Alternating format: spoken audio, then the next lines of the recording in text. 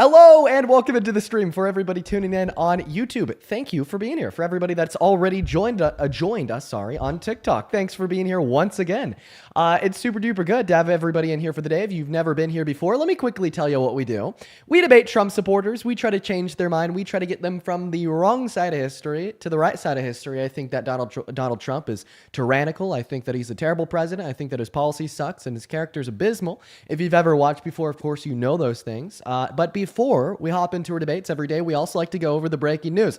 And today, there's a little bit going on. The main headline that really caught my attention before I hopped on here is that Donald Trump is reportedly furious about being compared to quote-unquote Sleepy Joe. He fell asleep at an emergency cabinet meeting. He fell asleep at a peace summit between the Congo and Rwanda. He's not looking good. His health is deteriorating, and his age is catching up to him. He is Sleepy Don, okay? And from sources inside of the White House, according to the Daily Beast and a couple other publishers, Donald Trump is quoted as saying that he is frustrated and furious about being compared to Sleepy Joe Biden, and he does not want the American people to have that insight into the reporting surrounding, state of mind, surrounding how his age is finally catching up with him, and surrounding the fact that he's dozing off in the middle of important meetings. So the reason why today on YouTube, the title is, I think Trump is furious over this. And the reason why, I made sure that's our introductory cue there is talking about how he's fallen asleep in these meetings is because if it pisses him off to know that there's people out there reporting on it. I'm going to make sure I do my part and we talk about Dozing Don. The Dozing Don who can't stay awake. Dozing Don who's fallen asleep in the middle of very important press briefings, cabinet meetings, peace summits. Dozing Don who can't run this country. We all remember everybody shouting on the right about, well, Biden can't walk up this step of stairs, therefore he's worse than the adjudicated rapist. But, looks like the adjudicated rapist can't either. Dozing off in the middle of meetings? What do you call that? Okay? I think he should be automatically disqualified from serving as the president of the United States of America. And quite frankly, I think that his cabinet should kick him out with the 25th Amendment because he's obviously not in a good state of mind to be serving as our president. Now, of course, I'm just mirroring the talking points from the right there. But okay, everybody, at this point in time, it is time to go ahead and hop into the debates for the afternoon. So if you are watching this stream at home on TikTok, go ahead and hop inside of the guest request if you are an American adult that still somehow supports Donald J. Trump as president. And as I said, we already have our very first guest of the day lined up to come up here and have a discussion with us about why they support Trump. So let's go ahead and get Kathy up into the box right now. We have Catnip Kathy loading in. Here we go, everybody. Welcome in, Kathy. Hi. It is it's a pleasure to have you on. Thank you for being willing to join. And I don't know too much about you. What I do know is that I joined a MAGA live that you were in, and your background said TDS is a mental illness, and I could only assume that you're a big Trump person, right? Absolutely. Absolutely. I usually start our conversations off by just asking why. You know what I mean? Like, from my perspective, I think that his policy has failed America. I think that his character shouldn't be qualified to serve as the character of the president of the United States of America. McDonald's won't even hire a felon, so why should we hire a boasted sexual exploiter, so on and so forth. But let's start here. I want you to take the mic. My attention's on you. All of our attention's on you. Tell us how the hell you still support this terribly tyrannical predator as the president of the most powerful country on the face of planet Earth. The mic is yours. Well, first of all, he's a businessman. He knows how to run the country. He's doing it. He has done more peace deals than virtually any other president has ever done. The TDS is that one comes from people coming up on the panels hollering, Trump's running our country. Oh my God. They do it all the time. Trump's not running the country. He's not running anything. Biden, however, and his auto pen, it definitely was running some stuff. I want to know who was running the auto pen. Well, according to Trump in a late night rant around 3 days ago, he said it was Michelle Obama. By the way, like another reason why I don't think that he's in a good space of mind in order to be running the country. I mean, he's going off like deliriously so in the middle of the night, saying that, tweeting over 150 times at 12 a.m., arguing that Michelle Obama was using Biden's auto pin to pass legislation at the end of his term. So, I mean, hey, that's kind of crazy. Well, now I didn't hear that, so I'm not Yeah. even going to try to comment on that part. Yeah, and then the first thing that you said there is, well, he's a businessman. So, I mean, I don't really think that we should treat America as a for-profit business. I don't think that we should be, attempting to exploit the average American and take profit away from them to put in the pockets of the elite. I mean, hey, that's what a for-profit business is under capitalism. That's one of the reasons why Trump is a billionaire. Of course, the main reason is his dad gave him $400 million. But that aside, I don't think that's the way we should run the country. And, even if, the argument that you're trying to make here is, well, he's a good businessman, therefore we should see that translate into good economic policy for the United States of America.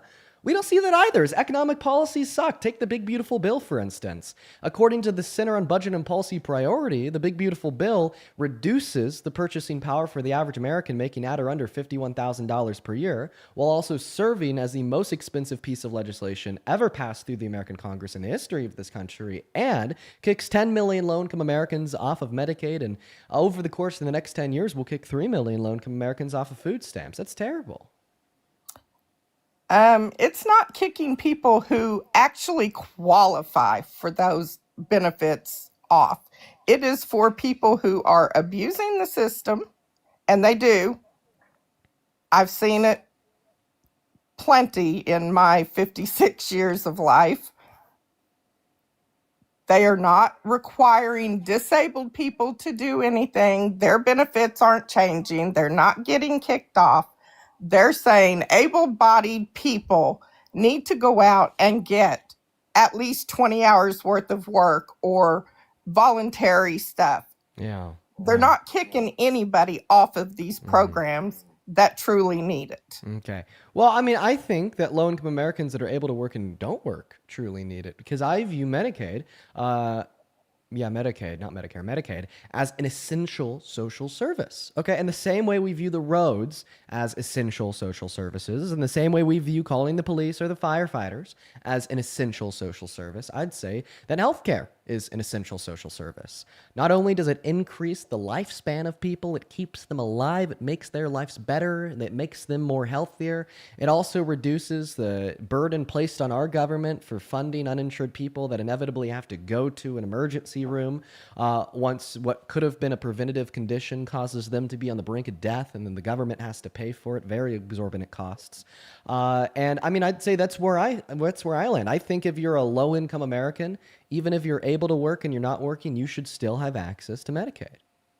So how about you take your paycheck and your neighbor decides they don't want to work, so you just go give them half of your check so they don't have to work? Well, I mean, this is already what we do through taxation for people that can work and don't work but want to drive on public roadways. People that can work, don't work, want to call the cops or No, access it's to totally firefighters. different. What's the It's difference? totally different. It's a lazy society. We'll share it with us.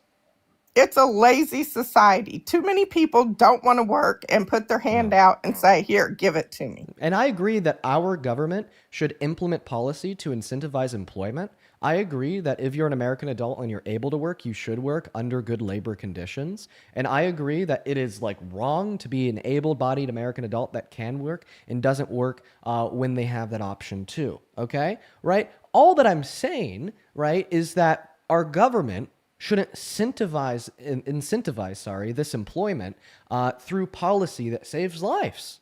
If you want to incentivize employment, I don't know, go increase the minimum wage. It's still $7.25. If you want to incentivize employment, maybe stand behind the unions. But if you want to incentivize employment, please don't try to add a work requirement on to policy that prevents people from dying. How insane does it sound, right, to suggest that we should incentivize employment by ensuring that if you are to call the cops and have them show up to your house to report a crime, you first must have a job yourself? That's totally different. That is a completely different scenario. What I'll ask you is this. What are the relevant differences between saying that there should be a work requirement on one essential social safety net, such as Medicaid for low income Americans, but there shouldn't be a work requirement on other essential social safety nets, such as calling the cops, firefighters, or driving on public roadways? Can you enumerate the differences? Health insurance, first of all, is a privilege, not a right. You don't have a right to that. And That is a privilege.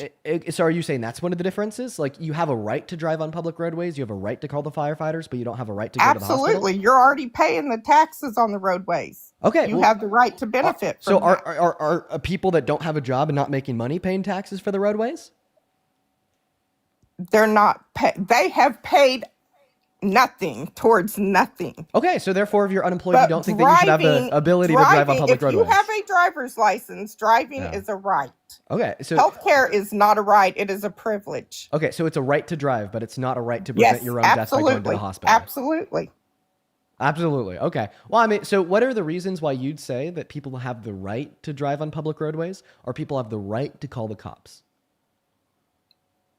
Cops are there for you to call them. Roads have always existed. Well, I Even mean, before they started putting all the major highways in, roads have always been. this isn't a really good argument because you're saying that individuals have a right to access the cops, and that's not a privilege; it's a right. I mean, Because why? I'm not really hearing an answer.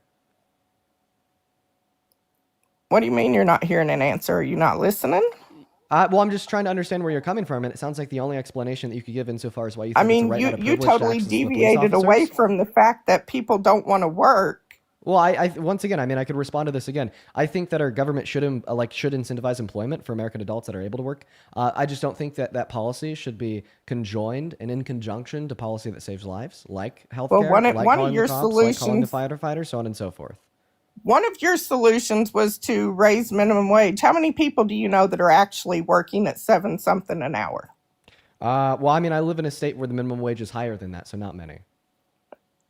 Across the United States, there are probably less than 1% of the people making that Oh, actual well, actually, wage. upon thinking about it for a little bit longer, my sister, when she lived down in Georgia, she made $7.25 an hour. When was this? This was 2 years ago. Okay, that was 2 years ago. Yeah, you asked me for an example. That's one I could think of. My own Oh, sister. okay, good enough. Right. That is good enough. But the fact of the matter is, the average American does not make 7 something an hour. Right. And we should definitely ensure that they make more, not less, by ensuring that we're not electing a president to take their purchasing power away by passing the big beautiful bill, increasing the cost of healthcare in this country by defunding Medicaid and allowing an ACA subsidy to expire, on top of imposing tariffs which serve as a regressive tax that disproportionately hurt you more the less you make. Do you also know by raising the minimum wage, you also cause the cost of everything else to go up? There is no balance there. Well, I want to ensure that if an individual's working a job, they're able to make enough money to make ends meet at a bare minimum. Like I think it's gravely immoral for somebody to be working 45 hours a week at a job and not be able to pay rent. I think it's gravely immoral for somebody to be working 45 hours a week and not be able to eat dinner every day. And I think it's gravely immoral that this is something that still persists inside of this country. Not to mention the fact that many companies will subsidize what they pay their employees by ensuring that they're paying them under the threshold, allowing them to qualify for systems of benefit like food stamps and Medicaid. So then essentially, in other words, the government is helping to subsidize the paychecks they're giving to their employees, which I also think is immoral. But I just want it to be Like clear Walmart. here. Yes, exactly, like Walmart. I just want it to be clear here. I believe that we are deviating away from the main topic of debate, which was, well, if there's any reason to argue that there should be a work requirement imposed on Medicaid, then why wouldn't we also say that there should be a work requirement imposed on other essential social safety nets that saves life and makes society as a whole better off, like calling the cops or accessing public roadways? I don't think that you were able to give me a good difference between those two concepts. Now, if you don't want to give me an answer to that question, we could always move on to the next reason why you support Trump, or I could attempt to give one reason why you shouldn't. Okay. Law enforcement, their entire job is for you to call them Mhm. when you need help. That is what they are put in place Yeah, for. and the entire job of medical health professionals working in a hospital is to help you when you need it. I mean, I'm not really seeing the big There difference is here. nobody with an emergency that cannot walk into an emergency room and receive care. And there's a lot of people that will inevitably walk into the emergency room to receive care that will still yet die from a condition that could have been prevented if they had preventative health care in the first place. That is something they should be doing to take care of it. Right. Everybody And I think everybody that can less go people back. would I know die. I'm going backwards, but everybody can thank Obama for the ACA. That is when the cost of health insurance skyrocketed to the point nobody could afford it. If the ACA makes the price of healthcare higher, then how come in allowing an ACA subsidy to expire, are we expecting the price of healthcare for 45 million Americans to go up by 300%? Well, yeah, once it was in place, the damage was done. How old are you? How Mia, old are you? I'm, Just curious. I'm 21.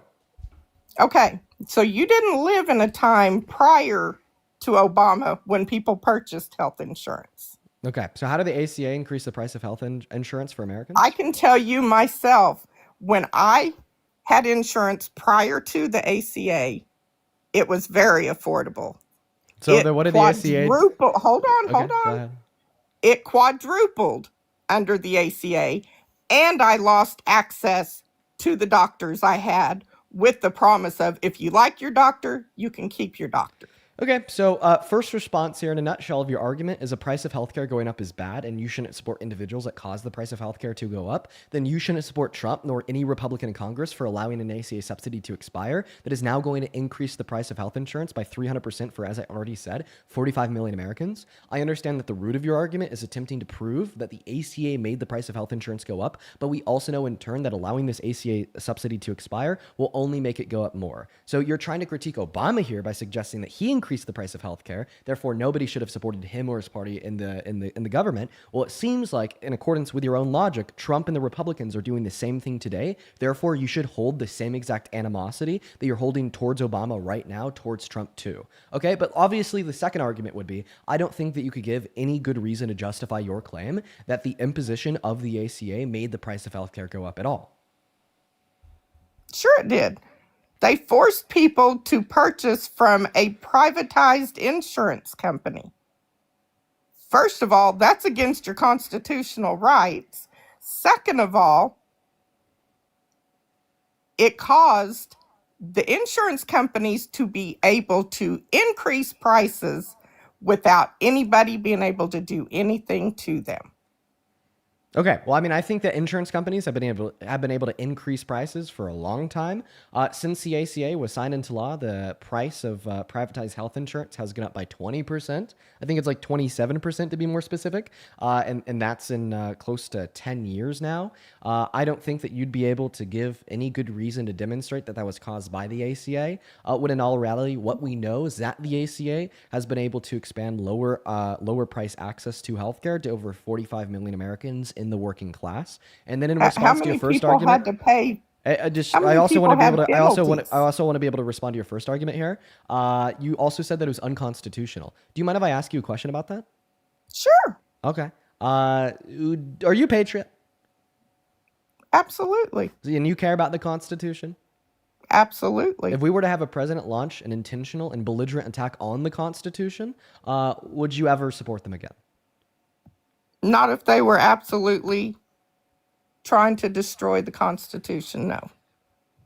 Okay. If we had like Obama, I mean, you brought him up. If Obama, while he was serving as president, said that we should just, something happened and this would allow for the termination of all rules, regulations, and articles, even those found in the Constitution, and then serving as president, he intentionally and belligerently infringed on like a handful of the amendments, and he even told a news reporter that he doesn't know if he has to hold to it.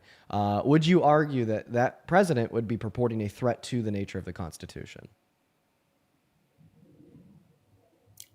Can you repeat that? You kind of lost me in there somewhere.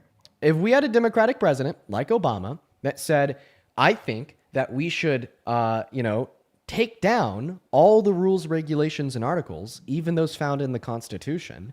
And then they launched an attack on the Constitution, infringing on 4 of our 27 amendments in 10 months, right? And told a news reporter that they didn't even know if they have to hold by the Constitution. Would you argue that that president would be a threat to the Constitution? Anybody, left or right, that would be a threat. Okay, and you said that you want to support a person that is a threat to the Constitution as president. What has he attacked in the Constitution? Well, I mean, every single thing that I just said applies to Trump. In December of 2022, he called for the termination of all rules, regulations, and articles, even those found in the Constitution, because he was mad he lost the 2020 election. On January 20th of this year, he launched an intentional and belligerent attack on the 14th Amendment of this Constitution when he signed an executive order into law attempting to repeal and take birthright citizenship away from the children born to undocumented immigrants on American soil. He's also launched an attack on the First Amendment by trying to ban the burning of the American flag, even though SCOTUS ruled that was constitutionally protected in the 80s, by saying it's now illegal to criticize him in the media, or that he's quote unquote taking your free speech away. He purports a threat to the Second Amendment. He's told his DOJ to try to find a way to ban any and all gun ownership for law-abiding trans-American citizens that is so blatantly unconstitutional that even the far-right NRA has publicly spoken out against this administration. And there's a couple other examples I could give you, but, just to kind of keep my argument short here, I'd say that I have definitely demonstrated how Donald Trump is a threat to the Constitution. And since you labeled yourself as a patriot that cares about that document, you should no longer be a Trump supporter unless you could prove me wrong. Right? I can support him without supporting everything that he says. Well, I mean, you told me like less than 2 minutes ago that if a president did these things, you would never support them as president again. And that's the issue. What I said was I would not support them doing that. Oh, okay. So is there anything that Donald Trump could do as president that would make you no longer support him as president as a whole? Like what? Like, he would definitely be a goner in my books if it turns out he's guilty in the Epstein stuff. So if he sexually exploited children or women, you'd no longer support him as president if you knew for a fact he'd done that? 1,000%. Could we agree that a fair definition of sexual exploitation, at the bare minimum, would include the abuse of one's position of power over the position of vulnerability of one else in the furtherance of unconsensual sexual conduct? Yeah. Would a fair example of this be a boss at a job telling their secretary that they have to look at them while they're naked in order to get this promotion, and then that secretary takes their clothes off unconsensually, and then the boss looks at them? Would that be sexual exploitation? Sure. Okay, all right. So now we've agreed that sexual exploitation would include using your position of power to unconsensually look at the naked body of a woman. This is what Trump admitted to when he boasted about doing so to the beauty pageant contestants of either Miss USA and Miss Teen USA to Howard Stern on his radio show in 2005. Would you like to hear the clip? Sure. Sounds good. So after you hear this clip, if you are a reasonable person, you should no longer be a Trump supporter, because you just said you would no longer support him as president if he had sexually exploited women and or girls. You then accepted that sexual exploitation would include unconsensually looking at somebody else's naked body. And here's Donald Trump boasting about doing exactly that. Well, you could also say, as the owner of the pageant, it's your obligation to do that. So you have done that. Now, I'll tell you the funniest is that I'll go backstage before a show. Yes. And everyone's getting dressed and ready and everything else. And, no men are anywhere. And I'm allowed to go in because I'm the owner of the pageant, and therefore I'm inspecting it. I'm inspecting. I want to make sure that you're like everything is doctor. good. You're there. Yeah, the dress. Is everyone okay? They're standing there with no clothes. Is everybody okay? And you see these incredible-looking women. And so I sort of get away with things like that. So you're at a fork in the road.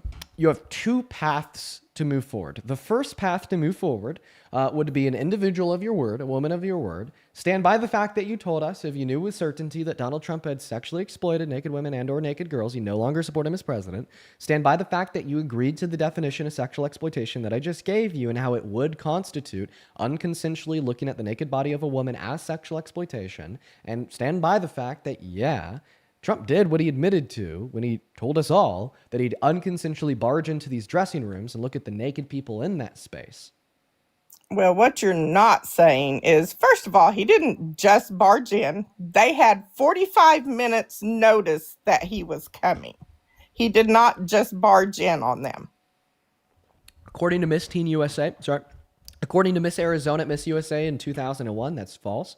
She testified to the fact that he'd walk in on her while she was naked. And according to 4 teens that competed at Miss Teen USA in 1997, that's also false, including people like Mariah Bogado, who says that her, alongside many other individuals, had Trump barge in on them while they were naked. And he would say, "Don't worry, ladies, I've seen it all before," including to individuals as young as 15. And, I mean, if we just listen to that clip of Donald Trump admitting to it to Howard Stern, it doesn't really sound like he gave them any heads up, considering the Do fact you have that in the anything clip... proving what you just stated? Yeah, I do. Just one last thing here. Then we also have Trump in that clip saying, that he'd allow himself to go into that space. He doesn't mention giving them a heads up. And I think that fact is further corroborated by the secondary fact that later in the clip, he says that they're naked. He says that they had no clothes on. If they were given a 45 minutes heads up that Donald Trump was going to be walking into that space, then why would they still be naked? Some people just don't care. Oh, so some people just don't care. Listen, Okay. All right. I have friends that have kids in their pageants, and those kids don't give a shit who's walking in. Okay. Well, see, the thing is that they're kids, and kids can't consent. Well, I say kids, teenagers, 15, 16-year-olds. Yeah, 15 and 16-year-olds can't consent. No, they can't. But their parents can, who are generally there. No, I don't think that a parent can consent to their child being viewed naked by another grown adult. I think that is pretty much child sex trafficking. No, that's not trafficking. Somebody walking into a room does not condone any kind of form of trafficking. I think it falls under the same umbrella, right? I think it falls under the same umbrella. I don't think that a parent has the ability to consent on behalf of their child to sexual exploitation. And yes, teens 16 and older can give consent, but I don't believe he's just walking and barging into rooms. There is nothing that has proven he just barged into a room. I would like to hear the videos of whoever you said accused. If Donald Trump, right, was 65 years old and he slept with I'm going to use the word rape because that's truly what it is. If he raped a 16-year-old girl, okay, even if that 16-year-old girl said, "I really wanted to sleep with Donald Trump," would that still be rape? Or do you think that was the 16-year-old asserting consent? Having sex with somebody and walking into a pageant where they have had a heads up that he is coming in are two very different things. Okay, so you agree in the context of Donald Trump engaging in intercourse with a 16-year-old, it'd always be rape regardless of what that 16-year-old had to say. Thereby, you don't think that 16-year-olds can consent to sex. So then why do you think that 16-year-olds No, I didn't say they couldn't consent. I said it's two very different things. Oh, so so then answer my question, please. Most states if Donald Trump engaged in intercourse, right, with a 16-year-old when he's like it would right be now, disgusting. Like 80, would that be rape under your view? Because that would be rape under my view. Legally, no. Dude, guess what? Child marriage is legal in like 14 of our states, okay? If the parents if a parent gives consent to their 14-year-old daughter marrying a 45-year-old man, under the eyes of the law in some of our states, it's not rape, okay? Right? But keep in mind, we're not talking about legality. We're talking about what you think and how you feel, okay? Well, if Donald Trump, okay, engaged in intercourse with a 16-year-old girl, from your perspective, would that be rape? Again, if you'll let me finish. On a legal basis, if she gave consent, no. Is it disgusting? Absolutely. It would be completely disgusting. I'm not asking on a legal basis. I think that there's many states in this country where their marriage laws, where their consent laws are super fucked up, okay? Like I already said, I just brought up that in like 12 of our 50 states, okay, if a parent, quote unquote, consents to their 14-year-old daughter marrying a 45-year-old, if they engage in sex, it's not rape in the eyes of the law. But we're not talking about the eyes of the law because the eyes of the law are not always right. And in fact, I'd argue that the law gets it wrong often, such as they do with allowing 16-year-olds to, quote unquote, consent legally in some states, such as they do with the legalization of child marriage, and such as they've done with segregation segregation, such as they've done with slavery, and such as they've done with about a billion other things, okay? So I'm asking you from your perspective, because I don't think the law tells us what grape is and isn't. I think we tell the law what grape is and what isn't. So from your perspective, is a 80-year-old man, Mr. Trump, engaging in sex with a 16-year-old girl grape? Always grape. In a personal view, yes, I would say it is. Okay, so then you don't think that 16-year-olds can consent? On a legal basis, they can. Should they be able to? No. Oh my God, no, I wouldn't even say it's not on a legal basis that they can. It's that the law thinks they can and the law's wrong.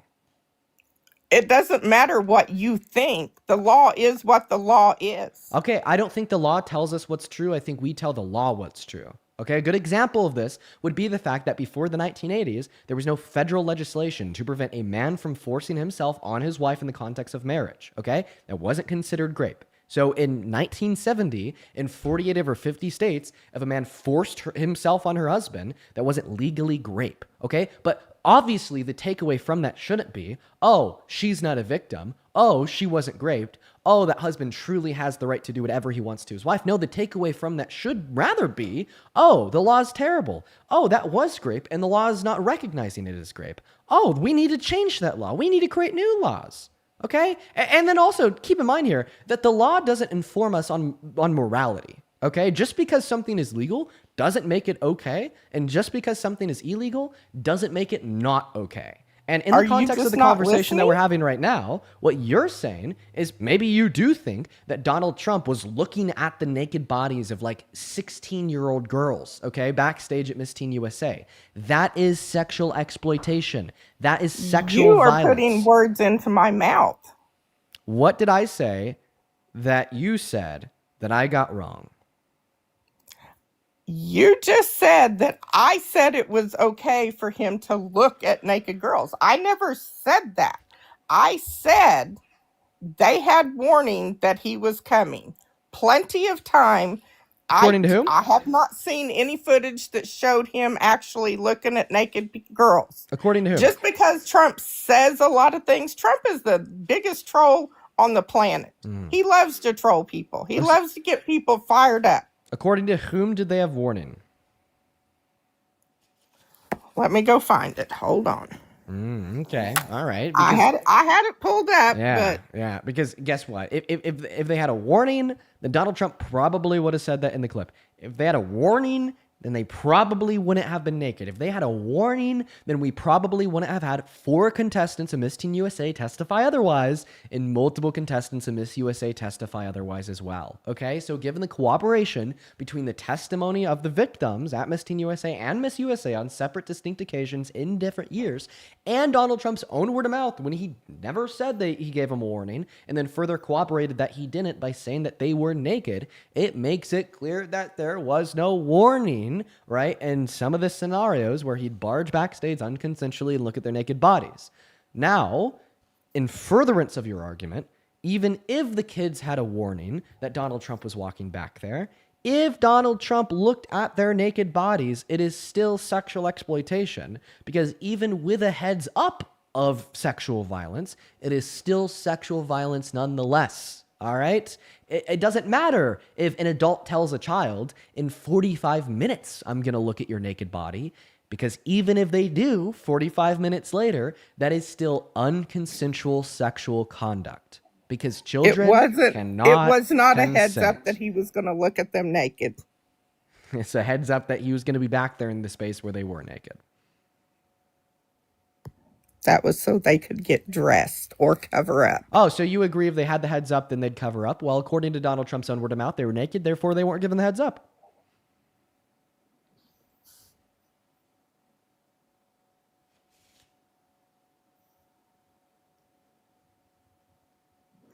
Give me just a minute. I'm old, you know. Take your time. That was good. Take your time. In the meantime, I guess we have a couple people to thank here. Thank you for the $5 over on Super Chat. Flack, appreciate you so much. Flack with the $5 says, as the parent of a competitive dancer, I could tell you that the girls care if men come into their dressing rooms, even if they're a male dancer. Obviously, like I like, thank you for sharing that with us, but I don't even think it needs like the testimony of a parent of a girl to be able to know that. Okay, right? It's called a woman's dressing room for a reason. Okay? There doesn't have to be an explicit statement or understanding that it would be wrong for a non-woman to go into that space. That is the implicit social contract that is accepted with the creation and existence of that place. Okay? Implicit social contracts exist everywhere. They exist in the restroom in your local Walmart. They exist in the locker rooms at your local gym. And they exist in the changing rooms at beauty pageants. And another example of an implicit social contract would be the fact that when you go to a restaurant, before you sit down and order, no one tells you that you're going to have to pay for the food once you're done eating. But if you don't pay for that food, you're going to get the cops called on you because you are accepting an implicit social contract by being in that space to begin with. Now, thank you for the $5 once again. I think that she's still researching something. I have a couple other people to thank here. April, thank you for the $10 over on Venmo. I appreciate you for that love. Let's get 100 April W's as well as 100 Precious W's for the $10. Shit, and 100 Serena W's for the $10. Thank you, April, Precious, and Serena. April with the $10 says they will contort themselves more than Circa de fucking Soli for that orange POS. They don't give a flying fuck what he does. I think in all reality, that's probably what's true, April. Thank you for the $10.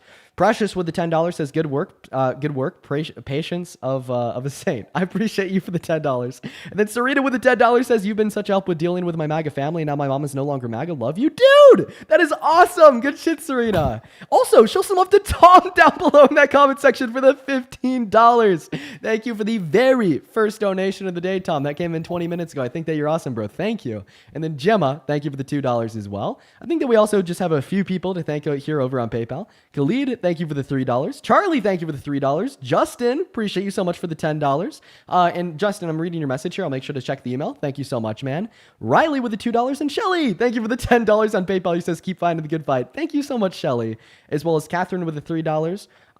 Who says the guest is from Oklahoma. Oh, and Quay with the $6, who says, as an SA survivor, I appreciate you for everything. I appreciate it so much, and I'm sure other women do too. Listen, Quay. Oh, yeah, I am from Oklahoma. I appreciate you for the $6, and I'm sorry that happened to you. Nobody deserves to live through that experience. And hopefully by having these conversations, we'll convince other people of that too, because I think that the broad acceptance of sexual violence is an imminent threat to women and girls in this country. I don't disagree. Well, you understand that you're perpetuating said acceptance by arguing that 16-year-olds can consent. Look, if I can find definite proof that he walked in on those girls unannounced and they had no heads up to cover up and they were there in that, yes, 1,000%, I will walk away. Okay, in that clip, he said that they were naked. Isn't that enough proof? No. Well, why? Because, again, Trump is a troll. I mean, Trump says things to get people going. I just don't think it gets... He's on Howard Stern, for fuck's sake. I don't think that it gets more definitive than an admission of guilt corroborated by victim testimony. Right? He said that he did it to them. They said that he did it to them. That should be case closed.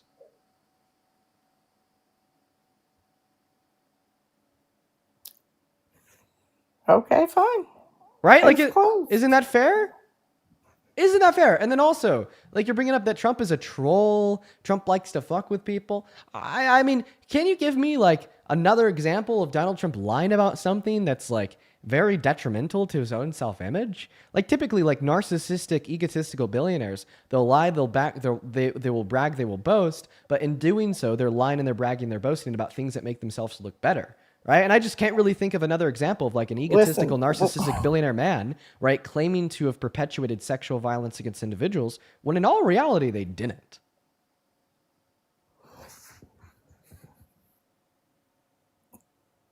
I'm sorry, I got a text right as you said that. Say it again.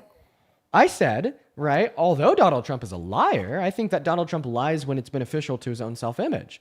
And Well, sure typically, he does. braggadocious, boastful, egotistical, narcissistic men will only lie and brag about things that are in the furtherance of making their self-image better, not worse, right? Like, I can't really name any other scenario here of a super egotistical narcissist claiming to have committed sexual violence against an individual when in all reality they didn't. right? And now you're just saying, oh, he was like rage baiting. Oh, he was just lying. I mean, you can't say that, all right? Because Howard Stern explicitly clarified with Trump that this is something that he did. So Trump says, so I've done this. Then Howard Stern's like, okay, so you've done this. And then he just goes on to admit to it. That is an admittance of guilt from the perpetuator of sexual violence.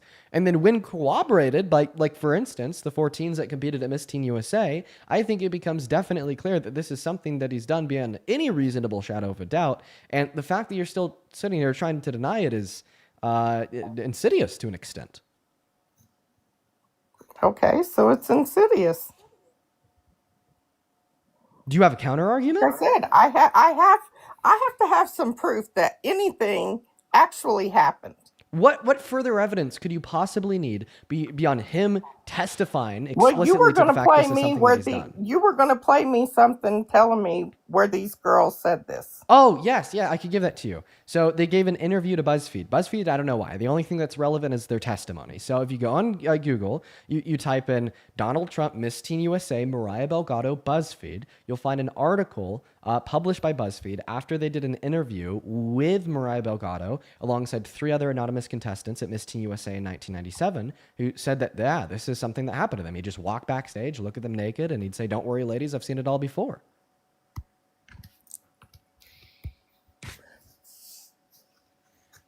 See, you're giving me info nobody else is giving me. So I'll tell you, I'll go research it. I'll figure it out. And if there's any truth to it, absolutely. I will turn my back 1,000%.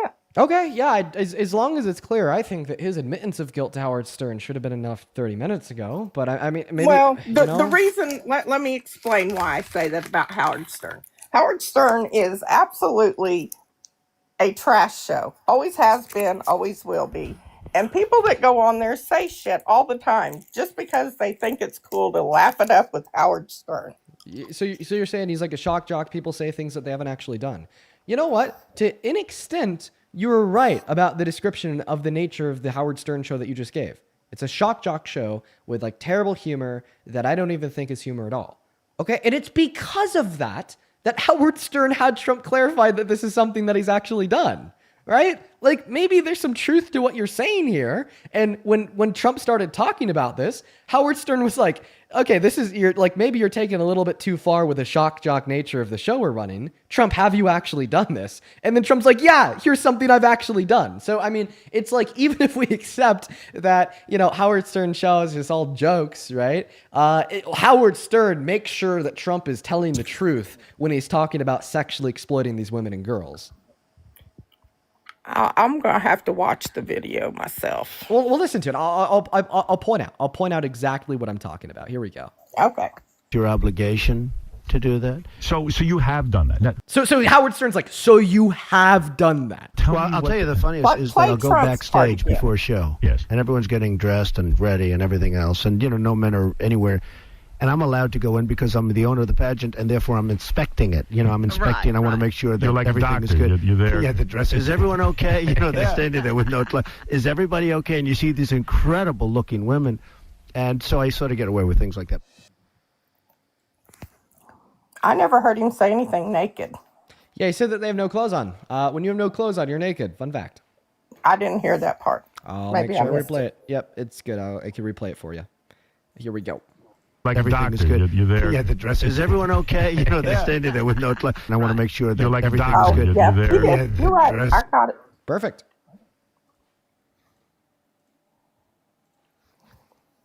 Got it. Okay. So you're right on that part. And you can ask anybody that knows me. I'll be the first one to tell you. Trump shouldn't talk so much.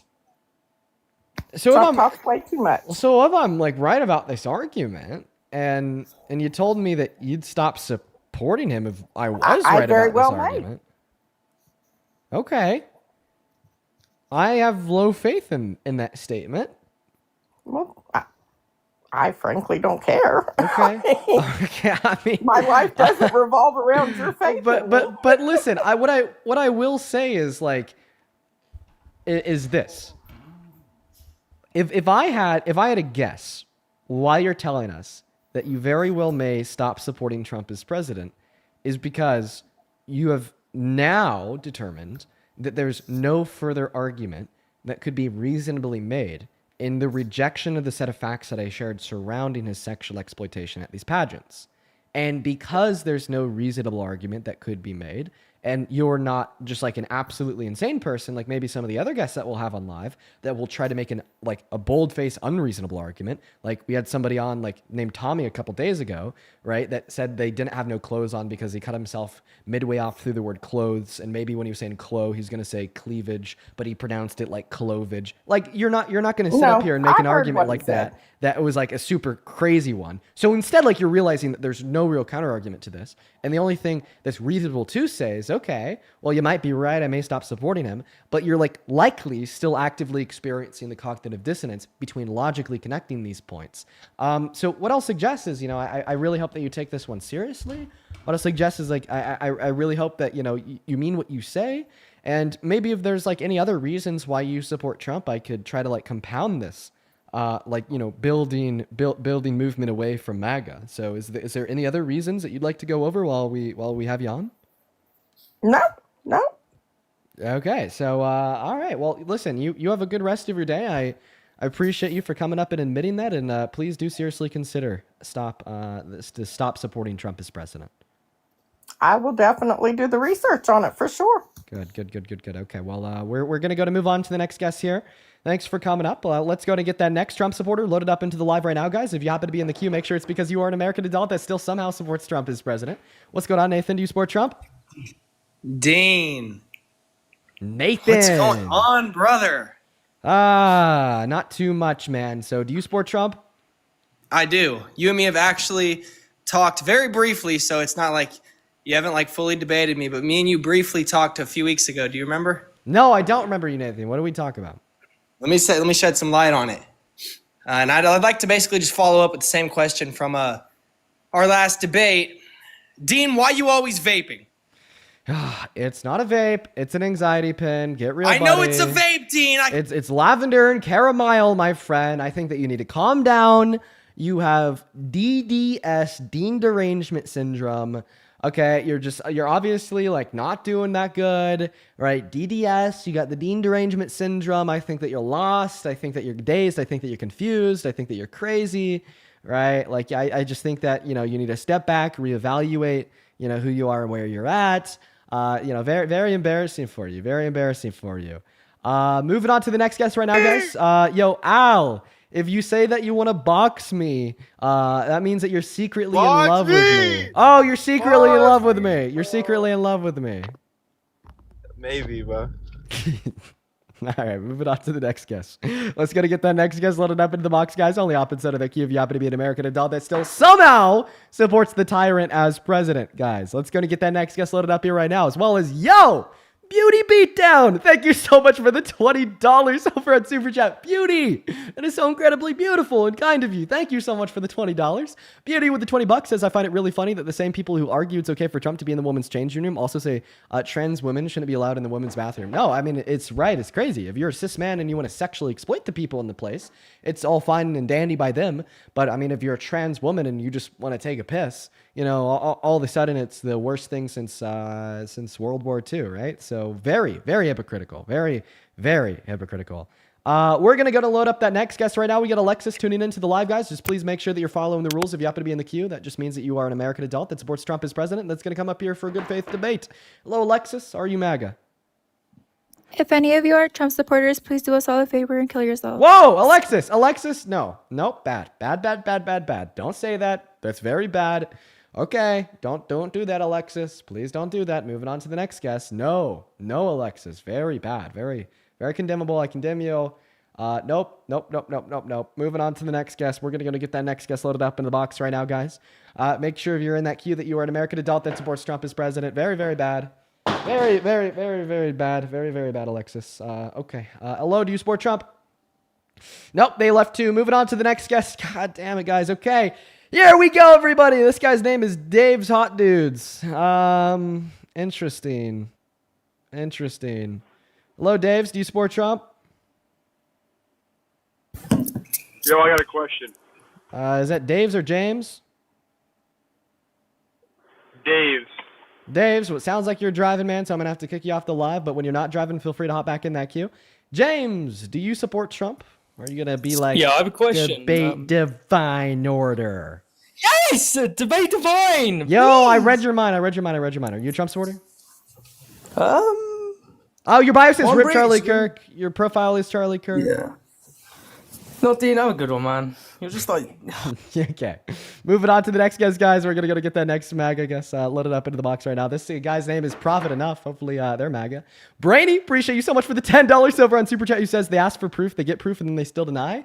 Yeah, that's typically how it goes. I'm going to go ahead and assume that this is your first stream. yeah. That's how it goes. Thank you for the $10, Brady.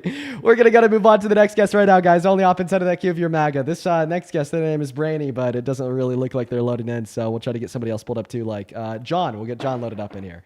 And we got a couple people to thank. Dude, you guys are growing crazy on the Venmo and PayPal. Kayla, thank you so much for the $2 over on Venmo. Says, Dean, for the love of God. Caramile's pronounced Caramile. I know, right? As well as Kelvy, thank you for the $5, who says, hey, love you so much. I've shown your show to some of my friends, and they're not MAGA anymore. That's awesome. And then Jeremy, dude, thank you so much for the $50 on Venmo.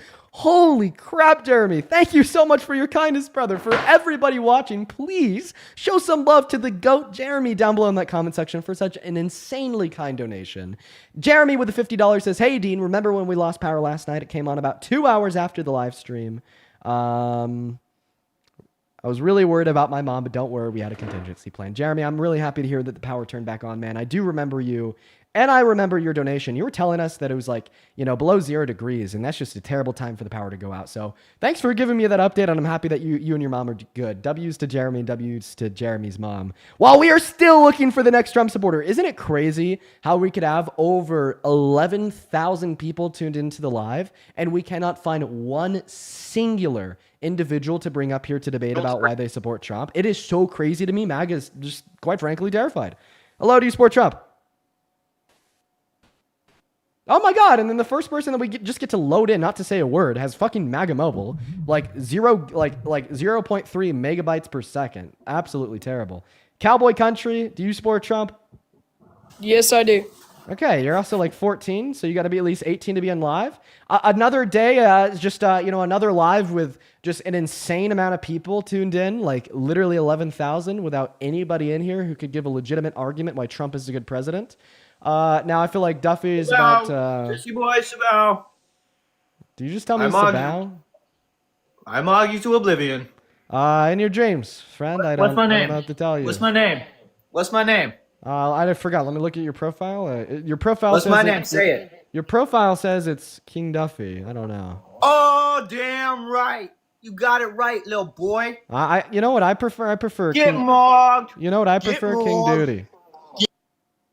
Oh man, you really just killed it there. So now he's like leaving the live, but he pulled that last get mog in the middle of his exit, so it just made him look pretty silly. Okay, still trying to find that next guest, guys. Go ahead and hop inside of that queue if you are MAGA. Hello, do you support Trump? I do. Good Lord. Okay. What year were you born in? 05. Okay, lines up with what your bio says. Your bio says that you're a stay-at-home mom, and you're 19 years old. Sounds good. Let me thank a couple people. I just turned 20. I need to update that. Okay, all right. Well, let me thank a couple people, and then we'll hop into the debate. Jennifer, appreciate you so much for the $10 over on Venmo. Appreciate you for that love, Jennifer. Let's get 100 Jennifer W's down below in that chat. Leah, thank you for the 5. And let's see here. Who else do we got here? Quincy, thank you for the $10. Who says, hey, you rock, friend. Heads up, it's Caramile, not Caramile. I'm really confused. Thank you for the $10, Quincy. Show some love to Quincy in that chat. Also, show some love to Mary in that chat for the $10. Who says, love your lives, listen every day. Mary, appreciate you for being here. I'm really happy that you enjoy the live streams, and thank you so much for the $10. Thank you. I'd also like to thank Aubrey for the $5. Laura with the $20. Thank you so much, Laura, who says, keep fighting for us. Laura, thank you so much for being here, and thank you for the $20. You guys are always so fucking kind. I'm so grateful for every single one of you. I would also like to quickly thank The End for the $10. Thank you so much for the love, the end. Now, I think that reading off your message may violate TikTok TOS, but I love your energy. But thank you for the $10, the end. And then thank you, Shelly, for the $10 too. Who says keep fighting the good fight. Thank you so much, Shelly. Anna, thank you so much for the $15 over on PayPal. Who says child marriage being legal in some states is wild to me as a Swede. It's fucking insane. Like, why are we not doing anything about that? Why can't our policy get together and pass federal legislation to ban child marriage under all circumstances? I think that we need to do that immediately. Thank you for the $15, Anna. Show some love to Anna in that chat. Let's also get 100 Elizabeth W's, who says parents ever allowing an old man to see their kids naked is basically just an admission. Guest doesn't deserve kids. Listen. I can't say that for reasons everybody knows why. Okay, we did that before. It didn't go too well, but I think that is a huge red flag for a parent to say that. And then No Name, thank you for the $10 over on PayPal. I appreciate you so much for the love, No Name. Rachel with the $1 and Emma with the $10. Thank you so much for the love. Who says this is for the pro-Israel ad I just got on your stream? No fucking way YouTube is running pro-Israel ads. God damn it. Okay, I'll have to look into that. Thank you for telling me. Show some massive love to all the donors down below in the chat. Seriously, you guys, we've only been live for 56 minutes and you guys are showing up and showing out. Love you guys to bits and pieces. Show some love to the donors down below. I'm going to go and pass the mic to you at this point. Why the hell do you support the worst president of your lifetime, Mr. Trump? Okay, there's a lot of like views on this. When he first ran, I was a liberal. And I had switched to Republican when he ran again in 2024. Because the views of it have changed and I did not agree with Biden or Kamala at all. Okay. I mean, I agreed with some of their Harris stuff, but just not with the everything. worst. So here's the thing, though. We don't even have as much as a parking ticket on Kamala Harris. Then when it comes to Trump, we have everything that I discussed with the last guest and the fact that he tried to coup our government and rig the outcome of a presidential election, launching the largest internal attack on our democracy since the Civil War. What the fuck has possibly led you to the conclusion that if Kamala Harris were president today, things would be worse off? The fact that my parents are in the military and all that war shit will be going on, that's my main concern. Whoa, war? You mean like Donald Trump's like threatening a land invasion of Venezuela? War? You mean like renaming the Department of Defense to the Department of War and Pete Hegseth, like committing murder and war crimes in the South Caribbean by double tapping two men hanging on for their dear lives off the side of a broken boat that purported no threat to the United States of America that is now being investigated by Congress? War like the threat to go to war with Nigeria? A war like bombing Iran in place of Israel because they needed our bunker blasters? War in the sense of defunding Ukraine and emboldening Russia, leading to the most decimation we've seen since the beginning of their invasion? Didn't he pull the military forces out of Iraq because of all the bombing? No. Or am I wrong? No. That was Biden who pulled the military out of Afghanistan. I'm pretty sure he pulled them out of Iraq. No. Okay. I am a Trump supporter. I have thought about becoming a liberal again. I just can't get past the stuff that's going on in the world, especially with my daughter in this world now. So what's going on in the world that Donald Trump is protecting your daughter from? The shit that's going on with the schools. Now, I do agree that he needs to be doing... Trump is protecting your daughter from education? The school shootings. There was more school shootings when Joe Biden was presidency than Donald Trump was in. I do believe he needs to more focus on that than anything. And to anybody in the comments, I'm not on Wick, I'm not on Snap, I don't take handouts. But I think he does need to turn those SNAP benefits back on for those people who are in need. That is what I disagree about with Trump's run. What is your evidence that we had more gun violence under Biden than Trump? Just by the rates of what's happened this year than what's happened last year. Are you kidding me? More ratings of This year, okay, has been one of the worst years in this country's history for gun violence. You know, like a lot of people say, like another day in America, another shooting. Well, so far this year, we've actually been averaging over a shooting per day, and we hear silence from the White House about it. There's national registries that are publicly available that document every single mass shooting in this country. And I honestly, I haven't checked it for about a month, but last month, I believe that we were 270 days in... No, that math is off. Anyways, it was an average of around 1.4 mass shootings per day in this country since the beginning of 2025. Okay.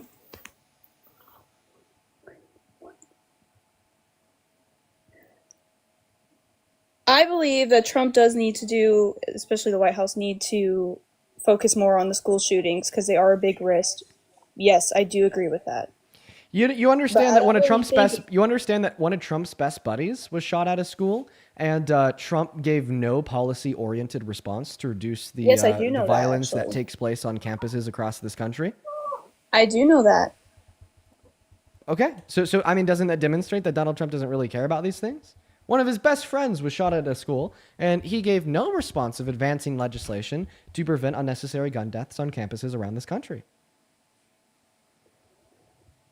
Like I just said, I think he does need to focus more on school shootings than anything else that he's been focusing on. Yeah, the only people that really like focus on reducing the amount of school shootings that we have in this country are truly the left, okay? Even like Charlie Kirk said himself that like unfortunately some level of gun violence is required to uphold the Second Amendment. And Donald Trump told people to get over a school shooting that took place last year. He kind of just ignores them, he overlooks them, and then he politicizes them when they're committed by a brown person. Yeah, as a mixed person myself, I know. Okay, and obviously that's not a comprehensive approach to reduce the amount of mass shootings that we have in this country. So why the hell do you still support him? I support him because that is what my fiance supports, and I support in some of his beliefs. I just don't. If I get a better, say, if someone who is liberal, runs against Trump, and they are better than what Trump is doing right now, I will switch sides and I will vote for the liberal person. Okay, but like so far, I've asked you for like good reasons to support Trump as president. I've asked you why he's a good president. I've asked you why he's preferable to who he ran against in the election about a year ago at this point.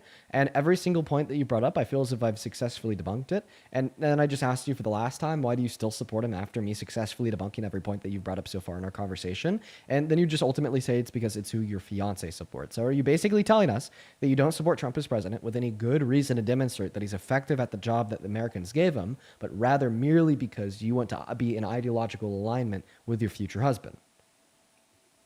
No, I support him because he does what's right by the military, and the military has been getting fucked over the years. He does and I not feel do for what my is right parents by who the have military. served for over 20 years protecting this country from immigrants and from illegals, and that's where I stand. Yeah, so we need to protect this country from a group of people that are 2.5 times less likely to commit violent crimes on this country compared to the average American citizen, compared to the tyrannical wannabe dictator, adjudicated rapist, 34-count felon that is not only more likely to commit violent crimes on American soil than the average citizen, but actually has, and in turn is disrespecting every member of her military by telling them to disobey their oath by giving them illegal orders, such as directing the National Guard to go into cities like Portland with federal judges ruling that was illegal, such as directing the National Guard to serve as a domestic law enforcement agency when under the Posse Comitatus Act of the 19th century. That's illegal, while also infringing on the Constitution that members of our military, including your parents, took an oath to protect by launching an attack on the 14th Amendment, the First Amendment, the Second Amendment, the 10th Amendment, the 22nd Amendment. I find Donald Trump to not only be a terrible president in general, but a terrible commander-in-chief for the armed services, because he stands against the core values that the armed services should stand for, considering the oath that they all took when joining the ranks. Okay, and that's your belief, but I believe that he's Transcendent protecting. I believe that he's protecting this country by keeping criminals, illegals out of here, people who are not legally citizened in He doesn't the care United about violent States. crime. He just doesn't care about crime. He doesn't care about crime. If he doesn't care about them, why is he deporting them? Why is he putting so much money into ICE to deport these people who have committed crimes?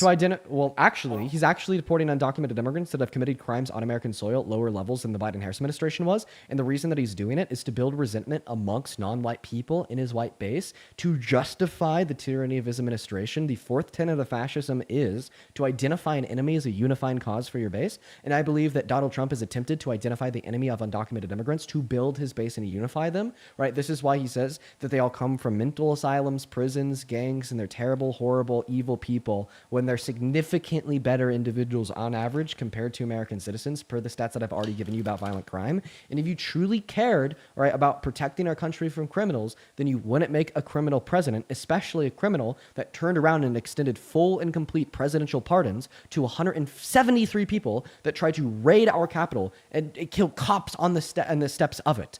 173 people were convicted of violent assault on police officers on the steps of our Capitol on January 6th. They were sentenced to jail time. Come January 2025, come the start of Donald Trump's second administration, he let every single one of them out of jail and labeled them as patriots. Obviously, this criminal is not a man who cares about crime. Okay. If he doesn't, okay. Yes. First of all, the question was, how do you still support Trump? I never said that I voted for Trump.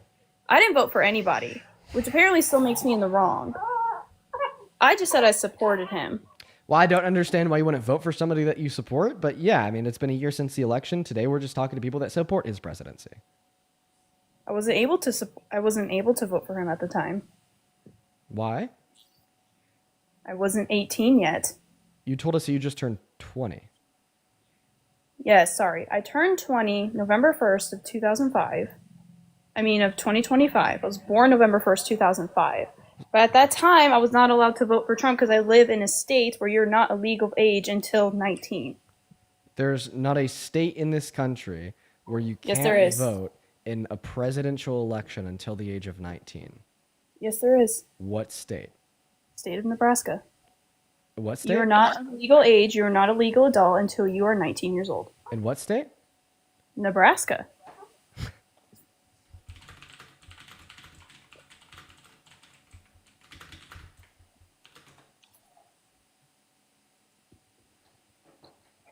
I mean, I know that you're wrong, but it's like worth giving you a source that you're wrong, right? If it makes you feel better. Here we go. Let's go ahead. You said Nebraska? Yes. People in the chat are saying that it's true. If this is true, I'm going to be perplexed. Nope, it's false. Okay. Yeah, so if you actually go to vote.org/voter/registration/rules and select your state of Nebraska, to register, it says, and I quote, to register in Nebraska, you must be a citizen, be a resident of the Nebraska, and be at least 18 years of age. Or will be 18 years of age on or before the first Tuesday after the first Monday of November.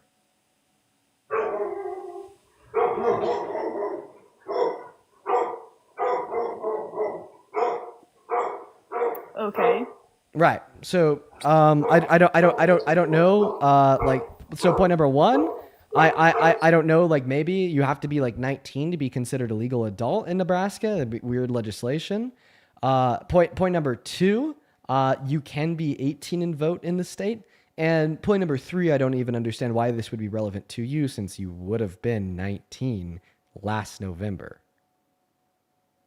So even if you were right, which you're wrong, you still would have been able to vote under your own view since you would have been 19.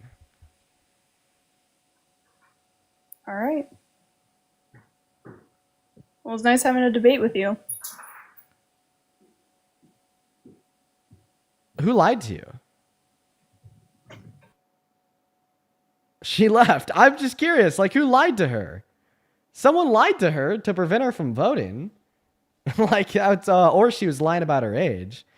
I mean, I don't think that she was lying about her age. I kind of believed her. So, I mean, I think that somebody lied to her. By the way, everybody, our live is now restricted from pushing out on the For You page on TikTok. So we may do a restart soon. We'll see. What's going on, Dave? Do you support Trump? Dave, hello? Dave's mic is all types of fucked up, so we're going to move on to the next guest right now. Only hop inside of that queue if you happen to be an American adult that supports Donald J. Trump as president, please. I still think that our live isn't pushing out. We may need to do a restart, but we'll give it some time to see if the restriction just kind of naturally goes away. Hello, do you support Trump? Yo, Dan. Yo, what's up? Are you MAGA?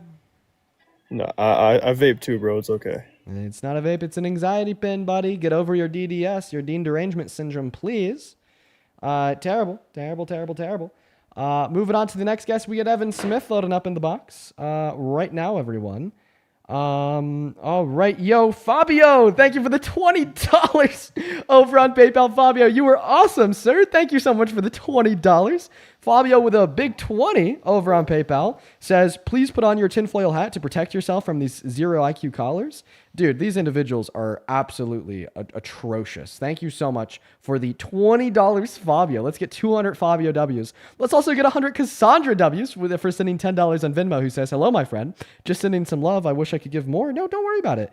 $10 is a shit ton of money, but I continue to stand behind you and appreciate you continuing to educate everybody. Oh, well, thank you so much for your love, Cassandra. Thank you so much. Show some love to Cassandra down below as well. Show some love to Kelly for the $20 on Venmo, who says, is it lavender and caramel or lavender and caramel? Thank you for fighting the good fight. Well, let me tell you, Kelly, it is lavender and caramel. Quite frankly, let's get our facts straight here. Lavender and caramel. Thank you very, very much. I appreciate you for the $20, Kelly. That is Kelly. Thank you so much for your kindness. And as well as Anna, thank you for the $5 on Venmo. Haley with the $5 on Venmo. Marianne with the $5 on Venmo. And Echo, thank you for the $10, who says it's caramel, pronounced caramel. I know, I don't know why everybody keeps saying something about that. Jess, thank you for the $1 on Venmo, who says there's no R in caramel, Dean. It's pronounced caramel. I know. Joy, thank you for the $5 over on Venmo, who says they're trying to tell you it's pronounced caramel. Very, very interesting, huh? What's up? Do you support Trump? Yeah. Yo, Okay. what's up? I need to stop. Okay, I need to stop rage baiting my own supporters. I need to stop rage baiting my own supporters. It's terrible. All right, so you're MAGA? Yes, sir, I am. Okay, here's what we're gonna do. You're gonna be the very first guest of the restart, but we gotta hit a restart on TikTok. Okay, we got our live restricted. So far, no luck on getting it unrestricted. So I'm going to have you come right on back. You're going to be the first guest. Your name is Eli, and we're going to have you right back up, Eli. For everybody watching, here's how to come back after the restart. First and foremost, this is only for TikTok. Hit that red button at the top of your phone screen. That's going to be a follow button. That way you're going to be able to find me on your following list once we hit that restart. Now, if you want to come back even quicker than that, once we end the live, by the way, the restarts only take 5 seconds. Once we end the live, this is what your phone screen will look like. It'll say live as ended, and it will show you my profile picture. Now, once you're on this page down here, if you click on my profile picture, if you go boop, if you click on that bad boy right there, it'll send you over to my account page. Once you're on my account page, I want you to go ahead and just count to 10. 1, 2, 3, 4, 5, 6, 7, 8, 9, 10. Pull down on the videos to refresh the account page, and you'll be able to click into the new live through that red glowing orb around the profile picture. Usually, only around, I don't know, like what? What would I say here? Only around 50 to 60% of the people come back. So like right now we have 9,000 viewers. I mean, only like 4,000 of you guys are expected to tune back in. So I would really appreciate it if, maybe everybody tuning in right now could tune back in after the restart. It'd really help us, but we're going to go and hit that restart now. See you guys soon. I'll be back in less than 5 seconds. See you guys.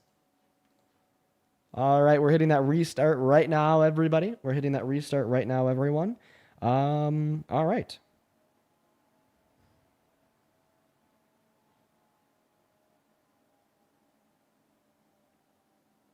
Okay, we're already back on. Hello! Welcome back into the stream, everybody. Thank you so much for being here.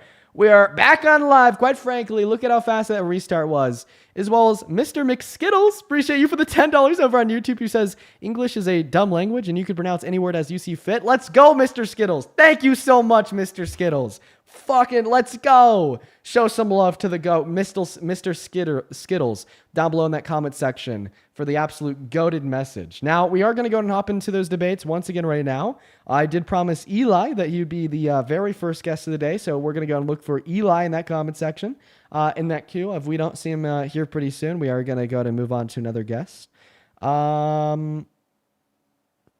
Okay, yeah, I'm not seeing Eli in that queue. I'm going to continue to look for him. I'm going to go and bring somebody else up in the meantime. But if we do see Eli in that queue, we'll let him back up. But so far, nothing. What's up? Do you support Trump? Yes, sir. How old are you? I'm 18. What year were you born in? 2007. 2000, September. 2007, September. What time is it? I'm an immigrant, as you see my name. I'm in Colorado now. It's 3:11. What's the capital of Colorado? Denver. That's where I live. Oh, you live in Denver? Yeah, Tell me Mile High something. City, baby. Tell me something special about yesterday. I don't fucking know. You're not in Denver. Yes, I am. What's something that happened yesterday? I gooned. Yeah, you're not in Denver.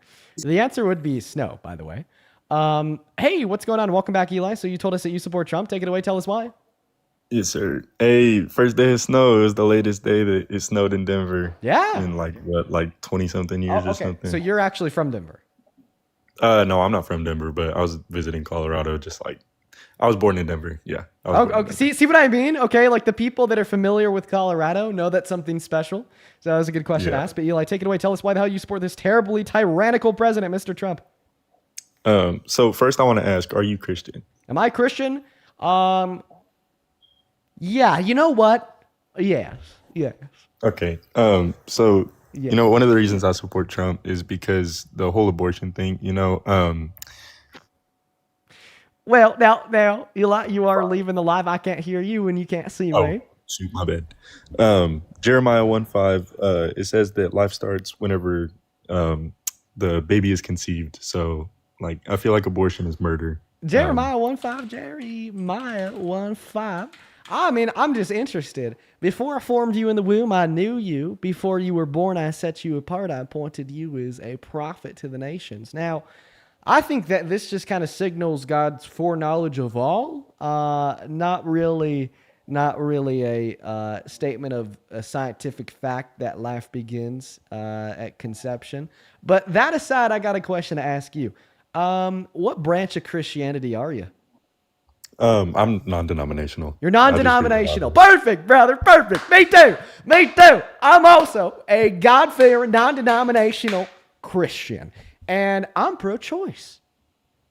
And I think that is the only rational perspective to hold as a non-denominational good Christian. So here's my question to you. Okay? Quite frankly, here's my question to you. All right? Is there anywhere in the gospel where God tells us that one sin is worse than any other sin outside of blasphemy? No, because all sins are what? Identical in the eyes of God. And the eyes of God are what? The perfect, all-knowing, all-loving moral standard. Right. Now, but that still doesn't right. But that still doesn't make it okay. Let me cook. So go for it. The pro-life perspective, it's not one of morality. It's one of legality. Being pro-life means that you think women and girls' access to abortion should be legally restricted. And your reasoning to justify it is that it should be legally restricted because it's a sin. But I thought we just agreed all sins are identical in the eyes of a perfect, moral, divine moral standard. Now, right, and all sins are illegal. What does this mean? Does this mean that we should turn around and make it illegal to tell your children that Santa Claus exists, since that is bearing false witness, infringing on the 10 Commandments of thy Lord our God, committing a sin? Yeah, I guess you got a point there. That's a good point. But also, I don't know. I'm not gonna tell my kids that Santa's real. My dad didn't tell me Santa was real, and I know that's you're telling me you don't think it should be up to the state to force you not to commit this sin, but rather your own choice. Now, isn't that precisely what the pro-choice worldview is doing here? I mean, I guess you could say so, yeah. But like, would you want your kids stealing stuff? Would you want your kids like going out and murdering people? Like, well, I don't want my that kids murdering people, right? But because, all right, I'm going to cut the southern accent now. Sorry, I'm done preaching. But because, now it's like still lingering a little bit. Ooh, that's kind of weird. But because we don't want people running around murdering others, and we know that we cannot legislate effectively on the basis of the gospel, because the gospel thinks all sins are equal in the eyes of God, this means that we ought use some standard or set of standards outside of the gospel of God to justify our legislation. So if you have a secular line of reasoning to justify that abortion should be banned, feel free to try to give it to me. But just merely arguing here, right, that it should be banned because it's a sin in the gospel is insufficient. I think that it is murder. Okay, and now what's your definition of murder? Killing somebody that doesn't deserve to be killed. So the unjust termination of a human life. And now why is it unjust to terminate the life of a fetus? Because what has the fetus done wrong? It hasn't sinned. It hasn't, it hasn't Okay, done so anything you're just wrong. operating off of this principle that it's always murder to kill a life if that life has not sinned? No, I could say that better. I don't know. The baby hasn't even experienced life, it hasn't gotten a chance to like figure out it. Sorry, I'm because choking up on my words. we're just trying to determine why you think it's unjust for a woman to get an abortion to kill the fetus growing in her uterus. Because the baby is not her. The baby's not her, so it's just always unjust to kill a life that's not your own? Not kill, murder. Murder. Well, okay, so you're saying it's unjust to kill this life because you're assuming it's unjust as you're calling it murder, but the definition of murder is the unjust killing. Right. So what just reason do you that's a have circular to- argument. You're just saying it's wrong because it's wrong. It's murder because it's murder. It's unjust because it's unjust. What just reason do you have to kill a baby? Well, I mean, I could just argue it's just because it's just. It's okay because it's okay. It's not murder because it's not murder. And all of a sudden, I have an argument that is just as valid as your own. Correct. Okay. Well, I'm not a big debate person. I didn't go to college for that. I wasn't coming in here expecting to win anything, but also I'm fixing to go to the military. And what that girl was saying earlier, she was, how Biden left all the materials in, I think it was Iraq or Iran, or Afghanistan. Sorry, it was in Afghanistan in 2021, I believe, or 2020. Mm-hmm. He left all the bombs and like RPGs, all the vehicles and everything. He left them over there. So the only American military equipment that was left in Afghanistan because it costs less to leave it there inoperable by destroying it first than to ship it back to America. But it was still operable. It wasn't destroyed. Yeah, we didn't leave any operable American equipment in Afghanistan. Then how did they get it and start using it against the Christians over there in Afghanistan? They're not using American equipment. They're using equipment that was owned by the Afghan by the Afghan government that was overthrown by what's their name? What's the name of the terrorist organization that overthrew the Afghanistani government? Is it shoot? Taliban. There we go. ISIS. Yeah, Taliban. Taliban. Yeah. So all the operable military equipment that is being used by the Taliban in Afghanistan today was not American owned. It was owned by the previous Afghanistan government that was overthrown once we left.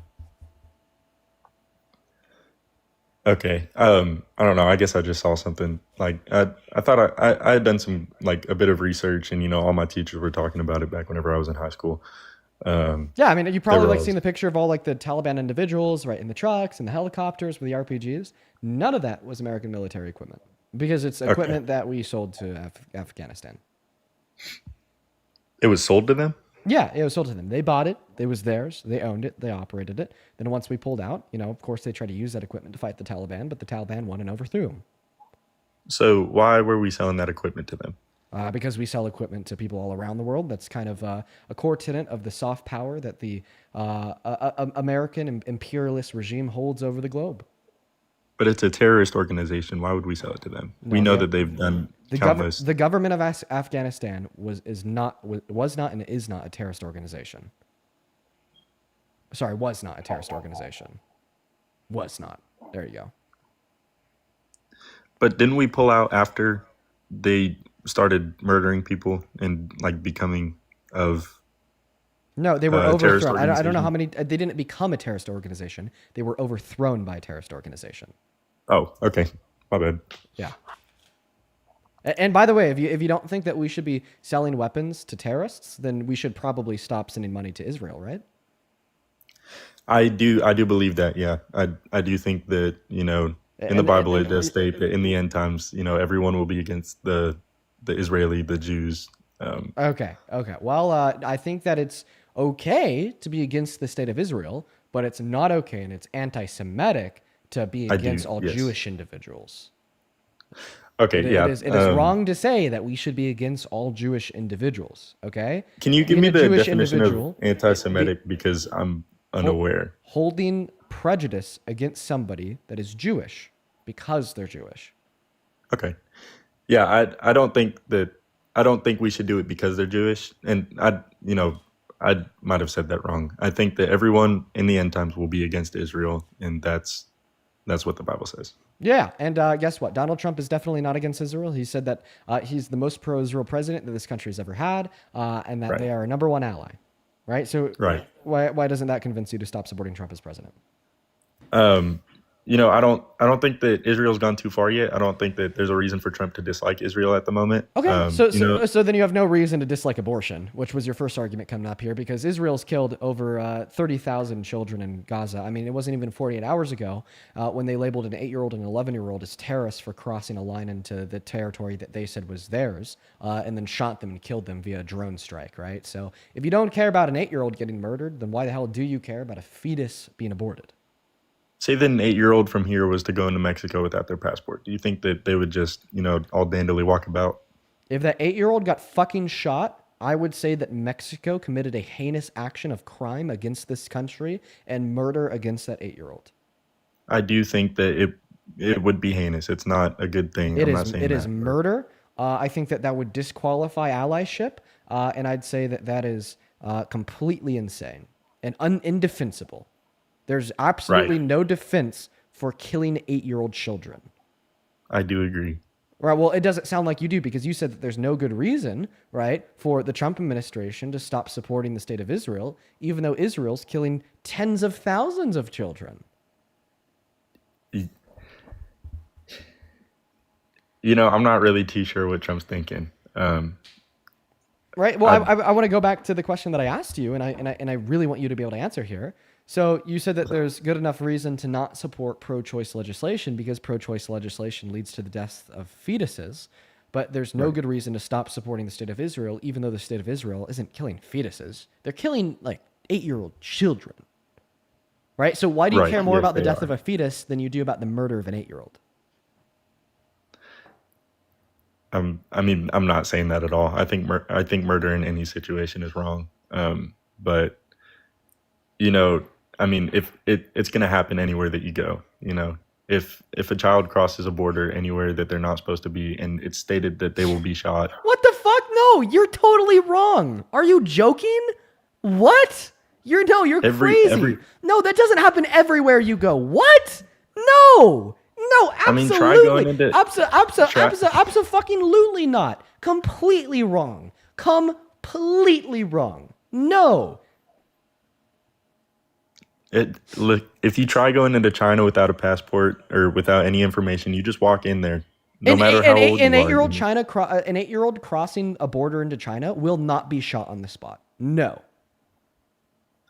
It's very possible, yes. Give me an example of that happening. I don't have any examples. Exactly, because it doesn't happen. It could happen. Then give me an example. I don't have any examples, but exactly. It is possible for it to happen. If it was possible to happen, then why hasn't it happened? It's legally reasonable for it to happen. I'm not saying that it's gonna happen. It's legally reasonable to kill small children? No. It's legally reasonable to murder small children. It's legally reasonable to execute 8-year-old boys. People that are coming into your country. If it's legally reasonable to execute 8-year-old boys, then why is it not legally reasonable to allow women to access health care? I don't think it's healthcare. I think it's murder. Oh, and that's why it's not legally reasonable, is because it's murder? Do I need to help you connect the dots on this one? Or is this one self-explanatory? It is self-explanatory. Okay, good. I'm really happy that it's self-explanatory. Right, yeah. God forbid, right? You evict a fetus from your uterus. God forbid you kill a clump of cells. That is completely unreasonable. It would never be legally reasonable. It is just murder. But if you're an 8-year-old, and you step on this imaginary line set forth a couple of weeks ago, then it's totally legally reasonable to take your head off, right? Yeah, I'm not saying it's right. I'm saying that you said it was legally reasonable. It's not morally reasonable. Why is it legally reasonable to murder kids? Not to murder kids, to murder people that are invading your country. What? So you To think an 8-year-old kill. You think that an 8-year-old's not a kid, and B, you think that an 8-year-old stepping across an imaginary line is an invader to your country. What? I don't think that what they've done. What? I What do don't you think that wait? what What? they've What do done you is wait? So okay. first of all, what do you mean an 8-year-old's not a kid? And second of all, what do you mean that they were an invader of their country? No, an 8-year-old is a kid. I don't Okay. think I So you said it's that. not the murder of kids; it's the killing of an invader of your country. So that would imply that an 8-year-old's not a kid. Thank you for conceding that because you sound stupid. And then B, no, they're not an invader either. I take an invasion to be an intentional act of malfeasance against one organization, group, country, so on and so forth. I don't think that an 8-year-old skipping rocks and accidentally stepping across an imaginary line that was only set forth 12 days ago with the introduction of a half-assed quote-unquote peace agreement would be considered an invader. I mean, you sound like an IDF soldier right now. Okay, You sound like, oh yeah, 5-year-old girls are Hamas soldiers, and 8-year-old boys that step across this imaginary line are invaders. Can I get this straight? Okay, I do not think it was okay what they did to those kids. Well, I don't think that's okay. You continue to try to justify it. Okay, well, I don't think it's okay. Okay, then why do you continue to try to justify murdering third graders? That I wasn't trying to justify. I mean, Sure you were. I You guess called it legally reasonable. You said it wasn't the murder of a kid. It's a killing of an invader of your country. You said that this will happen like everywhere, regardless of the country. That is absolutely you trying to justify it.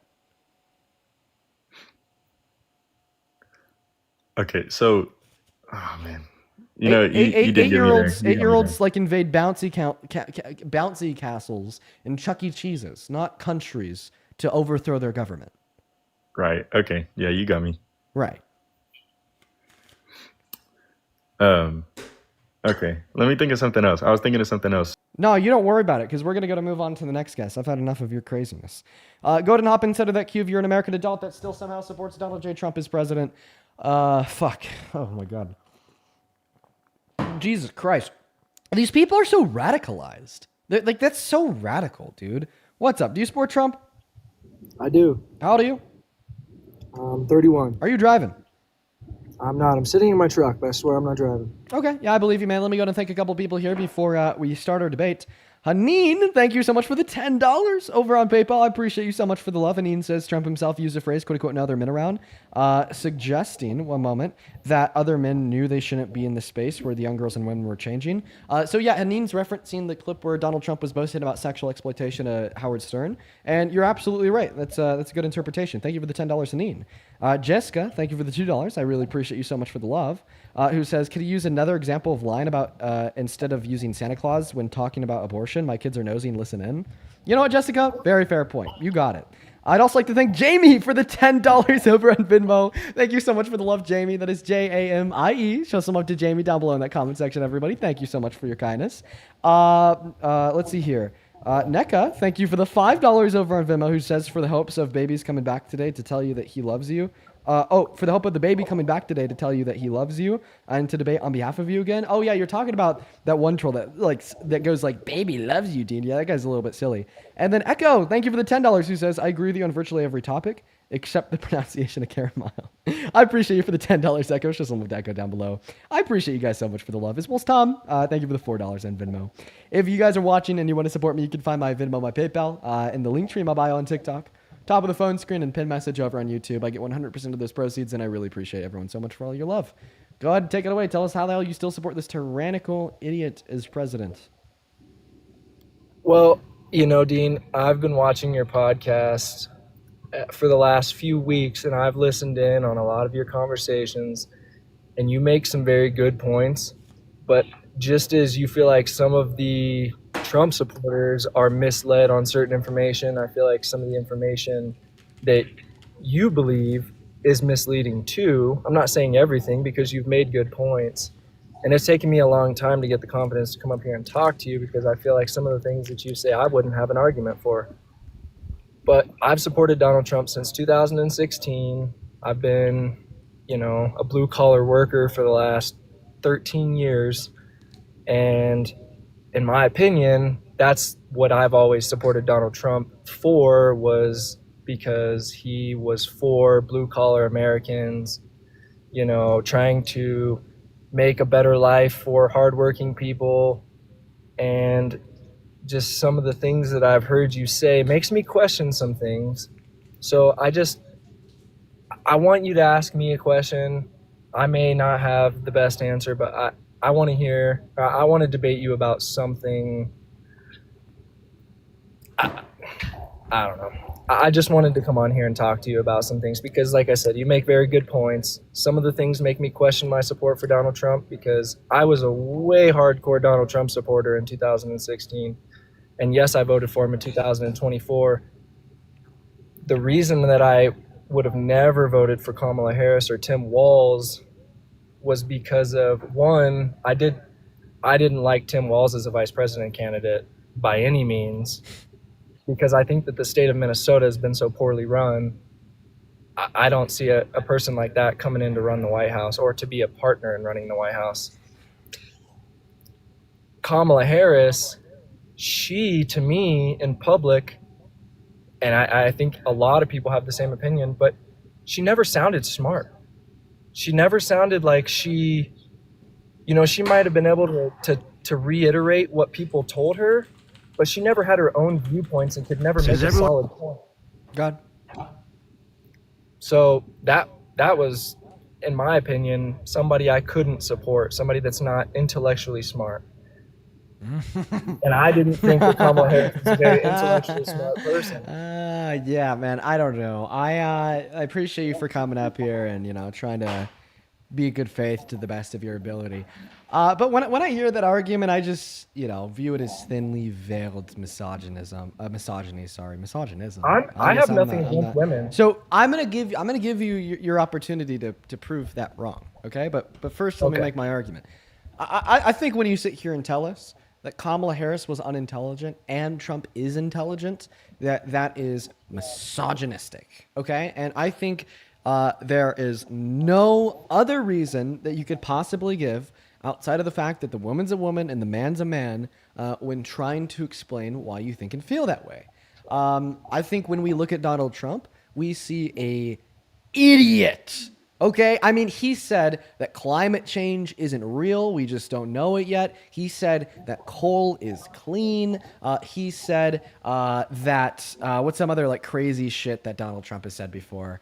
He didn't know how to pronounce acetaminophen.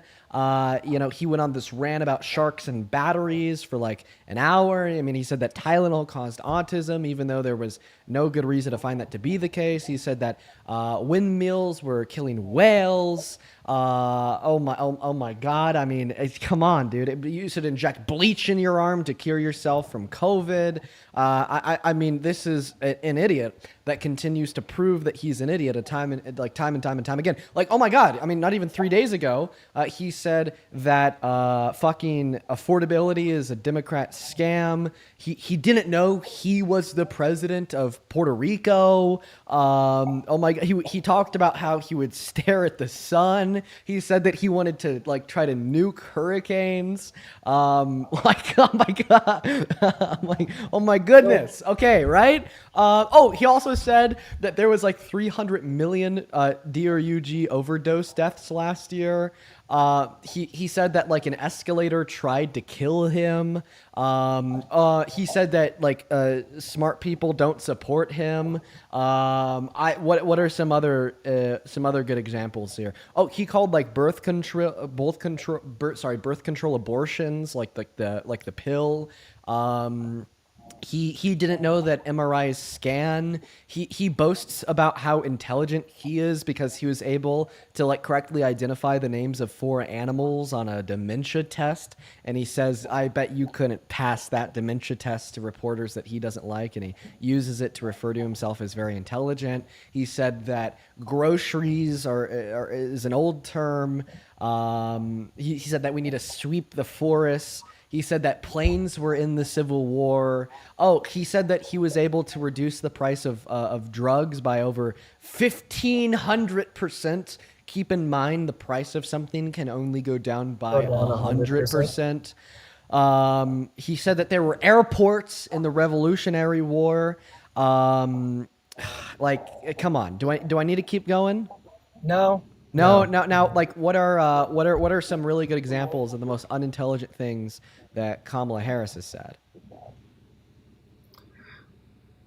Well, really, it was the way she got up on a podium, and when she would try to make a point about something, she would start on something and then just rant off about something completely different and just make up a bunch of words to sound like she knew what she was talking about. Oh, that's what Trump does. He even has a name for it. He calls it the weave. What you're describing right now is something that Trump does that Trump is conscious of doing. All right.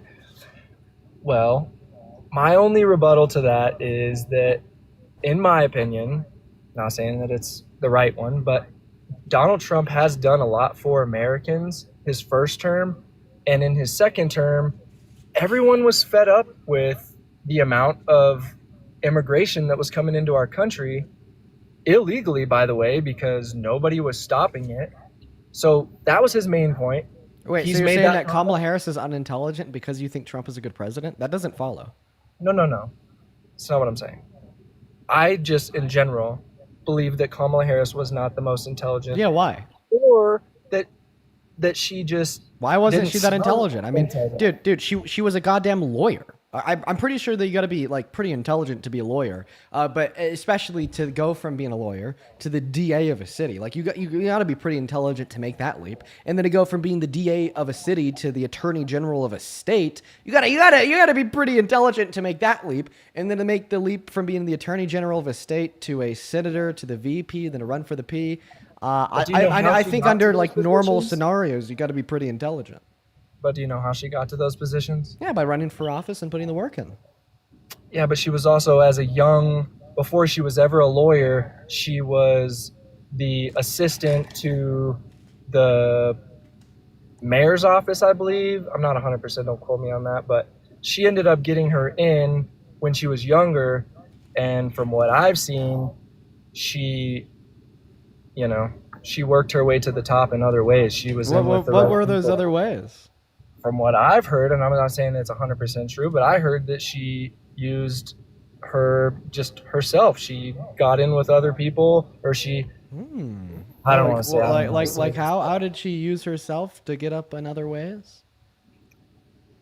I've heard, not saying that this is a fact, but from what I've heard, that she started with a guy named Willie Brown as his assistant and had a relationship with him while he was married, and then she worked her way up from there. Willie Brown was like her biggest supporter. He was in a powerful position, and he helped her work her way up to the top. What was his powerful position? Oh, man. I don't have it off the top of my head. Well, I mean, maybe it's worth clarifying on what the facts are here. She was never Willie Brown's assistant. She dated Willie Brown 15 years after he retired from politics. Keep in mind, the top of his career was serving as the mayor of San Francisco. He also said that she was with him while he was married. He was separated from his wife, so it was consensual and it was not cheating. Okay, and then you also said that she was able to use his high position of power to work her way up from local politics to state politics to national politics. I'm sorry, that's just bullshit. Okay, like what state do you live in? Ironically, Colorado. Would you feel comfortable sharing the city? Yeah, I live in Colorado Springs. Okay, who's the mayor of Colorado Springs? Demi Lovato. Who's the mayor of Denver? I don't know who the mayor of Denver is, honestly. Who's the mayor of Durango? Dude, I live in Colorado Springs. I don't know. Who's the mayor of Grand Junction? I don't know. The only reason I know who's the mayor is because he goes to my church. Who's the mayor of Aspen or Vail? Dude, how am I supposed to know that? Oh, so you admit that it's unreasonable to suggest that a citizen living in Colorado Springs would know the mayor of any town outside of Colorado Springs, and then you also added on there, the only reason why you know the mayor of Colorado Springs is because you go to the same church as them. Now let me ask you a harder question. Who was the mayor of Colorado Springs 15 years ago?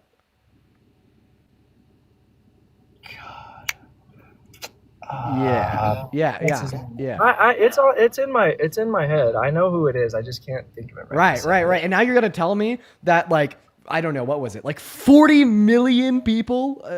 40 million, I think so. I think it was 20 million she got in the run for AG. 20 million people living in Colorado, sorry, not Colorado, California, from all around the state, not only knew who the mayor was of San Francisco, one town in the state, but more specifically knew who the mayor was 15 years ago and knew that he was in a relationship with Kamala Harris and knew that he thought very highly of her and that was able to get her a statewide position. Come on, dude. You can't even tell me the mayor of your town 15 years ago, and you're going to sit here and suggest to me that you're expecting millions of people living in California to know the ex-mayor from 15 years ago of a town across the fucking state? That's completely unreasonable. I'm not saying her supporters, the millions of people that voted for, I'm not saying that everybody knew the mayor 15 years ago, but people that were in positions of power even 10, 15 years ago still can have a political pull for a campaign for somebody. And political power is something else. Explain to me what political power Willie Brown exerted in helping Kamala Harris get into positions political of power. power. I'm saying the people that he knew within his circle or within his time as mayor, the people he met, the connections he made. I'm saying he, from what I heard, So what connections did he help her with to get 20 million votes? I'm not saying I don't know specifically. Oh God! So you're just assuming that because she was in a relationship, that therefore the only reason she got to the top is because she's a woman and not because she's qualified. You understand that this would rely on the base assumption that women are unqualified when in positions of power, wrapping perfectly back into the original point that I made, that you're likely hinging your argument on the basis of misogyny when arguing that Kamala Harris is unintelligent, and instead of inevitably refuting that argument, you just reaffirmed it. Well, I can tell you that I work with women every day in my career, and I'm not against those women being in positions of power above me. Yes, it's been a learning curve, but I respect them, and I'm not misogynistic. I don't know. Maybe that view was, I'm an open-minded person, so if that's a misogynistic view, then maybe I need to rethink. What learning curve are you referencing here? I don't know. I'm just saying I'm not misogynistic, or at least I don't view myself as a misogynist. Dude, listen. When I was like younger, I was on the right wing. You know, I was like when I was like 15, I was a Trump supporter. I've never experienced a quote unquote learning curve having to get used to women in positions of leadership. What learning curve are you referencing here? So in my career field, I'll tell you, I work in HVAC industry. The only positions that I've been doing this for 13 years, women in my career field were generally, in positions in an office that were taking calls and doing other things. And now I work with women that are superintendents and project managers, and they work above me. And I'm saying that it wasn't like that 13 years ago. I would say it's become more prominent or prevalent in the last 5 years probably. And I'm saying that I've had to learn to respect that position for women, because before that it wasn't something that we saw. It honestly just sounds like you're struggling with misogyny. Well, I mean, it's like, I guess I prefer you to be like, I'm trying to learn to get used to it, and I'm trying to learn how to respect women in positions of power. Sure, that's preferable to most of the misogynists that come up here. They don't talk about a learning curve. They just say, well, hey, fuck them. They're not capable. They can't do it. At least you're I'm trying to learn here. But, it's still at the end of the day, what that does mean is that you are struggling with misogyny. Okay, misogyny is very bad. Misogyny holds women back socially. Misogyny impacts them, their career prospects, and impacts people like Kamala Harris when she's running for the position of the office of the presidency on common sense policy that would have done good by the average American, that would have done good by the 130 million Americans in the low and the middle class, and would have done good by the world and maybe the reason why, you took the adjudicated rapist 34 count felon over her is because you're still dealing with some of this misogyny, and you assume that maybe because she's a woman, she's unintelligent, or maybe because she's a woman, she couldn't serve in such a grave and high position of power. Thereby, the only reason she was able to get into that position in the first place was by sleeping around. I mean, it sounds like that's basically what you're telling us. I see your point. I do. I took something that I saw and I ran with it. And I'm not saying that I based everything off of that, but you're right. I definitely, I took that opinion. Yeah. And I believed it. So that's my fault. I don't think I've ever like talked to somebody like you before. That has like those misogynistic virtues, but is like conscious of it and like wants to seemingly do better. I mean, I just I'm married. I have I gotta say it's interesting. It's interesting. So I mean, I appreciate you for admitting that, and I think that's a good thing that you could admit that. I think it's a good thing that you could recognize that, and I think that self-awareness is good. Yeah, and another thing that I recognize is Donald Trump's second term, to me, hasn't been as impressive as his first term. I thought he did really good in his first term. I thought America did really well. Yes, there's obviously going to be people on both sides that don't like the other party, but I think that it was more... I think right now there's more of a division than there was in 2016. And I don't agree with some of the things that he does. Yeah, of course. Donald Trump is divisive. When he calls for the execution of Democrats, it's going to cause division. But what about the Democrats that call for the execution of Republicans? What about the guy that just got elected as a attorney general? I can't remember what state it is, but it's on the East Coast. He just got elected attorney general, and he's publicly made statements saying that Republicans and their kids should be murdered. It's not true. What about that? That's not true. That's not true. If you're going to shit on Jim Jones, make sure that you correctly represent what he said, so then you don't make me defend him. Okay? Right? Because I don't want to have to defend Jim Jones. Okay? Jim Jones said he wouldn't care if the children of his opponent were to die, which I agree. Like in my mind, that should be like, disqualifying from an elected public official. I think 100%. that if you're going to be elected into a public office, if you're going to be governing a city, a state, a country, that you have to care about other people, regardless of their political affiliation, especially when they're children. I think that's kind of like a necessary prerequisite. And I think that Jim Jones lacked that, and I condemn him.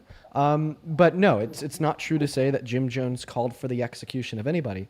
But I mean, everything that I just said about Jay Jones, not Jim Jones, sorry, Jay Jones, would you agree with it?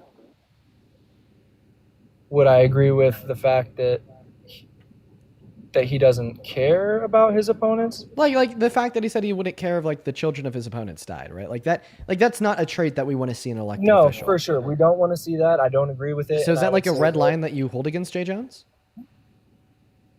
It's a red line I hold against anybody, and that's why I'm having a hard time. But you don't hold it against Trump, right? Because like Donald Trump didn't say that he wouldn't care about the deaths of Democrats, and he's not like a state's AG. He's the president of the most powerful country that's ever existed on the face of planet Earth, and he personally called for the hanging of Democrats. No, I don't agree with that. Right, I mean, but like if something still bad, but not as bad as what Trump said, in your mind is disqualifying for Jay Jones, then why is it not disqualifying for Trump? It is, but he's in a position of power, so he would have to be impeached, and then we would deal with the next guy. I'm not saying that I'm not. Let me tell you. The first step towards getting Trump impeached is to support his impeachment. like, would you support his impeachment? At this point, yes. I mean, that you're not MAGA, which is good. That's good. That's a good thing. I'm happy that your answer is yes. Good job. I'm telling you, I was a hardcore Trump supporter in 2016. 2024 came around, I voted for him because of what I saw on the other side, and I didn't support that. Knowing everything that you do now, if you're teleported back to November, would you still vote for Trump?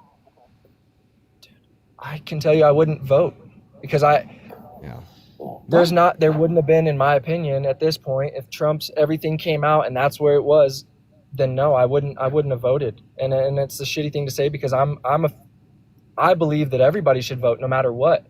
But in a situation where you feel like you have two bad candidates, what do you do? Just pick someone? Here's what I'll Flip say. a coin? Here's what I'll say. The purpose of this live is to try to convince people to stop supporting Trump as president, not to convince people that if time machines exist, they should have voted for Kamala Harris.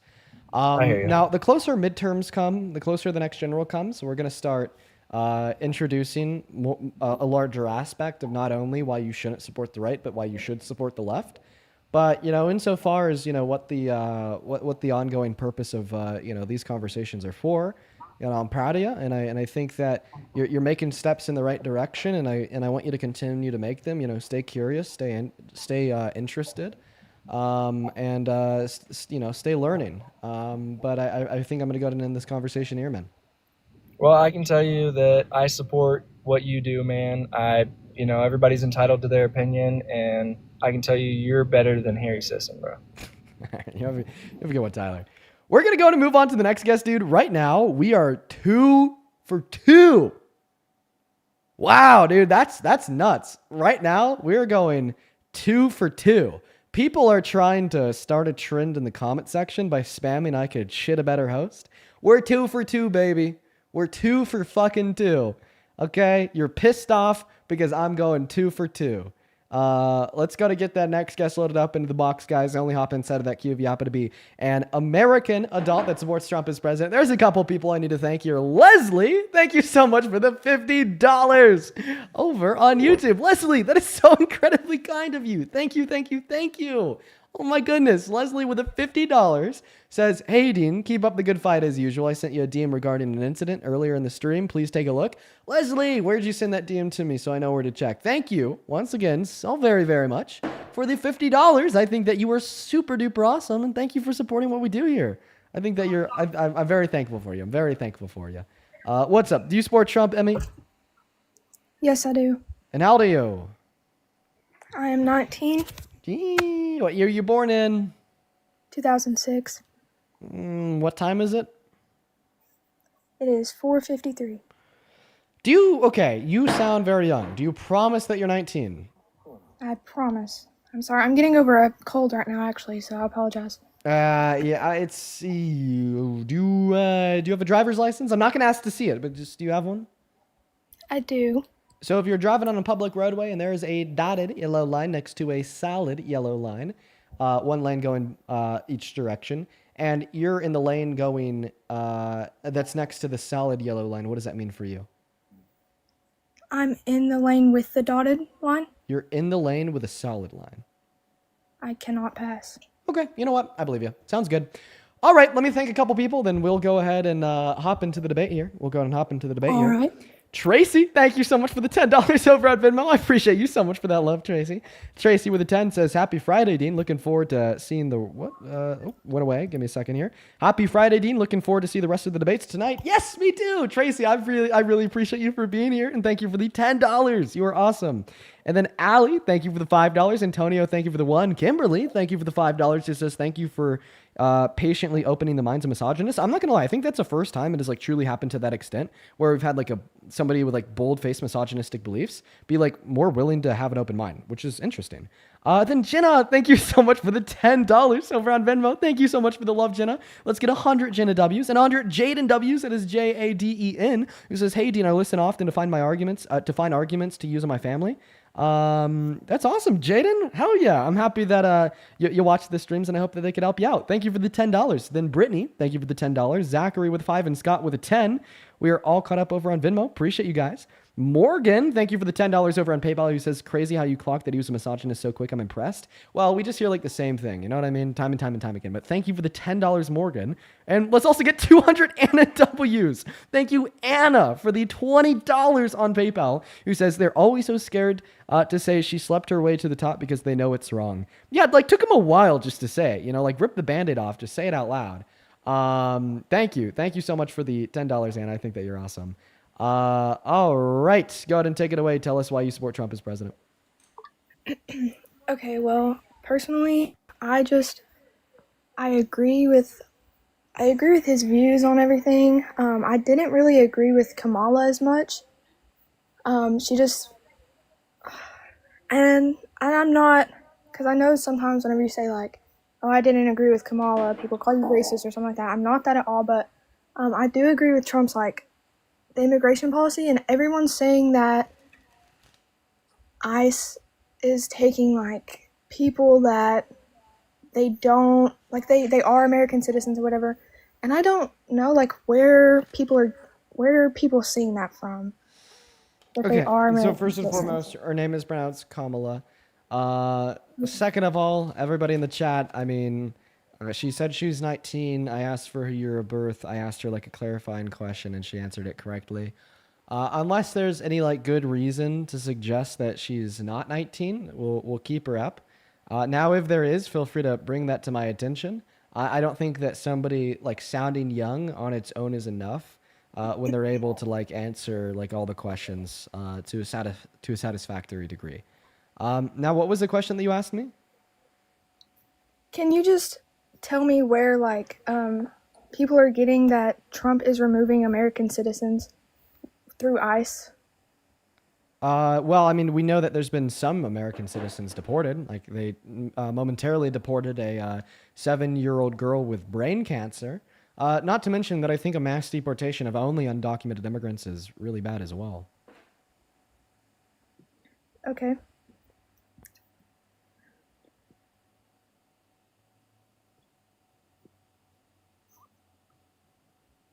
Okay, I'm so sorry. I'm trolling. I love you so much. Okay, all right. You have a good one. Okay, all right. We're gonna get that next guest loaded up into the box right now. By the way, we got another restriction. Everybody. So we may have to do another restart on TikTok, but we'll see that one soon.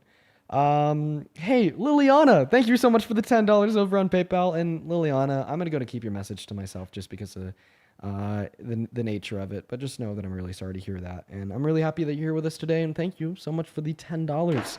And then Kelly, thank you for the $10 as well on Venmo, who says there's no R in caramile. Lol, love you. You know what, Kelly? I agree to disagree. I think that there's an R somewhere in there. Thank you for the $10.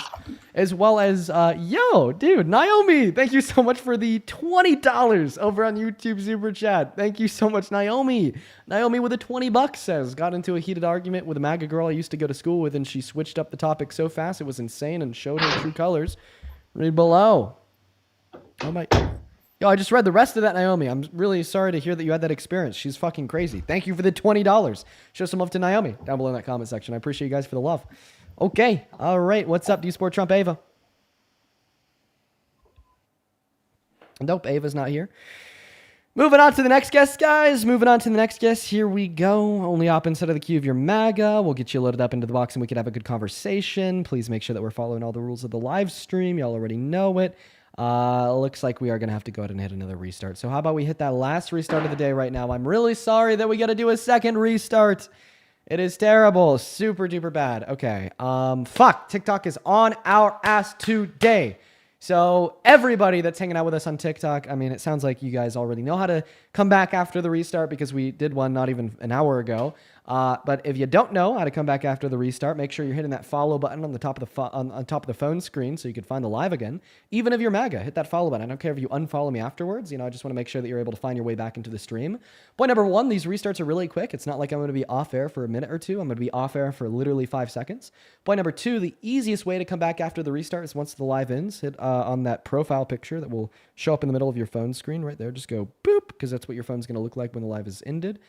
It'll link you over to my account page, count to 10, pull down on the videos to refresh the account page, then click back into the new live through the profile picture. Usually only around 50 through 60% of the viewers come back after the restart. I would really appreciate it if, like, honestly, 90, or we could try to get 90% of you guys back, just because we're having to do so many of them. It just takes 5 seconds, you know, follow through, and I'll see you all soon. I'm going to go ahead and start counting down from 10. By the time I'm at 5, I'll be back on. But when I do come back, you won't see me in my chair because I'm actually going to go use the restroom as well. So, yeah, let's try to get like 9,000 of the 10,000 people hanging out with us right now back into the new stream. See you guys super duper soon. All right, for everybody on YouTube, got to go take a quick bio break. I'll be right back.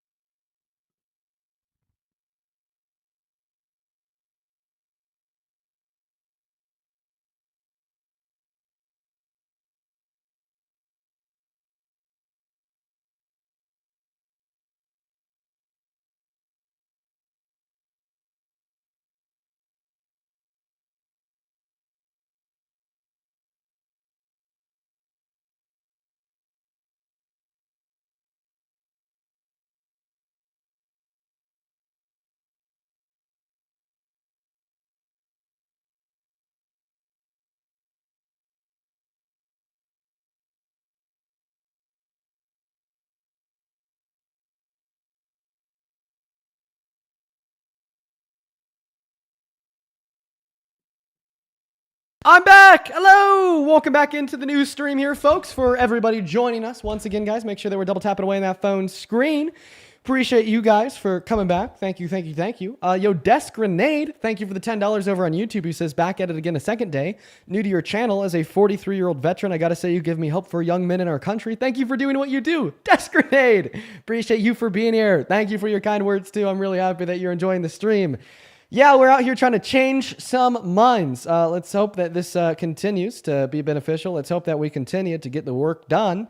And we're going to go and continue with the debates right now. So make sure you're hopping in that queue if you are an American adult that somehow supports Donald J. Trump as president. And by the way, if you want to support me, you can find the 1400 North 5th Street, Grand. If 1400 North 5th Street. Well, not me. Try again, buddy. If you do want to support me, you can find the Venmo and the PayPal and the link tree in my bio on TikTok. And pin message over on YT. Let's go and get that next guest loaded up into the box right now. Everyone, here we go. Hello, do you support Trump? No, I just have a question on how to... I'm sorry, Jack. We are just looking for Trump supporters. You have a good rest of your day, though, man. Moving on to the next guest. Guys, follow the rules or you will be banned. Okay, you're going to get banned so unbelievably quickly. We're going to immediately ban you. Lily, are you MAGA or banned? I'm MAGA. Nope, banned. Moving on to the next guest because I remember you were in my chat spamming that Trump is a bad president like not even 10 minutes ago. Don't lie. Don't cap. You know it. You know it. I'm gonna catch you. I'm gonna catch you in your shit. What's up? Do you support Trump? Yeah. Okay, 14. Banned. Guys, got to be at least 18. Them's the rules. All right, moving on to the next guest right now. Here we go, everyone. Here we go, guys. What's up to GOAT? Do you support Trump or are you banned? The GOAT. You got 5 seconds before you're auto-banned. 5, 4, 3, 2, 1, banned! Moving on to the next guest, Kylie. Here we go, everybody. We got Kylie loading up into the box right now. Child, banned. Moving on to the next guest, guys. We are running through the trolls today. Okay, listen, you guys had your time. It's been 3 minutes since the restart. You guys are trolling a lot. You guys had your moment. Now give me my moment. Just let me debate, for the love of God. What's up, Lala? Do you support Trump or are you banned? 5, 4, 3, 2, 1, banned. Speed running it. Speed running it. We're going to set a new all-time record. We're going to set a new all-time record. So many bans. Kenny, am I going to ban you? You know what? I'm going to do it for the love of the game. Kenny. Wait, hello? Hi, are you MAGA? Wait, no. I didn't realize I was in the queue. I'm so sorry. You're banned. I'm just kidding. I just sent you back down to the comment section. Moving on to the next guest. Guys, stop joining unless you're a Trump supporter. Guys, come on. Come on, come on, come on. Only join if you're MAGA. Hello, Caleb. Are you MAGA? Yes. And how old are you? 20. Okay. Do you support Trump as president because he supports Israel?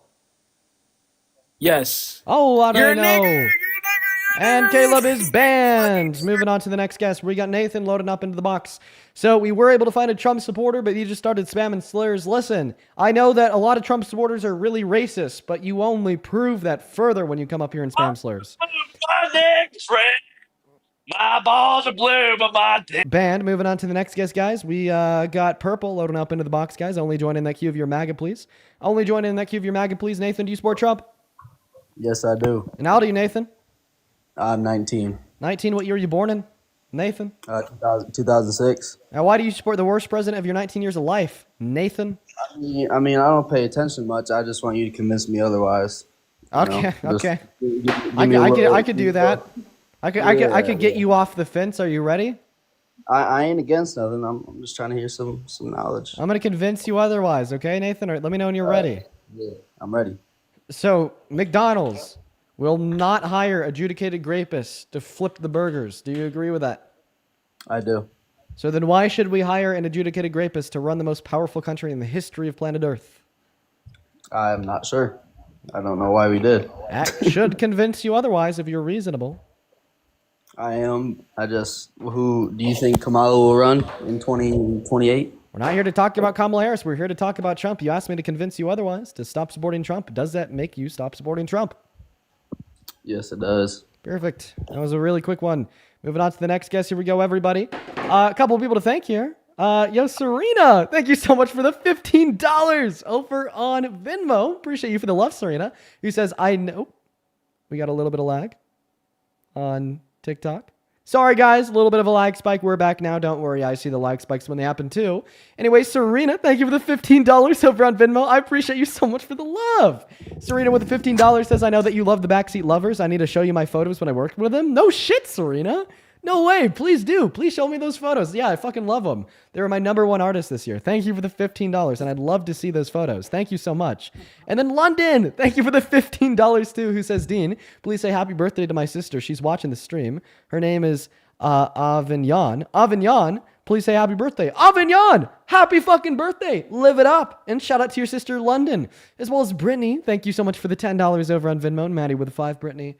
I'm really sorry to hear that in your message. I'm going to keep that to myself because of the nature of it, but I'm really sorry to hear that. Thank you for being here, and thank you for the $15. Show some love to Brittany. Show some love to London. Show some love to all of our incredibly kind donors. Cool. If you're watching and you want to support me, you can find my Venmo and my PayPal, and the link tree in my bio on TikTok, pin message on YouTube. Appreciate you guys so much for your kindness. Welcome in. Yo, what's good, bro? How many continents are there? What? How many continents are there? Continents? 5. Yeah, so I mean, I think that this is definitely going to be the issue driving MAGA ignorance and hate. Or 7. Yeah, there you go. You read it from the chat. It's not 5. It's 7. This is I definitely going to be didn't. the. I haven't thought main- about that question in a while. This is going to be the main issue driving MAGA ignorance and hate.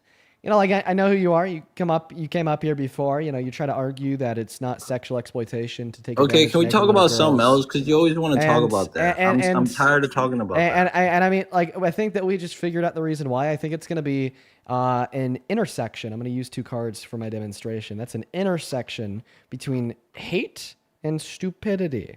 That's you. You're right there in the middle. You always choose to talk about that. Can we talk about anything else? Well, I mean, I think that it's a pretty big issue that you don't think it's sexual violence to take advantage of naked kids. Okay, well, let's move on for that. We're obviously not going to agree on any of that. So, I mean, do you can we still talk stand about by that anything else? position? Is it still not sexual violence to take advantage of naked kids? I think at the end of the day, there's no absolute proof that happened. All you have is a BuzzFeed article and what Trump said. So there's no absolute proof. So can we move on? We have an admission of guilt from the perpetuator and a testimony from the victim. Okay, yeah, there's no undeniable absolute proof. So I don't want to get into it. We agree to disagree. I think when the perpetuator agrees that he did it and the victim agrees that he did it, that's pretty absolute. That's not proof. That's not proof. Why not? Because that's not empirical proof. It's not undeniable proof. Can you spell empirical? No, I can't. Maybe IMPE. It starts with an E. Okay. Yeah. So well, I'm you're off at Hispanic, a so first English is my second language. Okay. No worries at all. Can you spell piscina in Spanish? Can I spell what? Piscina, pool in Spanish? Absolutely not. No, I couldn't. Okay, then. All That right. doesn't mean I'm dumb. No worries at all. Of course. So, I mean, let's just test this hypothesis real quick that it's reasonable proof to demonstrate that sexual violence took place would not be the person that did it admitting to doing it and then the person that it happened to saying it happened to them. So if you had a buddy and he went to a party last night and you knew he was at this party, you knew that there was a bunch of drunk women there, and then this buddy comes home, goes back to you and says, hey, man, last night at this party, I seriously raped a woman. And then you find that woman and you ask her, did he grape you at this party last night? And she says, yeah, at this party he raped me. Would that be enough proof to believe that your friend's a rapist? There's still a chance it didn't happen, so I don't know. I would need proof. Okay. I think that you are a cog in the machine of rape culture inside of not just America, but the world I don't today. think so. I don't think so because I'm very against rape. And the more that we excuse rape, the more that we excuse sexual violence, the more that we excuse sexual exploitation by ignoring it, by arguing that even if we have a confession and victim I'm testimony, not excusing we rape. still don't know that it happened. We will only cause it to happen more. Okay? Right? I think that it is, honestly, I was about to say like childish and immature, but no, I don't even think that children would make this argument. I don't even think a children would sit here across the phone screen from me and normalize sexual violence by arguing that if somebody admits to perpetuating sexual violence and the victim says it happened to them, that is not enough reason to believe that it happened.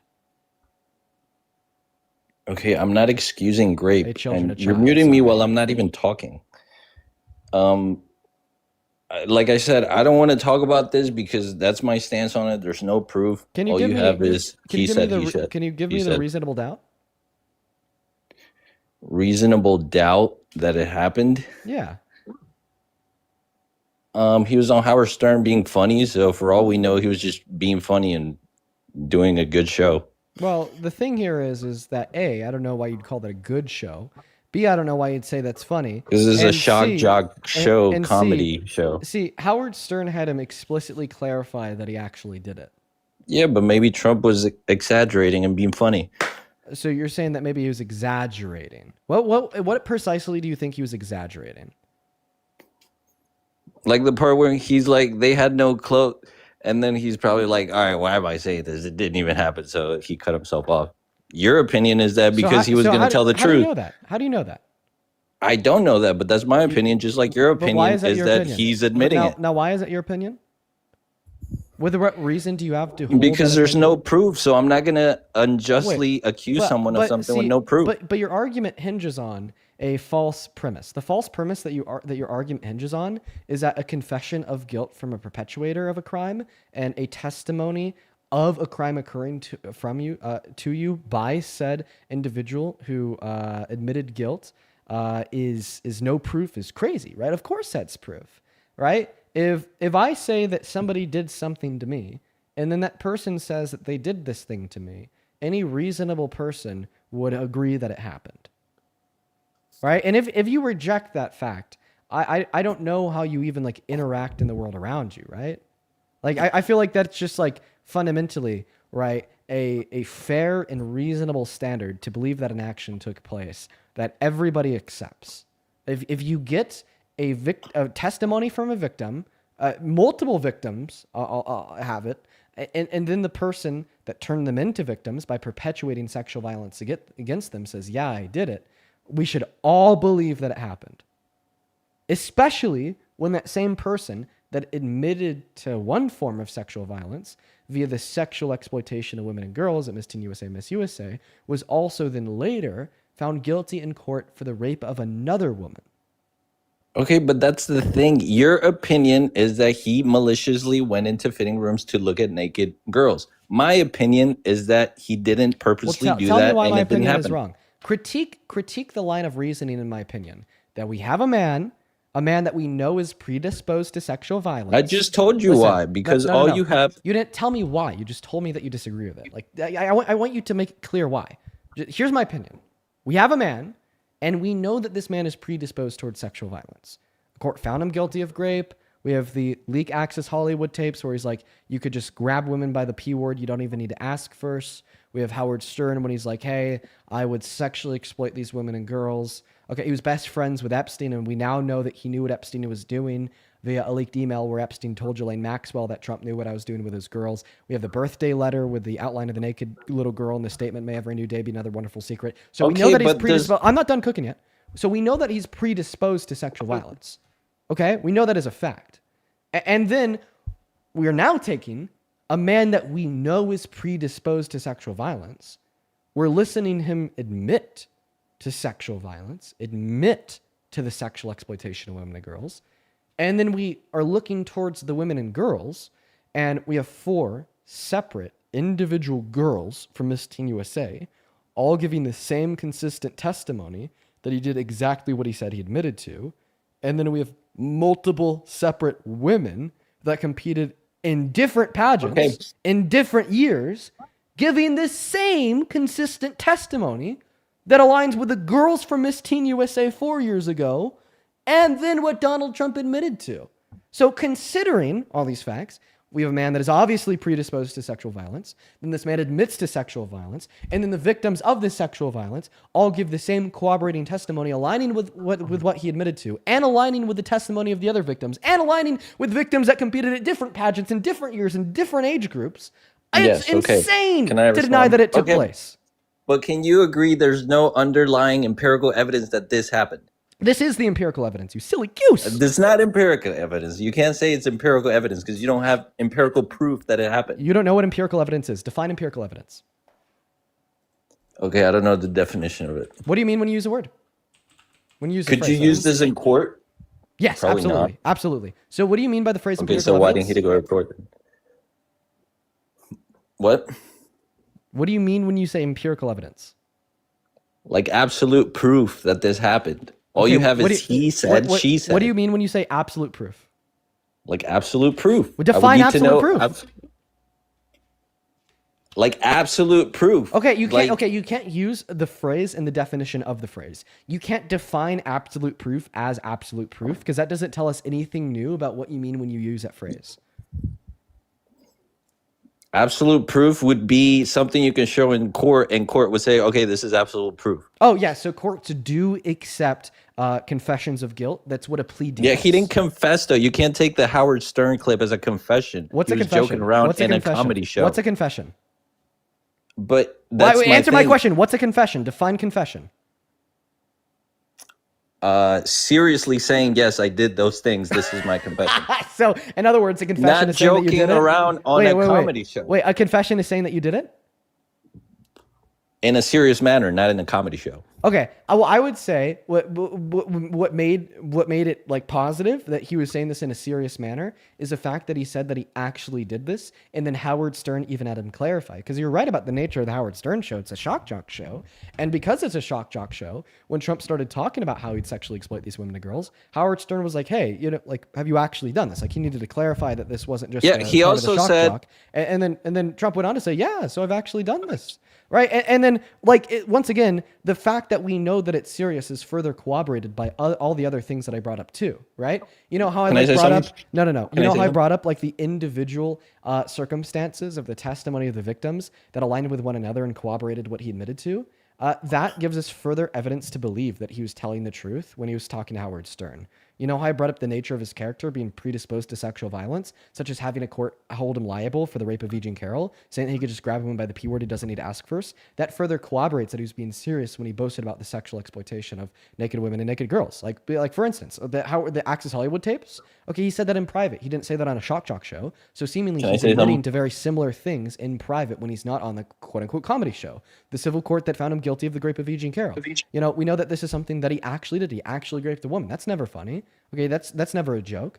Okay, so we know that he engages in sexual violence and he talks about committing sexual violence, right, in scenarios when he's not just sitting down across the table from Howard Stern on this quote-unquote comedic radio show. So when we consider the fact that he says and admits to similar things in circumstances that we know are serious, either because it's serious by nature, rape, or serious because it was a private conversation, such as the Access Hollywood tapes, and the fact that the testimony of the victims corroborated and aligned with what he admitted to on Howard Stern's show, and he said that he actually did this and Howard Stern clarified upon that fact, we know that he was being serious when he admitted to that. And when you respond to my argument, I want you to thoroughly and literally debunk everything I'm saying. I want you Okay. to specifically respond and debunk my argument that the fact he's admitted to similar things in private when we know it's serious, like the Access Hollywood tapes, corroborates that he was being serious. The fact that he says he's actually done this to Howard Stern corroborates that he's being serious. The fact that he seriously raped a woman and that was proven in court corroborates the fact that he's being serious when he told this to Howard Stern. The fact that we have consistent and aligning testimony from multiple victims from all of these pageants corroborates that he's being serious when he was talking to Howard Stern. I want you to go through all of those examples, and I want you to debunk them each one by one. Now, if you want me to write down the list of all of the different sub-arguments I gave to demonstrate the fact that he's being serious, feel free to ask me to, and I will, but I'm going to say it one last time here. I want you to go through them each one by one and debunk them. Come all. on, you can't expect me to do this right now. I don't have the brain capacity to do this. I don't right think that you have the brain capacity to do much beyond, waking up. now. And Okay, brushing your look, teeth. he also said on Howard Stern, he said No. that he was I seriously, I want you to go through and individually debunk each and every sub argument I gave to your position. All right, what's the first one? Okay, so the first one that I gave you is something that corroborates that he was being serious inside of this clip is the fact that he's admitted to things of similar natures in private scenarios where we know he was being serious, such as the Access Hollywood tapes or the fact that a court found him guilty of the rape of E. Jean Carroll. Okay, with the Access Hollywood tape, when he says he does that, what did he say he does? Just grab women don't by even- their P word, and he doesn't even need to ask them. But what if the women he's around were okay with it and they let him do it? Well, see, the thing is like you typically figure that out by asking. But you don't know the situation. What if he invited all of them and they're all on board with it, and they're all on board with it? You figure out that people are on board. Okay, so with that's you're sexual conduct by insinuating that they asking. weren't okay with it. I'm not insinuating anything. I just want definite proof. Oh, you want definite proof? How about a court that proved that at least one of them wasn't? Repeat that. Yeah, a court literally proved that he grabbed a woman by her P word, as he said, forcefully inserted his fingers into her female member and raped her. Are you talking about Eugene Carroll? Yeah, a court proved that he grabbed a woman by her female member without asking first, amounting to rape. Okay, but we already talked about Eugene Carroll. We already debated this. Can we talk about anything else? I'm sick of talking about this. Doesn't that prove that he does exactly as he said he did? The only case you have is Eugene Carroll, and you have to look at the. Do I need more than one? Do I need more than one court that has proved that Trump's a rapist in order for us to Yeah, understand because that that he's whole guilty of case sexual is a violence? little fishy. The whole case is filled with weird. How do you say it? Things that don't add up. For example, why does it take Kaylee, so long? thank you so much for the $100 over on YouTube Super Chat. I really appreciate you for that love, Kaylee. Thank you so much for the love, Kaylee. That is Cayle. Thank you so much for your kindness, Kaylee. Seriously. Thank you. Kaylee with the $100 says it is the Department of Defense, not the Department of You War. just cut me off in the middle, Absolutely. but Yeah. I mean, you don't care about the wants, the needs, or the desires of women and girls. So therefore, You I don't can't care say about that. Come the on, wants, the stop needs, or it. the desires of you. But seriously, Kaylee, thank you for the $100. That is so incredibly kind of you. If everybody can right now, please show some love to Kaylee down below in that chat for the $100. It means the absolute world. Thank you so much for your kindness. Thank you. As well as Preston, thank you for the $5 on Venmo, who says, debate me. I love MAGA. What? Heather, thank you for the $28 over on Venmo. Thank you so much, Heather. Let's get a 1,000 Kaylee W's and 300 Heather W's. Heather with the $28 says we appreciate you, your political and religious knowledge, and fighting the fight to change our uneducated minds of this country. Our 18-year-old son is a poli-sci major and has a great role model in you. Well, shout out to you and shout out to your son. I think that is awesome, Heather. Thank you so much for the kindness. Go ahead. Me? Kimber, thank you for the $50 over on Venmo. Who says, I love you, Dean. I love you too, Kimber. Thank you so much for your kindness. Seriously, that is crazy. Kimber Let's go, with the Kimber. $50 says, I love you, Dean. I love you too. Thank you so much for all of the love. That is absolutely nuts. As well as Riley, thank you for the $5 over on Venmo. Maya, thank you for the $5. Jesse with the $2. And Amanda, thank you for the $50 as well on Venmo. You guys are going Thank you, fucking Jesse. crazy. Amanda with the $50 says, I've learned something new every day since I started watching your lives. Thankful for your empathy and spreading awareness. Well, I'm thankful for you being here. I'm happy that you've been able to learn something from the live streams, and we all love you here. That is so incredibly kind of you, Amanda. Let's get 500 Amanda W's. Also, Brittany, thank you for the $10, and Elliot with a 5. Thank you guys so much for your kindness. And Preston, thank you so much for the Let's go, Preston. $95. One second. Preston with a $95 says, are you R-worded? Debate me. I love Trump. And Preston, you threw $95 away to say that? Let's go. Wow. Jeez. You must really love Trump. I got it. Wow. I threw $95 away to say that. You fucking wasted your money, bud. And then let's also see, we got a couple more people over on PayPal here. Jose, thank you for the $10. Who says, if I knew this guy, I would blank and keep my daughter and my sister, my wife, and my mother away from him. Love you, Dean. Love you too, Jose. Thank you for the $10. Show some love to Jose down below. Then Asher, thank you for the $25 over on PayPal, who says, hey, Dean, man, you're doing great. Keep up the work, brother. But brother, these Trump supporters don't even know the definitions of the words they're using, and they don't know the literal definition of insanity. They keep on doing the same thing and keep expecting different results. Keep up the good work, buddy. Thank you, Asher. No, I know that's exactly what this guest is doing. I just want proof, if he bro. just repeats himself many times, it'll inevitably be true. Thank you so much for your kindness. I appreciate that. Thank you. Thank you, thank you, thank you. Show some love to all of our donors down below in that chat. I seriously really fucking appreciate y'all. If you're watching and you want to support me, you can find my Venmo, my PayPal, and the link tree in my bio on TikTok, pin message on YouTube. Thank you guys so much for your kindness. Okay, so anyways, back to you. Here's where we're at. So you don't think the perpetuator of sexual violence admitting they committed the sexual violence, and then the victims of said sexual violence saying it happened to them, corroborating the same testimony, in turn also being corroborated via the fact that the character of the perpetuator of sexual violence that admitted to sexual violence has been proven to have perpetuated other forms of sexual violence, such as the rape of Eugene Carroll, or when he said he could just grab women by the P word without asking first, or sexualizing a 10-year-old girl in the 90s or being best buddies with Epstein. And you think him admitting to doing something, then having the victim say he did it too, isn't enough evidence. You think the findings of a court and the Bro, you unanimous do a lot of jury talking. It 9 hurts my head. I isn't can't enough keep evidence. up. I'm sorry. I think that a lot of things hurt your head. I just said my point remains. There's no proof There's that no that proof. happened. I have a Yeah, question. and Are you then that Christian? each. Yeah, I am Christian. So you think that there's more evidence that Jesus rose from the dead than there is evidence that Donald Trump sexually exploited women and girls at Miss Teen USA and Miss USA? No, I wouldn't say there's more evidence. That's where faith comes in. Okay, so there's not more evidence, yet you said that there's no proof Donald Trump did any of these things. Therefore, there's definitely no proof that Jesus is God. I'm sorry, repeat the question. So because you said that there's not as much evidence that there's not as much evidence that Jesus is God, then there is evidence that Donald Trump raped Eugene Carroll or sexually exploited women and girls. And you said there's no proof that Donald Trump raped a woman or sexually exploited women and girls. Therefore, there's no proof that Jesus is God. Okay, but I have faith in Jesus Christ. I don't care about Trump enough to Wait, why have faith in why shit would you have faith like in that. something that you have literally zero proof for?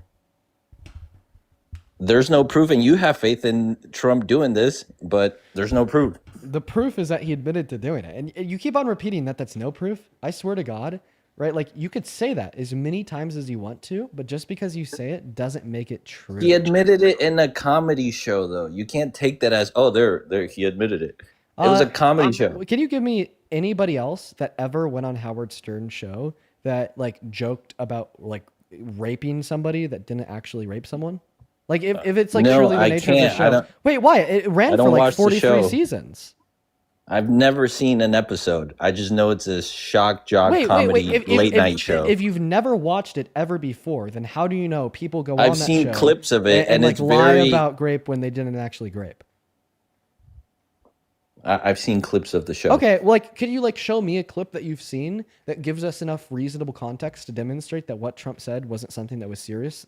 They What Trump do. said wasn't something that They actually do happened? retarded shit. They Okay. do stupid shit. Okay, all right. Honestly, I think the only stupid thing here is you. I'm gonna get you the fuck off my live and move on to the next guest. Holy crap, guys. All right. By the way, don't say the R word, dude. I gotta kick you off for saying that, man. Just come on. What are we doing? Honestly, I kicked you off for about a billion other reasons too. Hello, Justin. What's up? How have you been over the course of the last couple years, man? I've been good. Life's good, man. But you keep lying and spewing that bullshit, bro. No, you're when still you in gonna stop spewing that bullshit, bro? You still in that Trump train? Yes, I am. You need to hop off it, bro. Nope. You need Hell to stop yeah. being a little bitch. Ah, wait, no, Justin. I want to keep you up here, but if you call me a bitch, TikTok's gonna kick you. I don't want TikTok to Oh, do but that. you can call other people bitches, bro. Come on now. Well, I actually Why try. are you double standard with you guys? I try not to, so I'm not banned. But you always do, bro. You bully people. You call them the B word all the time. But we can't do it because it's Okay. a double standard. No, no, I how about get this? it, bro. How about this? I You- get how you Democrats work. How about this? You could call me the B word. Just make sure that you censor yourself, okay? Nah, bro. Nah. I don't censor myself like you Democrats try to. Man, no, not gonna work, bitch. Okay, I guess we'll see how long TikTok lets you stay up here before they ban your account. I'm just trying to give you a heads up. Awesome They won't truck ban my duck. account, bro. Awesome If truck they duck. do, it's Appreciate you for because the 1 second, sir. Appreciate you for the $20, truck duck. Who says Here we hello go. this He's guy's fucking homepage? thanking people like a fucking idiot that probably aren't even sending them fucking money. Dude, this one's a super chat. It's on YouTube. It's like public. Yeah, these people are just dumb, sending you money, taking away from what they could feed their kids if they even have kids. How do you, that's a shame. That's so, a shame with social media. You guys get paid for dumb shit. How do you know, Justin? When, we got people that need food, and you guys just fucking throw $100 away. Like, come on. How do you know that Truck Duck, for instance, doesn't simultaneously feed their kids if they have any, pay their bills, and donate $20 worth of disposable income to me because they want to? Bro, it's fucking lame that you just stay here all day and just fucking not debate. And I know you, Dean. All you guys do is, oh, thank you for the $100, bro. Like, go out there and get a real job. And look at you having to cuff your hands so you could, you could puff. Okay, I muted you because I don't want you to like say the names of any DRUGS on instant so you don't get banned. Because you can't say that. You definitely can't say that one on TikTok, and you know that. What? The vape pen? Yeah, I don't think that you could say. I don't know if you could say VAPE on TikTok. Dude, you Democrats are trying to censor everything, bro. You guys, this is a Democratic. Lindsay, thank you for the $5 on Venmo, Lindsay. Appreciate you for the love. And Adam, thank you for the Leon and the Lily. Oh my goodness, Adam. Thank you so much for the love. That is so very kind of you. Christian, thank you for the $4 over on Venmo to piss him off. Michelle, Michelle, thank you for the $5 over on Venmo. Lindsay with a $10. Yo, bunch of fucking idiots. Oh my God, just chill out, Justin. Truck, appreciate you for the $20 over on Super Chat. He says, I don't have kids. I do pay my bills and I love donating to Dean. Thank you, Ducky. I really appreciate you so much for that love, Ducky. Thank you, you guys. Oh, people sending you money, bro. The people sending you money, bro. I hope they. I don't know what you're. What were you about to say there? If you would stop muting me, I could talk. Okay. What? I would like to see these people that are. Sorry, I muted you again. I would like to see these dumb people. Oh, 1 second. Gotta mute you to thank somebody. Libby, thank you for being dumb for sending me $15 over on Venmo. Thank you so much for the love, Libby. Show some love to Libby down below in that comment section. Guys, those that are sending him money, I hope you guys can explain to your. Okay, fine. I'll let you talk. I'll let you talk. Are you gonna let me talk or what? Yeah. After I think. Play this fucking kid game, bro. I'll let you talk after I thank Sarah for the $20 on Venmo. Thank you for the love, Sarah, for the $20. Who says I pay my bills and I support my family on a blue collar job, but still gotta support you because you are correct. Oh, Sarah, that is very kind of you. Thank you so much for the $20. Kaylin, I hope you guys sending him money can explain to your kids why they can't get what they wanted for Christmas. Why they couldn't get a PS5 or an Xbox. Because you guys are sending the money that you could use for an Xbox or PS5 to this dumbass moron. Well, Kaylin just sent me $5 and said, I make 6 figures and have no kids. Take my money, Dean. Sure. Okay. Oh, Annabelle, thank you for the $5 too. And AJ with the $5 says, I have no kids. Take my money. Thank you. Now, these kids are going to be fucked. These kids are going to be fucked when it comes. Why did I not get the PS5? Because they're giving money to fucking dumbass right here, Dean. I mean, they just said they don't have kids. Well, good for them. You know what? Thank you for the Galaxy. I appreciate you for that love. Single. Oh, wow. Okay, by the way, if you want to support me, you can actually find my Venmo, my PayPal, and the link tree in my bio on TikTok. Why don't you go get a job like the rest of us, bro? Why you gotta be on freaking TikTok all day? So this is a job? Like, go touch grass. Go, get a regular job, bro. Make an honest living. This is not an honest living, bro. This is an honest living, and it's also No, it's not, dude. No, it's not. Yeah, it is. Define job. Dude, this is not a job, bro. Then define job. Who pays you? Who pays you besides these dumbass people sending me dumbass money? You want to know who pays me? Make sure I tell you. Ken pays me. Thank you for the $20 over on Venmo, Ken. Ken with the $20 says, just because you're awesome and to piss off Justin. Thank you so much. Whoa. Thank you for the $20, Ken. Show some love to Ken down below in that box for the $20. Thank you so much for the love, Ken. 1 second, sir. Sarah, thank you. Sarah also pays me. Ask me who paid me. Thank you for the $5, Sarah. Sophia, thank you for the $5. Kaya, thank you for the $5. Jojo, appreciate you for the $5. Phoebe, thank you for the $6. Kelly, thank you for the $5. Amy, thank you for the $10. Who says, why does Justin got to be so emotional? He's so emotional. Aaron, thank you for the $5. Thank you so much for the love, Aaron. Isaac, thank you so much for the $20 over on PayPal. Let's go, Isaac.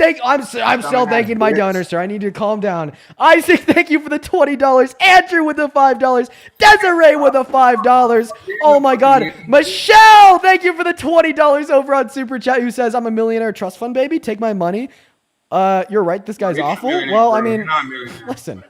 Good for you, Michelle. I wish. Thank you so much for the $25. So seriously, show some love to Michelle down below in that comment section. Thank you so much. Andy, thank you for the $10 over on Andy, thank you so much for the $10 over on Super Chat for my paycheck. Thank you so much, Andy. Ellie, thank you for the 15 Canadian dollars over on PayPal. He says, hey, I've been watching for over a year and this is my first donation. Love you. Oh, love you too, Ellie. Fabio, thank you for the $10 to tell the guest to shut up. Patty, thank you so much for the $50 over on PayPal. He says, because I'm a dumbass. And you're out of here. Thank you so much for the $50, Patty. Show some love to Patty down below in that comment section for the $50 over on PayPal. And Gladys, thank you for the $20 as well over on PayPal, who says, for the Griff. Thank you for supporting the Griff, Gladys. That is GLADYS. Thank you so much, Gladys. Andrew, thank you for the $5 over on PayPal to piss off the guests. Krista with the $5. I've never sent you money before. Doing it for Justin.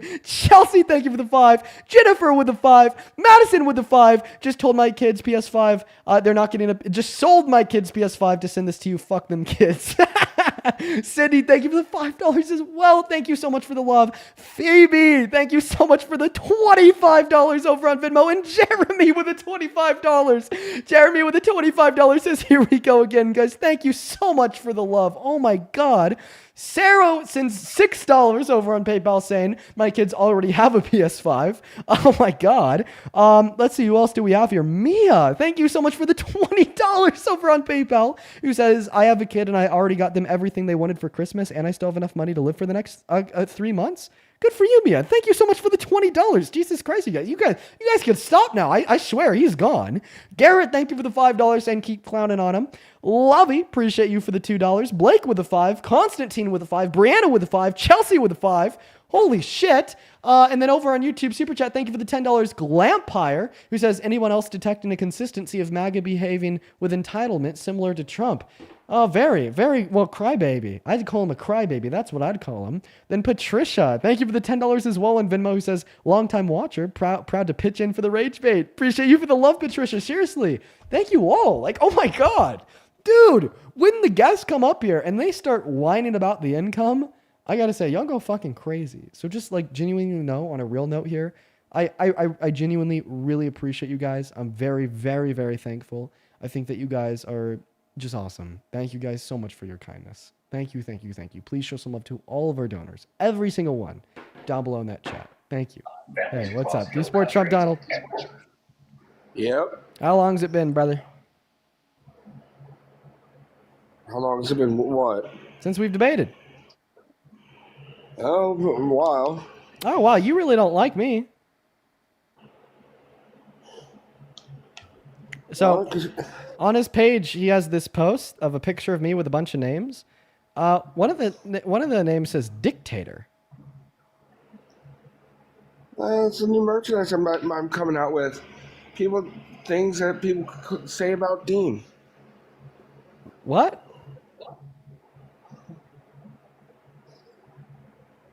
Can you re-explain that? Yep. Oh, then you also have you have an AI video of Harry Sisson getting pregnant. Wow. What else do you? Oh, you have a like kind of AI video of Aaron Parnas and Chris Mowry kissing. Oh, and you got Harry and Zoran Mamdani like dancing in the red dresses. Oh, he left. Why did he leave? Did he get embarrassed? what happened to him? I don't know. I guess we're gonna move on to the next guest. He I guess maybe he got a little bit embarrassed. Didn't expect me to check out his page. Thought that was for his eyes only. I don't know. All right, we're gonna move on to the next guest, Jeff. We just got a real big donor to thank over here on YouTube. Super Chat, Ty. Thank you for the $50 on Super Chat. Holy shit. Thank you, Ty. Ty with the $50 says, I'm medically retired from the U.S. Navy, have multiple disposable incomes. My holidays are paid for. I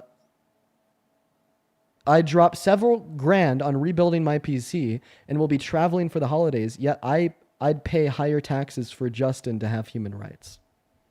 first and foremost, Ty, thank you for the $50. Like, seriously, thank you so much for your kindness. And second of all, I think that we need more rich people like you, okay?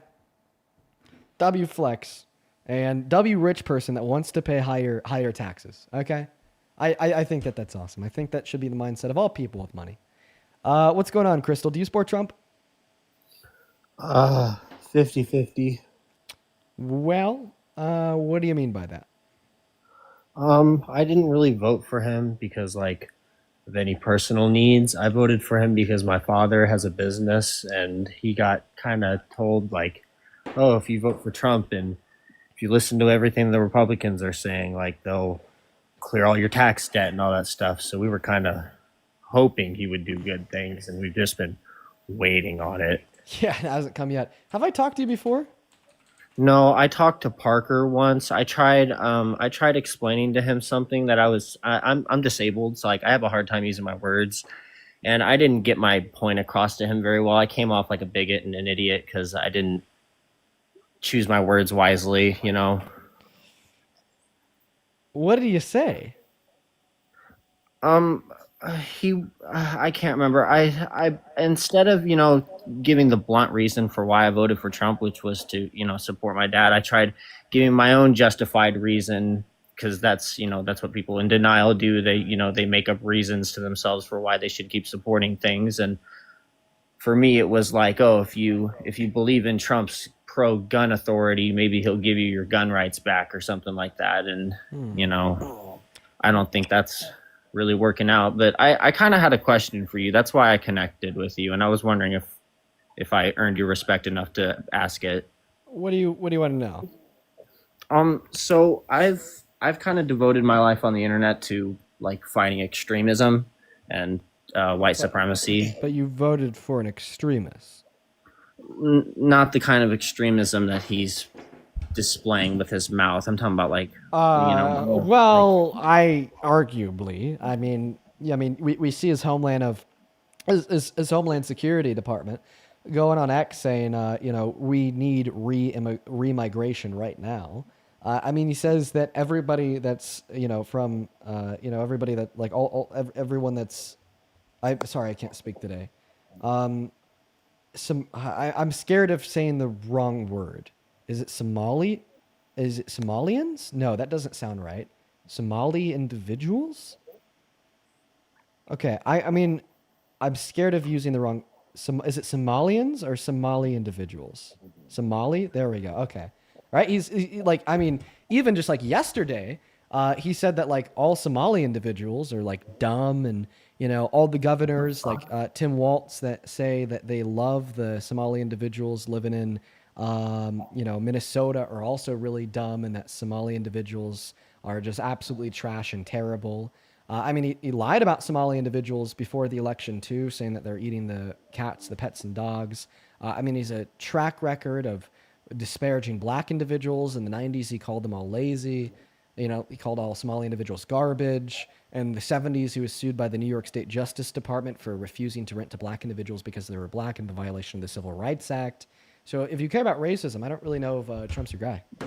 That's crazy. You just proved to me that I've been being exposed to propaganda, because all the stuff they were talking about, like when you said that like he was saying that people were eating cats and dogs, they were literally showing like fake videos of people like doing it. Like they were showing like really graphic videos of stuff, and like that made me real like how you worded that. So let me ask you this: Do you see like the Nazi marches and the white supremacy and all that's happening right now? Like the not just the like the political side of it, but the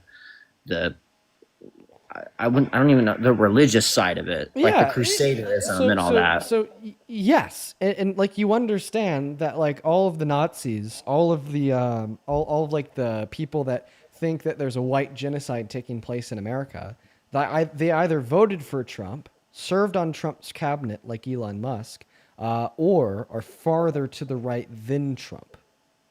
Yeah, and the ones that I've noticed that are farther to the right, some of them even pretended to be a Trump supporter to vote for him in order to boast their own agenda, and that's what I've been trying to like expose right now and try to get that across. I actually sent you a link. But like, how can you like argue these things while being a Trump supporter yourself?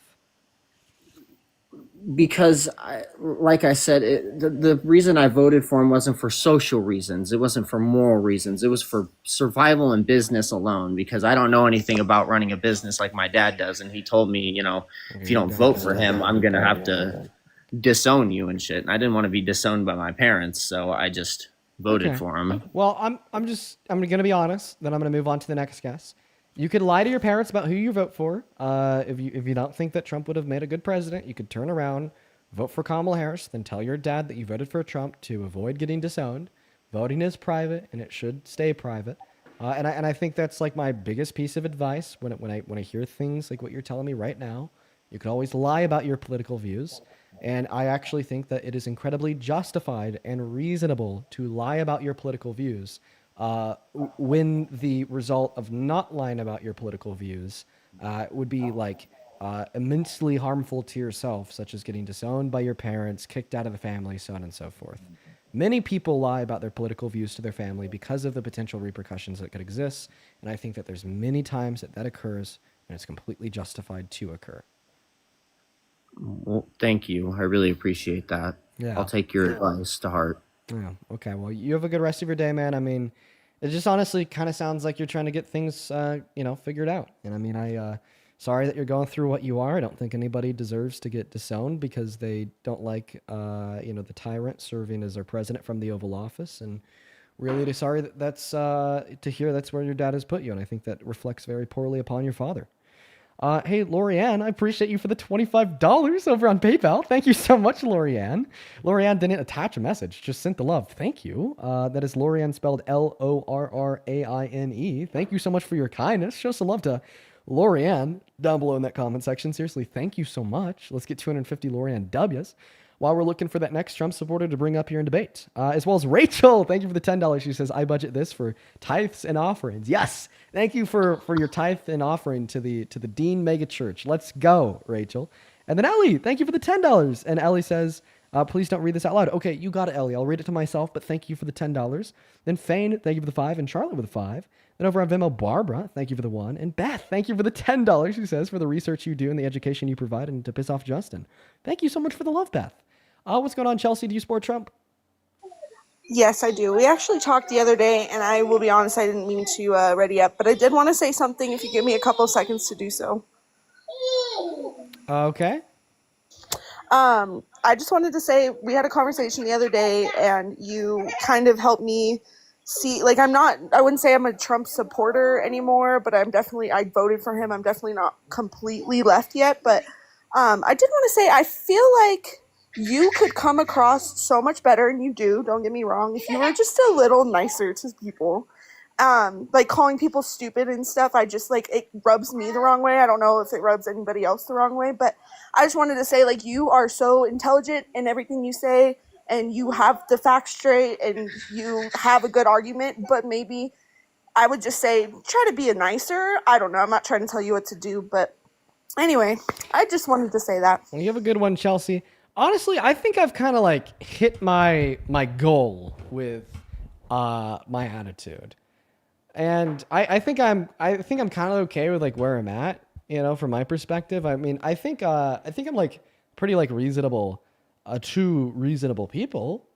I think that like I am nice enough to those that are nice to me. Like maybe a good example would be like yourself or even the guests that came before you.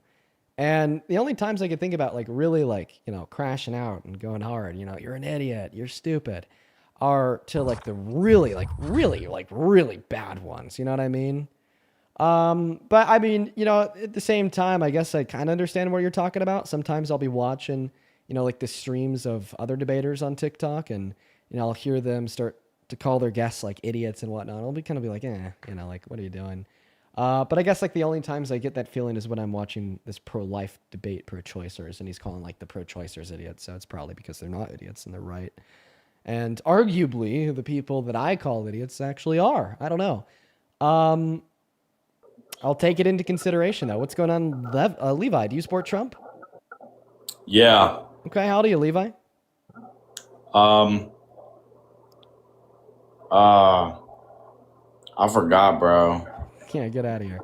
We're gonna move on to the next guest right now. I at the same time, I think that a lot of it just comes from passion. Like I don't know, I'm very passionate about what I talk about. It's very hard to like listen to a lot of individual stupidity and ignore it, and fail not to call them idiots. I don't know. Next time I call somebody an idiot, I'll introspect upon it, and I will ask myself, was I justified in doing so? What's up? Do you support Trump? All right, we're going to move on to the next guest right now because they were gone. Only up inside of the queue if you happen to be an American adult that supports Trump as president. Hello, do you support Trump? Hey, yes, thanks You're for an having idiot. I'm just kidding. Sorry. Hey, welcome in. How old are you? me. 28. Okay, all right. Why do you support this terribly tyrannical, dictatorial, shitty president, Mr. Trump? Take it away. A lot of adjectives. Dude, I could add more because I did tyrannical, dictatorial, shitty. I could also say, well, I don't know if I can make predator. I describe him as a predator. A liar. What else? A criminal. A racist. A misogynist. A violent criminal. I could go on and on. A con man. A fascist. Oh, I forgot fascist. Yes, he is a fascist. Go ahead. Sounds like you don't like him. Yeah, I really don't like him. Yeah, I mean, I'd say mainly just economic policy, but definitely agree, at least with the premise that we need to secure our border and document people. But he's obviously gone the route of deportation rather than documentation. Yeah, I'd argue that if you think that he's good for the economy and you support his mass deportation, that's a little bit of a contradiction considering the massive and negative economic effects that mass deportation has on the economy. According to the American Immigration Council, undocumented immigrants contribute 1.1 through 1.7 trillion per year to the GDP and over $100 billion per year in taxes because they account for 8.4 million of our laborers and 11 million of our consumers. So you told me that you disagree with that. So, but you still support him because of the economy. So what offsets all of that economic harm that he's causing via his mass deportation that makes you support him because of how he treats the economy? Yeah, and just to simplify it for the audience, generally speaking, higher population equals higher growth of economy. And then also like undocumented people typically are, under either fake SSI numbers or ITN numbers. So they're still paying into our, just quickly, they're paying into our system, not receiving the benefits. So you're right, it's net positive to have pretty much anyone in our country, you could say. But just in regard to specific economic policy, I'd say renegotiating tariff ratios and then cutting corporate taxes. And even I think he's also lowering just our base for progressive taxes as well, OBI. So those three things together, I would argue have yielded a pretty great economy that we're looking at right now. So like purchasing power's up based on real wages. And then we've seen equity markets at all-time highs, bond markets also skyrocketing. So our non-discretionary spending is far cheaper. So all things considered, economically speaking, we're doing pretty good right now. Okay. Well, I mean, I don't think that the stock market, you brought up equity markets and bonds, is going to be resemblant of the economy as a whole. Because although we do have like what could be considered all-time high performance instead of the stock market, we also have like a 25 year low for like individual confidence and economic performance and outlook. So, I mean, this is also like an historical trend that we see. Just because the stock market is performing well doesn't mean that the average American is doing good. Well, I didn't just reference equity markets. I also referenced credit markets. I didn't hear you say credit market. I heard you say equity and bonds. Yeah, bonds are a credit market, so that's not the stock market. Well, you're gonna have to educate me because I'm not even quite sure I know what a credit market is. Can you tell me what a credit market is? Yeah, so you have a balance sheet, you have assets, and those assets are funded by equity or debt. And we have markets that we sell debt on, both like our national debt and corporate debt. So these are fixed income securities. So bonds are, you're paying out, you're issuing a principal and a coupon rate, and investors into your bonds will pay you back. You'll pay back your bonds at a specific rate.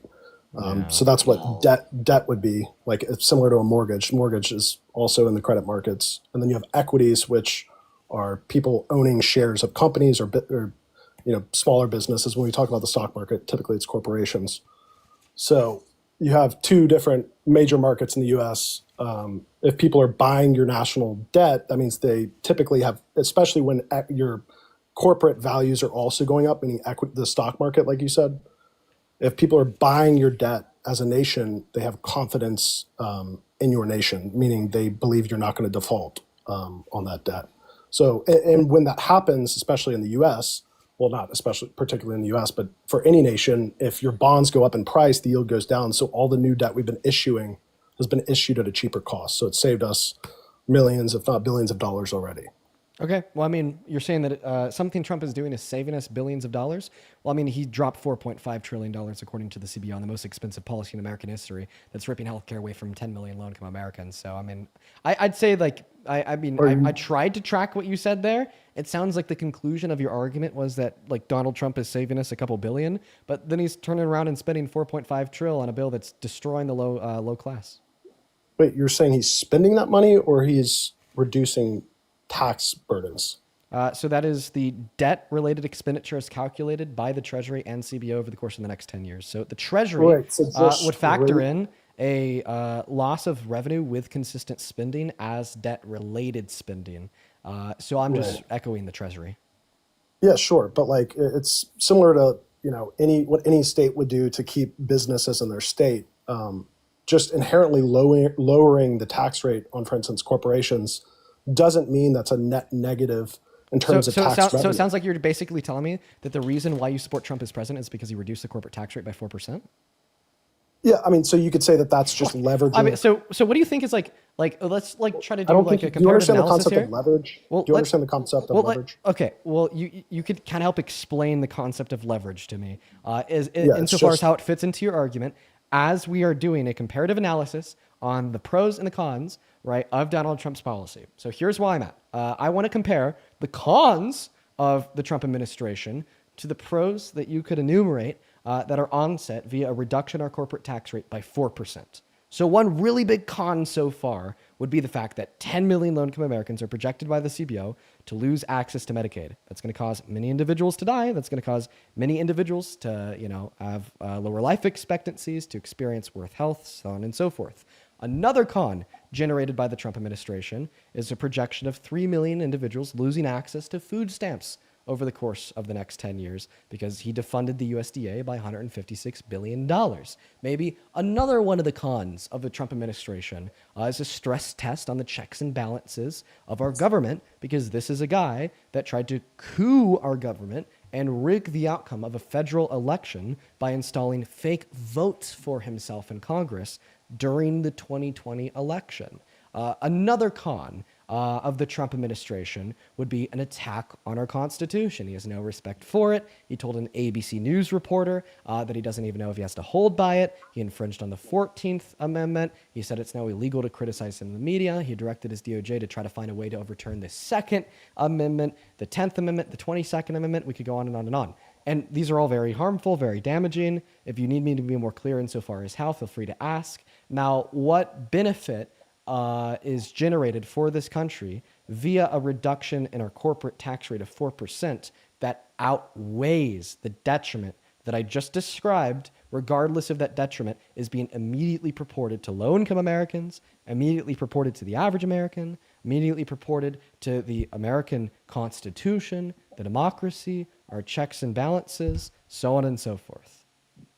Yeah, I mean, I don't think it's necessary to obfuscate here. I feel like you're trying to we're stuck on economics, so I think we should stick with that. I can explain to you how that's not an obfuscation.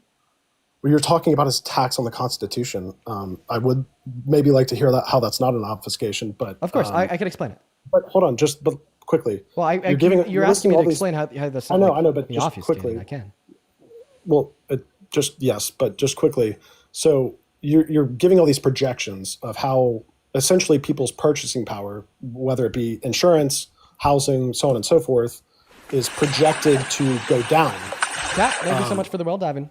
Can I explain to you how that's not an obfuscation? Hold on, but just quickly. We do actually have data on purchasing power and what's happened throughout this year, and purchasing power has only gone up. So people's insurance, people's housing, people's food, is cheaper now than at the beginning of the year because we know real wages are up. So nominal wages have outpaced CPI, meaning everything's cheaper for people on average, particularly because real hourly wages targets lower and middle income earners who are on an hourly salary.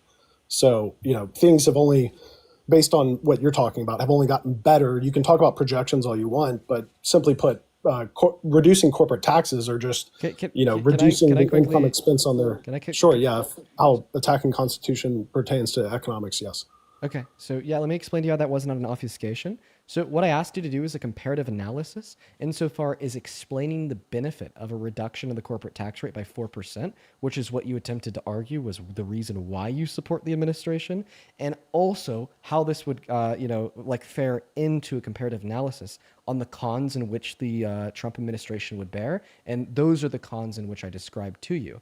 Additionally, right, I feel like you're going to have a hard time convincing me that individuals are going to overall have more purchasing power and feel more economically stable, specifically in relation to a couple of the things that I brought up there, like the 10 million low-income Americans losing access to Medicaid because Trump kicked them off of it through the big beautiful bill, or the 45 million Americans that are expecting to see a massive increase in the price of their insurance through the ACA because the Republicans in Congress are allowing an ACA subsidy to expire.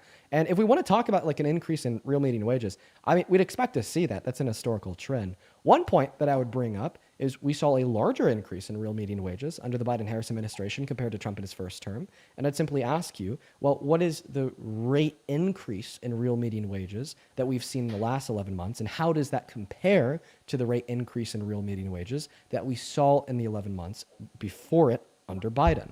But I think the meat on the bone here that I really want you to respond to is, can you describe the net benefit that this country will yield from a reduction in the corporate tax rate by 4% that excuses and allows for the detriments onset by the Trump administration to take place, such as everything I pointed out, to do with the economic state of affairs related to maybe individuals losing access to health care, which I wouldn't really classify that under the umbrella of economics, but more so just personal well-being, related to individuals losing access to food stamps, related to the price of Medicaid through the ACA going up, or his attack on our democracy, his attempted coup of our government, the militarization of the National Guard, or his attack on the Constitution. Right? Because those things generate a detriment for America. And I'm asking you to explain how the pros of a reduction of the corporate tax rate by 4% outweigh that detriment. Yeah, for instance, like if we're just specifically talking about reduction in corporate taxes, well, that's just a line item on their income statement. So if they're able to increase their profits, they can increase reinvestment, increase, for instance, hiring people.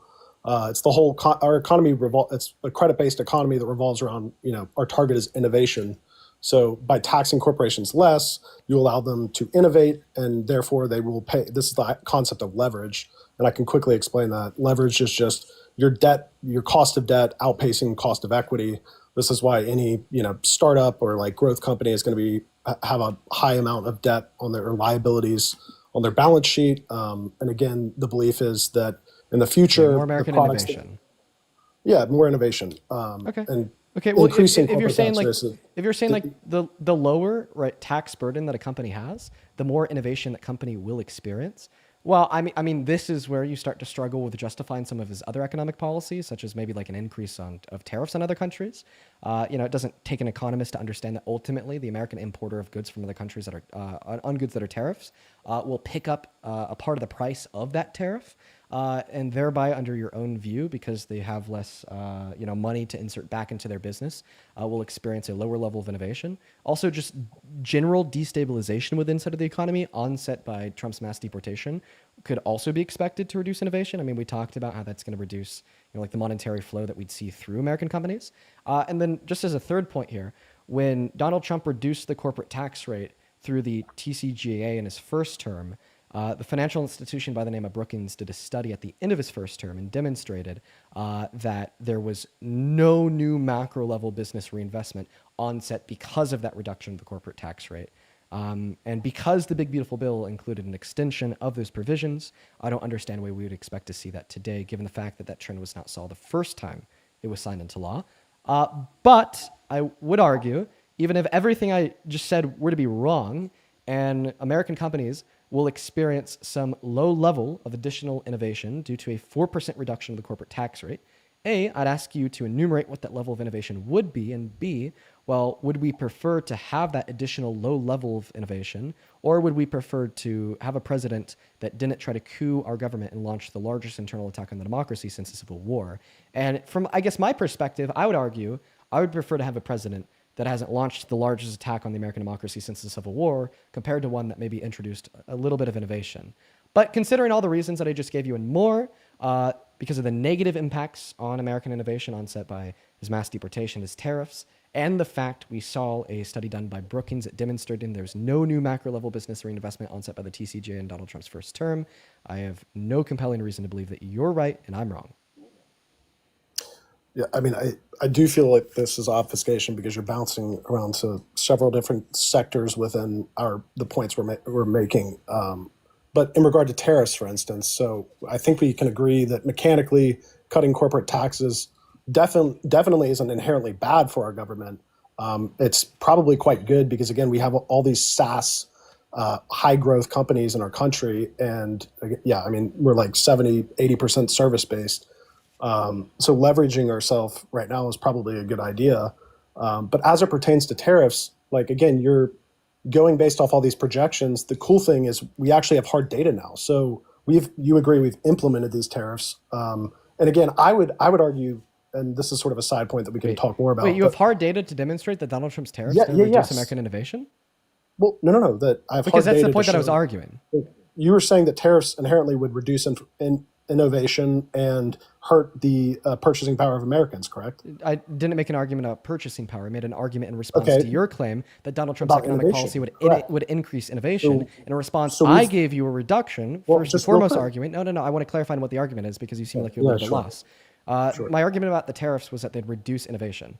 Now, do I think that they Okay. have an impact on purchasing power? Yeah, sure. I think that they can. So- But I think that argument is separate and decoupled and irrelevant to the position that I gave you in response to your claim that the reason why you still support Donald Trump as president, even though he's done all these bad things, is because he's driving further innovation. So I would appreciate if a it response is- from you to sure, my yeah. point that I believe maybe Yes. tariffs have a downward pressure on American innovation because not only do they increase the cost of doing business for American companies, but they also reduce the amount of competition in the market, and competition drives innovation.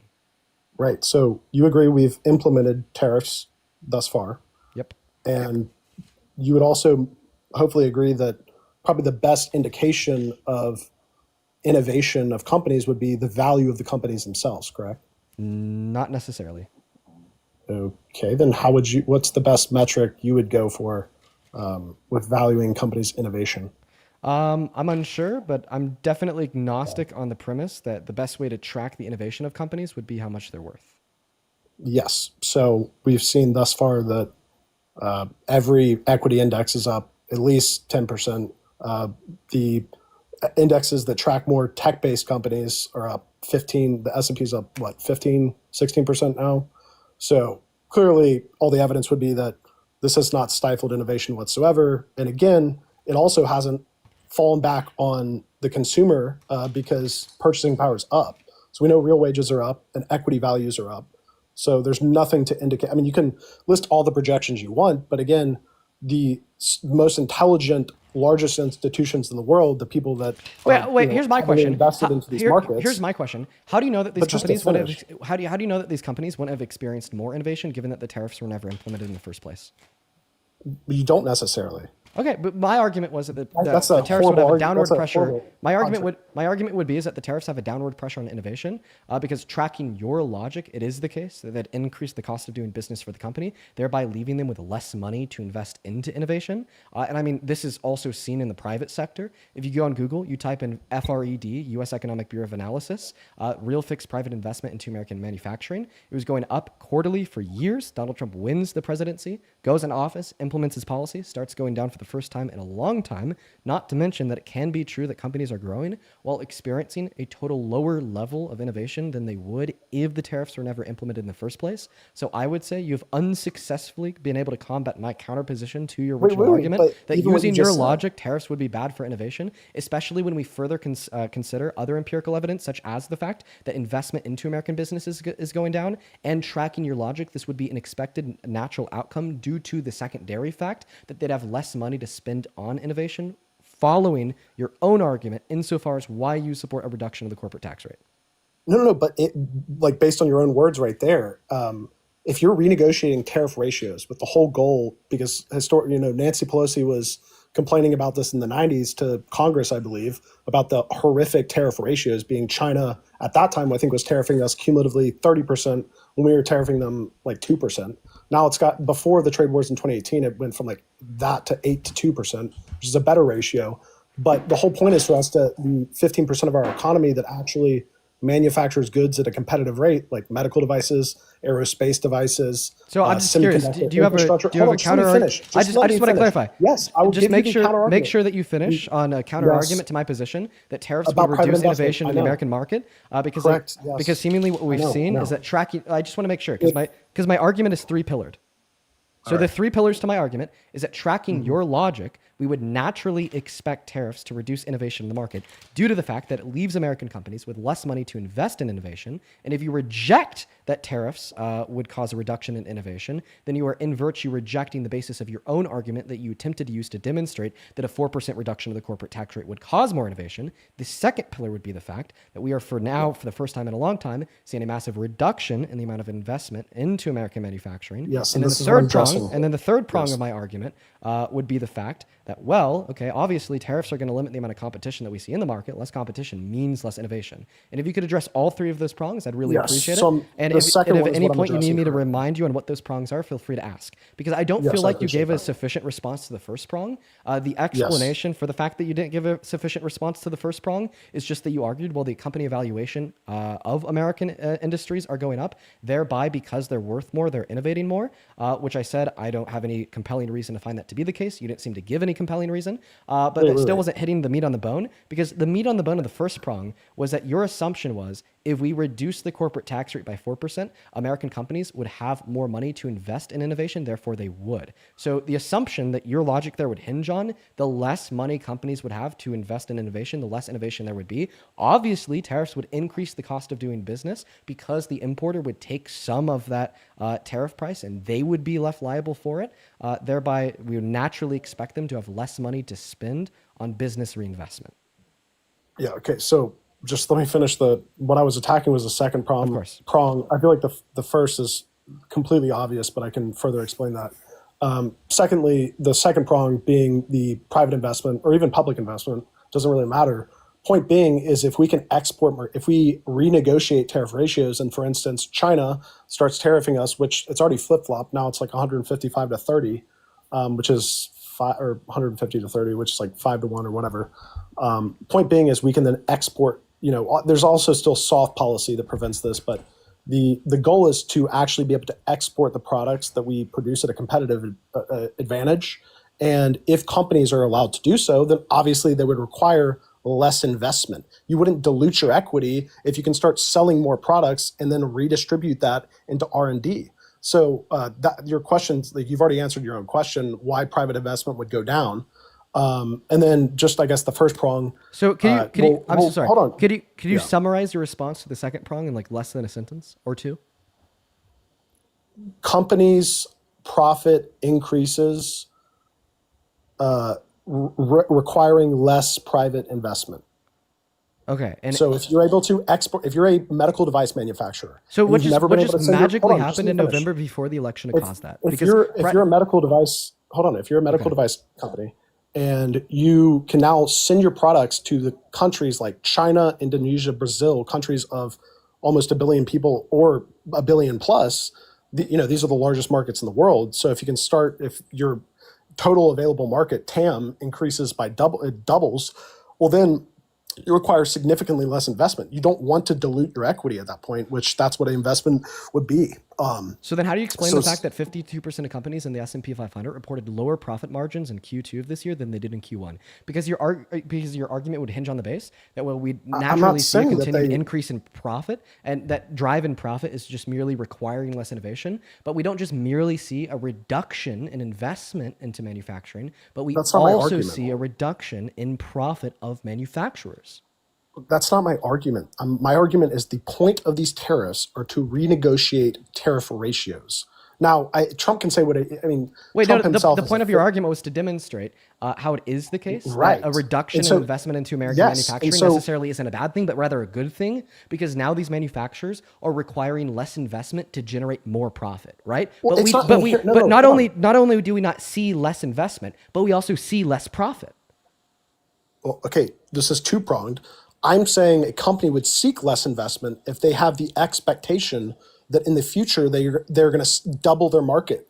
That I feel like that mechanically is pretty obvious. I think you understand what I'm saying there. And then back to the valuation side of things. Well, then how do you explain them making less profit, but their valuations going up 10 or 20%? Making less profit, but getting more valuable? I don't know, man. Ask the 20% of income earners that account for 85% of the trade in the market.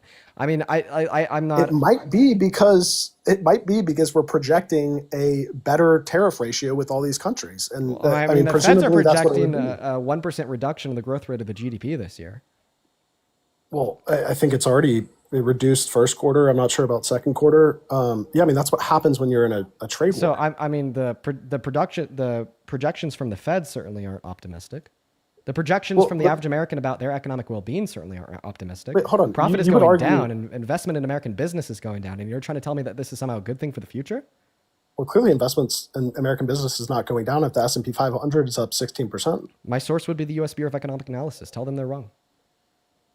Well, if you're just talking about private investment, that's Yeah, not private investment. That's what I said. Private investment into American manufacturing is down for the first time in years. sure. And I already gave you a reason for why that's okay. And you argued it's because they're requiring less investment to generate more profit, but their profit is also down. Well, again, we're in the middle of a trade war, and if the Okay, so expectation it's just hurting is, us now, but it's going to help us in the future? well, that would be the point. Yeah, we're in a trade war, so yes. Got it. And again, wouldn't you argue the best projection here would be? I just want to see if I could condense your. Hold on. No, let Would me you speak not here. I just agree want to with see if I me can convince that- your argument down here to a very simple and easy to understand goal. So in other Yeah. words, you're basically saying that you support Trump as president because you think that he's going to produce good economic outcomes in the future. Well, it already has produced good economic outcomes. That Wait, being purchasing. You agree purchasing power is up, so everything's cheaper for people, correct? Wait, what's real median wage growth so far this year compared to what it was last year? It's up 0.8%.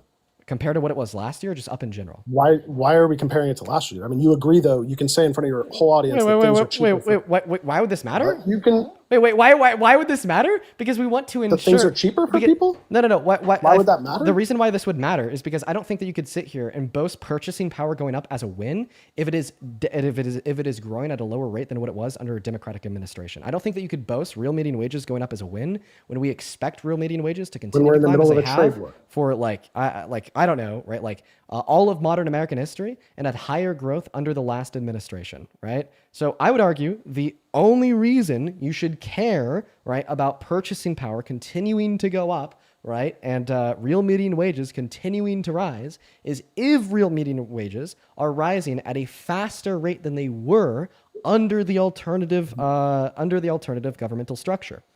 But And by the way, just let me Hold know on. at any point if you genuinely want to engage in any of the points that I have brought up in the last 30 or so minutes, okay? Because there's a shit ton of things I've brought up. One moment I've that engaged with I haven't got everything any you response on. No, you haven't. I'll give you a list of the But just handful of real things. quickly, I just want to be able to give you a list of a handful of things that I've brought up that you haven't responded to. I'm not telling you that you have to respond to them right now. I'm telling you that I would appreciate it if you could respond to them at some point in time, right? One thing I brought up that I don't really feel like you fairly engaged in was when I was asking you to do comparative analysis about the pros and the cons of the Trump administration. I asked you to enumerate the benefit that this country will see because of a reduction in the corporate tax rate by 4% compared to the detriment that we are served by our president kicking 10 million low-income Americans off of Medicaid, our president telling Republicans in Congress to allow an ACA subsidy to expire, which is expected to cause an increase in the price of healthcare for those on Medicaid through the ACA by upwards of 300%.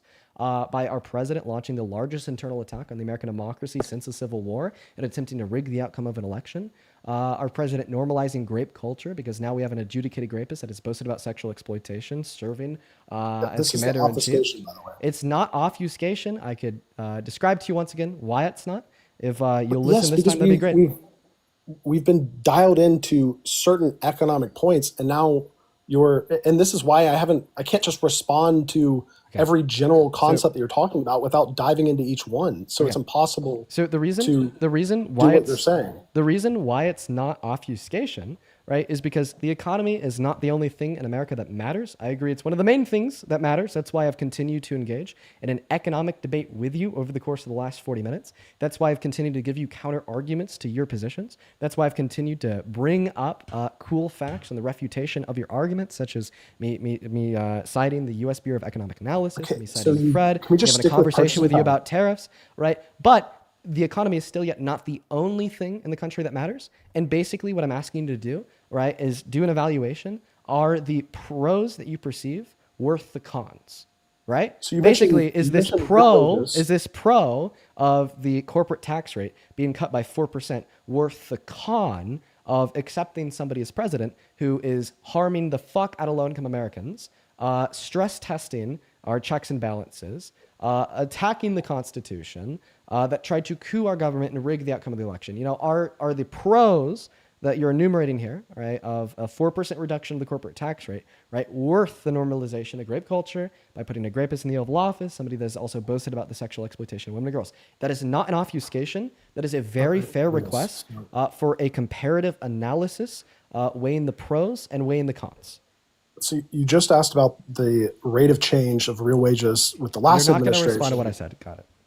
No, because we were just in the middle of a conversation and you obfuscated, meaning you listed off a whole monologue to make it very unclear about what we're talking about currently. Oh no! So And I just what don't we are think currently that you talking listened to me. So what I said is this is a point. Now you want a comparative analysis. I get it. So Just let's finish. You're not listening to me. You're getting flustered. So what I said is that this is a point that I made. Frustrating. Obfuscation. It's okay. It's not an obfuscation. I've already explained how it's not. So what I did say, if you were listening to me and you were listening to the words that came out of my mouth, is that this is something that I actually brought up around 30 minutes ago. And it was merely a request for you to respond to this at some point in time. We can finish out our conversation on purchasing power here as long as I could get some type of verbal agreement from you that you will respond to this question that I asked you before we even started having a conversation about purchasing power. Yes, deal. So specifically during Biden's administration, we saw for the first 2 years, purchasing power decreased significantly it was a V shape. And what we've seen since then is purchasing power has still gone up. Specifically, the rate of change, not totally sure, probably not significantly different, but the ginormous difference is that bonds crashed during Biden's administration, especially in the past year or two. Can I just correct you? Wait, hold on. You said something that was wrong, though. Okay, about real wages? Tell me. You said that it was going down for the first 2 years. That is not true. Yes, I can pull up a chart of real wages. It went from 1133 down to, 1120 something? So if you pull up a chart of real median wages, what you'll see is it went down for the first year. Okay, got it. Not the first 2 years. Back to what I was saying. Okay, fine. Okay. Back to what I was saying is, if you look at the 10-year price, it crashed, especially the last year of Biden's presidency, which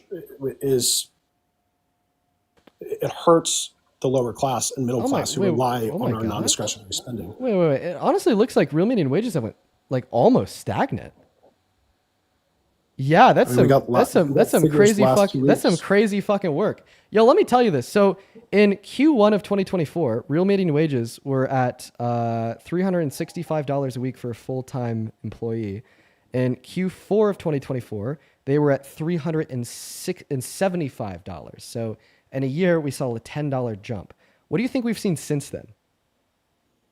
Well, the BLS reported real median wages or real hourly wages real average hourly wages 2 weeks ago. We've seen a $3 jump. They're up They're up 0.8% Dude, since come on. A $10 jump in presidency. a $10 jump in 4 quarters compared to a $3 I'm not sure jump which sort. in 3 quarters. Usually, real hourly wages are reported based on the hour dollar amount adjusted for CPI. So I'm not sure what you're looking at. So this I'm looking is at the median Bureau of Labor usual weekly real Statistics. earnings being reported on by the Bureau of Labor Statistics.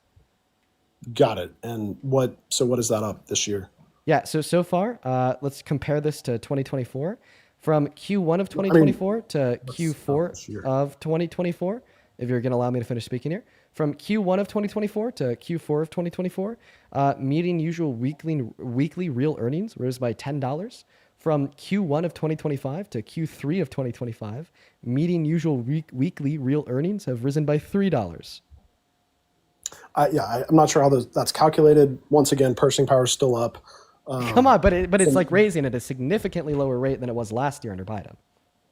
Well, Biden also had a situation where his first year and a half was coming out of COVID. So obviously you're going to see like a volatile response from a crash. So before COVID, in Q4 of 2019, which I'm being very generous with, the purchasing power the median usual weekly earnings was $362. How does that calculate? How is that calculated? How is that calculated by the Bureau of Labor Statistics? Feel free to ask what's them. the actual formula? So I know how real hourly wages I'll read. calculated. So I want to finish what I was saying, and then I'll read the notes so we could both be informed about that calculation. So first and foremost, I just want to reiterate the last point that I made.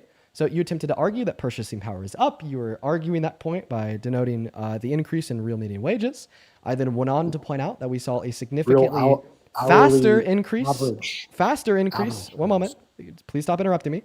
We saw a significantly faster increase in real median wages under the Biden-Harris administration in 2024 compared to Donald Trump in 2025. Last year in 2024, median usual weekly real earnings went up by $10. So far in the first 3 quarters of 2025, they've only went up by $3. So we've seen a significantly slower increase, which is a bad thing. Obviously, we want to see a continuation of the same explosive trend. And then you responded to that by saying, well, obviously we're going to see some type of rebound in these wages from the pandemic. Well, in Q4 of 2019, what I would say is the last financial quarter before the start of the pandemic, median usual weekly real earnings were at $362, and we actually saw a rebound from that in Q4 of 2022. So the growth beyond that was a growth beyond the rebound. So that would be an argument that cannot be made. And then in response to your last question, how is this calculated?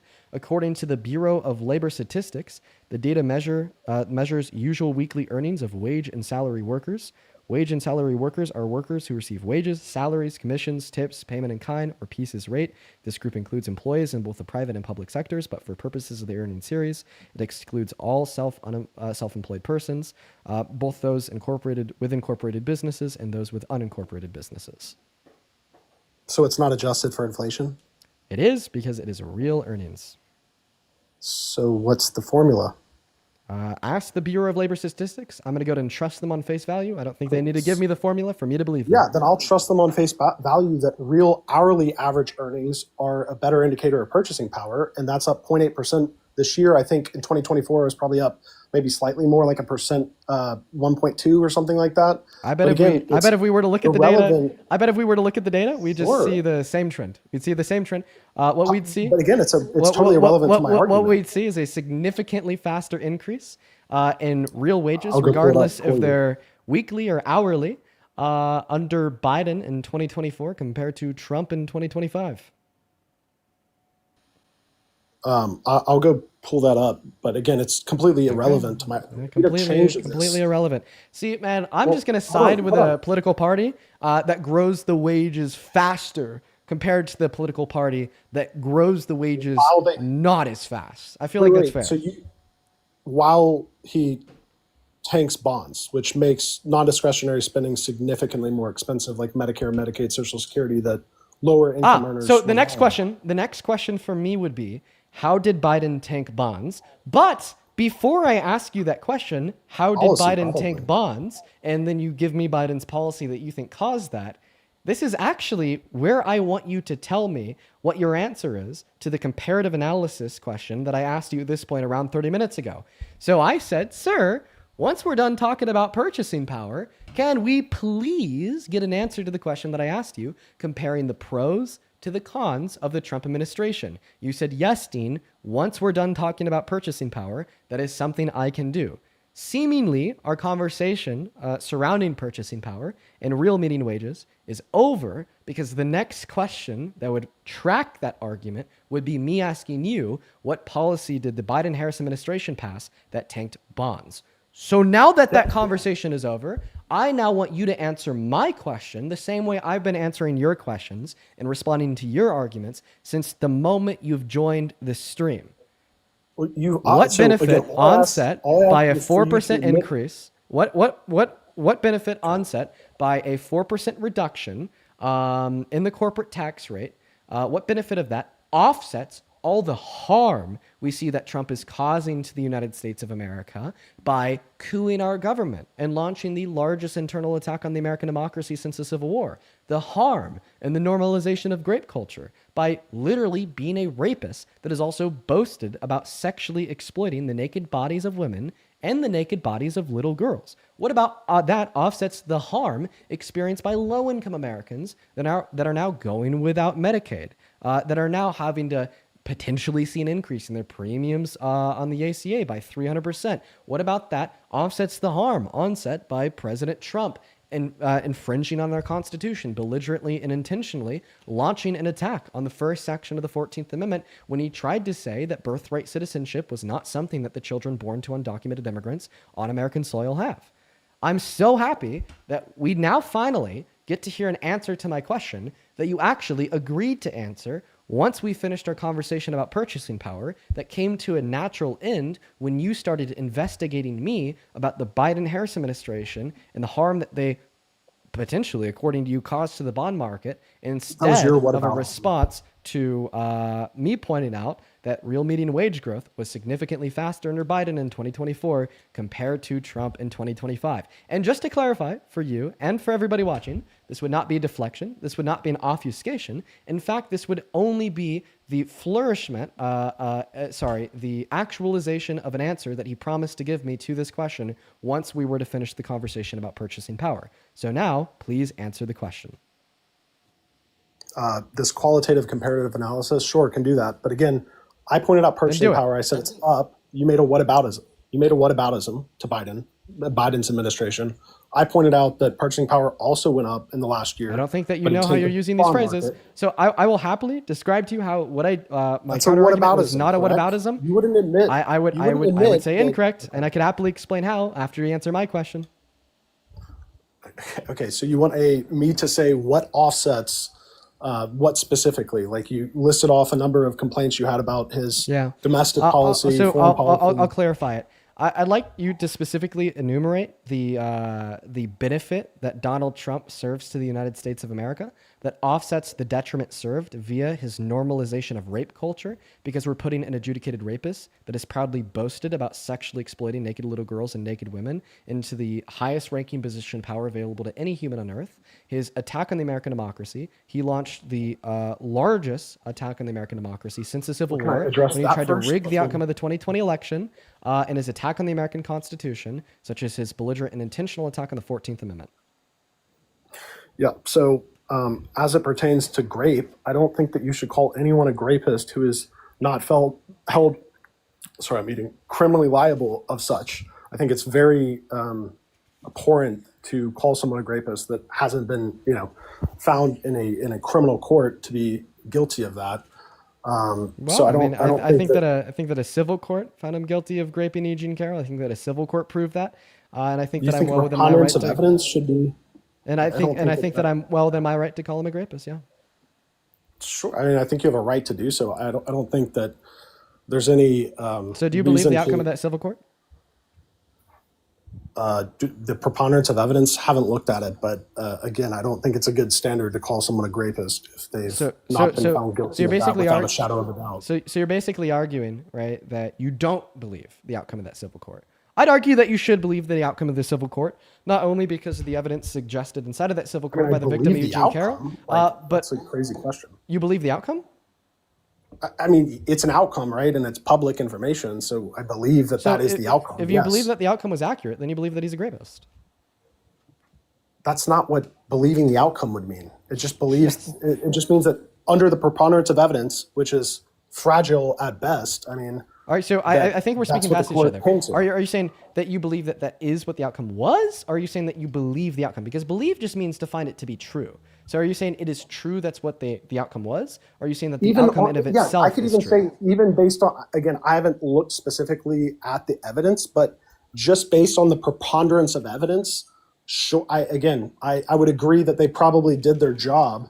And it is more likely than not that whatever he was, I think it was sexual assault or whatever, more likely than not, he might be guilty of that. But I think most attorneys would agree with me. It's kind of crazy to call someone like even a schmurderer who's been only held civilly liable of such. I think that there's an importance to having a higher threshold of evidence rather than what a civil court. I mean, I think this is just basic. Well, so you're saying that like the minimum, theory. you're saying like the minimum threshold of evidence that would have to be suggested inside of a civil court would be more likely than not. However, I'd say in the civil court where Donald Trump was found guilty of the rape of Eugene Carroll, it was proven beyond a reasonable shadow of a doubt, as I cannot enumerate a reasonable doubt to the evidence suggested, and I could go over that in a moment. Wasn't it in New York? Wasn't it in New York? Yeah, it was in New York. Then there's no statute of limitations in New York. He could have been held criminally liable for that. So there was a statute of limitations that prevented it from being brought to a criminal court when No, Eugene they're Carroll not for pursued, second-degree no. pursued litigation, and she would have been pursuing charges inside of a criminal court for grape. She would have been pursuing charges inside of a criminal court for SA, because at the time in the state of New York, the legal definition of the word grape was a penetration of the female member with a male member when she was graped by having her female member penetrated with his fingers. Now, the reason why I believe the court ruling that Donald Trump is a rapist means that we could call him a rapist is because they made that ruling on a insane level of evidence. I would suggest the level of evidence submitted inside of that civil court can prove it inside of a criminal court. Why? Because not only do we have the evidence submitted to that court by Eugene Carroll, but we also have Donald Trump's own lies and inconsistencies within his own testimony, such as arguing that he's never met Eugene Carroll, which was then met with a picture of them two together being submitted to the court by Eugene Carroll and her representation. He also lied when he said, well, the reason I never grape her is because I think she's ugly. She's not my type. Then he confused a picture of his ex-wife who was his type to be Eugene Carroll, not to mention other facts of his character, right? This court said he's a grapist. Something that grapists will do is say that they could grab women by the P word without asking first. That's grapey. That's grape. And that's exactly what he said on the Access Hollywood tapes in 2005. Grapists will also typically re-engage in other forms of sexual violence. And in 2005, he admitted and boasted about perpetuating sexual violence by admitting and boasting about sexually exploiting naked girls and naked women to Howard Stern at Miss Teen USA, Miss USA. And I'd argue because of all these reasons, it becomes clear the court was right. Trump's a rapist. And right now you're running argument to defend grape apology. I'm not trying to be a grape apologist. All I'm saying is that someone held civilly liable of this, I don't think inherently means that the country is being propagandized to think that grape is good. I also, again, I haven't looked up crime statistics, but I would argue that grape itself is probably not up percentage-wise, or the rate of change probably not up. We need to look into that, but that would be a much better argument for why you could infer that because Trump was found guilty of this in a civil court and because he's president and great percentages have gone up, therefore he's perpetuating this issue. But you'd have to present some sort of link to grape being up. Just saying he's held civilly liable in a court of law for this doesn't mean that there's some con to him being president. So the reason why I hold a red line against a rapist that has also sexually exploited little girls as being president is because point number one, the position of the presidency is necessarily a role of public service, not self-service. I think if you rape a woman and you sexually exploit naked little girls, you are necessarily incapable at public service because you do not care about other people. And point number two, it normalizes those actions in society by adopting and accepting them into high-ranking positions of power. People that do not respect the consent of naked children and women should not be running the world's most powerful country ever. Point blank, period.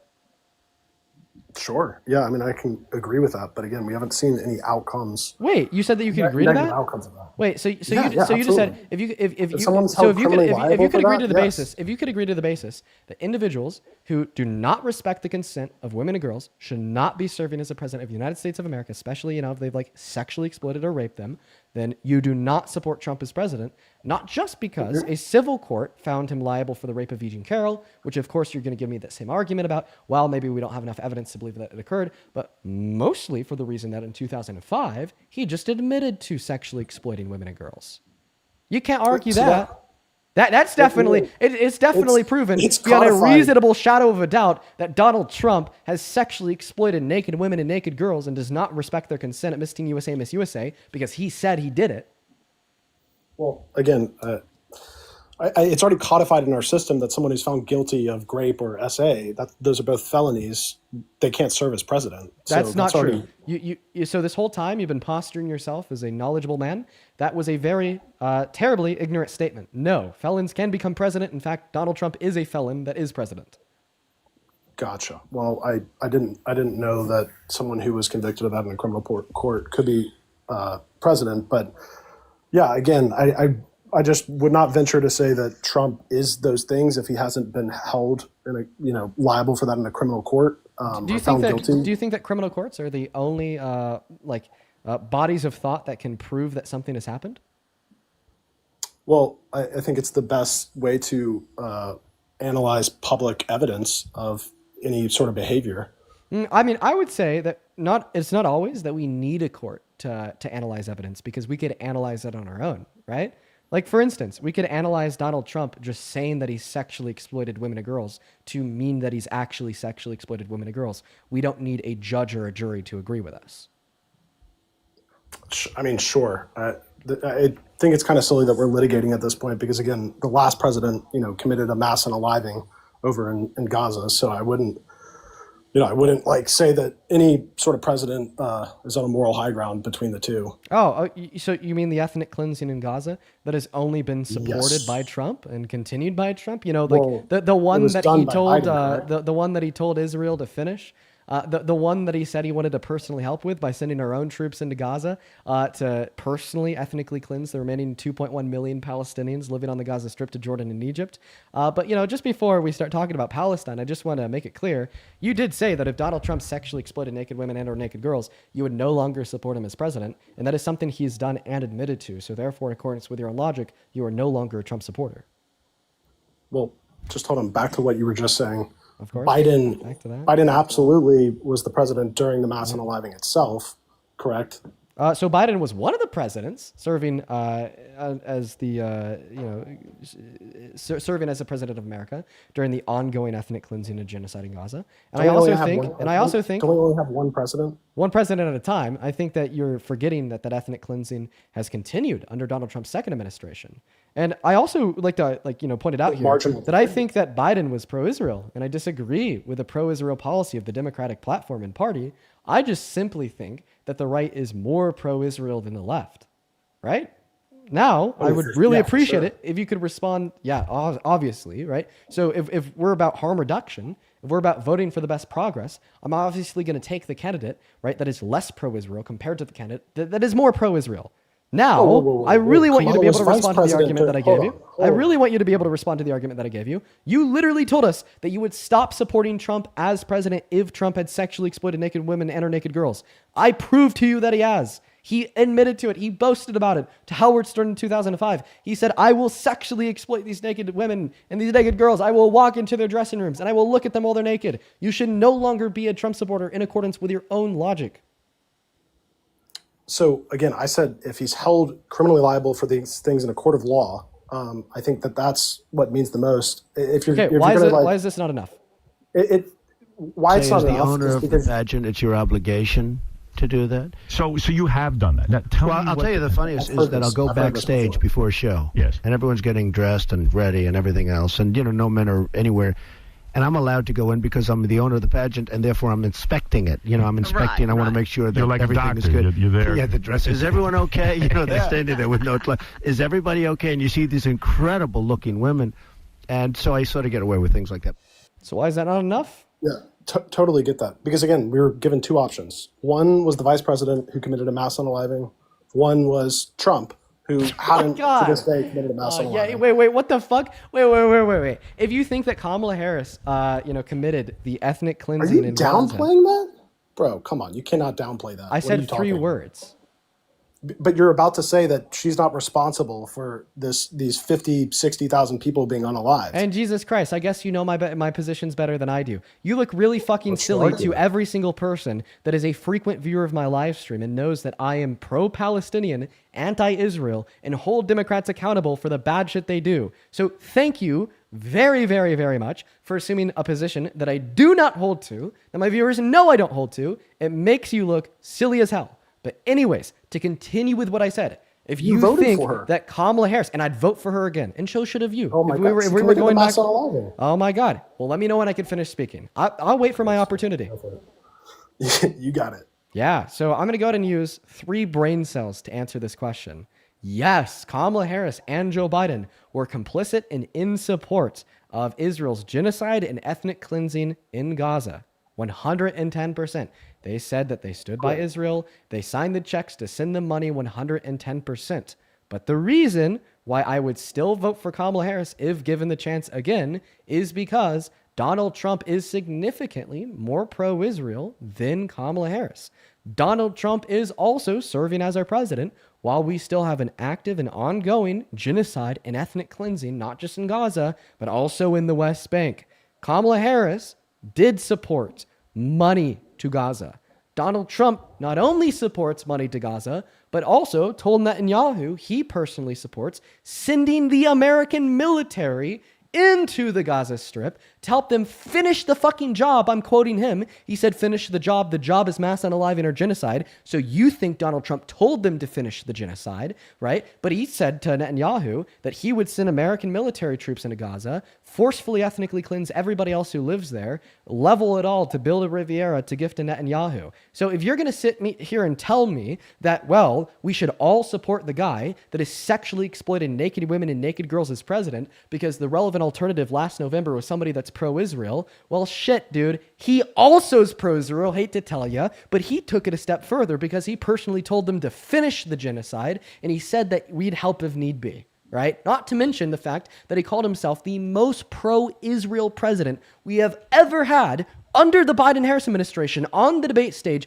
when talking to Joe Biden, and said that both Joe Biden and Kamala Harris are so anti-Israel and love Israel significantly less than he does that they'll probably put pro-Hamas traitors to run their foreign policy. So now that we understand that not only is Donald Trump a rapist that has sexually exploited naked women and naked girls, but he's also more pro-Israel than the alternative that ran in November, that alternative being Kamala Harris, how could you possibly sit here and tell me that you are going to continue to support a rapist, sexual exploiter serving in the highest ranking position of power available to any human alive on earth today? Yeah, I'll steel man myself real quick. So the rate of unalivement between Biden's presidency and Trump's presidency outweighs the quotes of him saying that he goes into girls' dressing rooms. And again, I Wait, believe it outweighs that him they sexually were exploiting hold kids? on. No, just if you're gonna make this argument, if you're gonna make this argument, I need you to be like more specific, and I need you to be forward. Don't say it outweighs him saying that he sexually exploited the naked little girls. Say it outweighs him exploiting naked little girls. Hold on, just so we're clear, I believe that he wasn't talking about minors, correct? Yeah. Well, guess what? We had 4 minors testify for Miss Teen USA 1997 that it happened to them. I think he was talking about all of his pageants. So that's We've bad. had people at I'm Miss not Teen gonna- USA say it happened to them. We've had people at I'm Miss not gonna USA say that's that it's good happened to them. whatsoever. Yeah, that's definitely not good. Like, I'm not in favor, obviously, just to be explicit here, not in favor of that. But the rate of unaliving kids versus him saying this on some news channel. No, don't just say him saying the same. Doing I think there's this. a huge difference. No, I will only allow you to make this argument if you be honest with yourself, you be honest with me, and you be honest with everybody. Don't say it outweighs him saying it. Say it outweighs him doing it. He did it. He didn't say he did it. He said he did it, and he did it. Don't say it outweighs him telling Howard Stern he did it. Say it outweighs him actually doing it.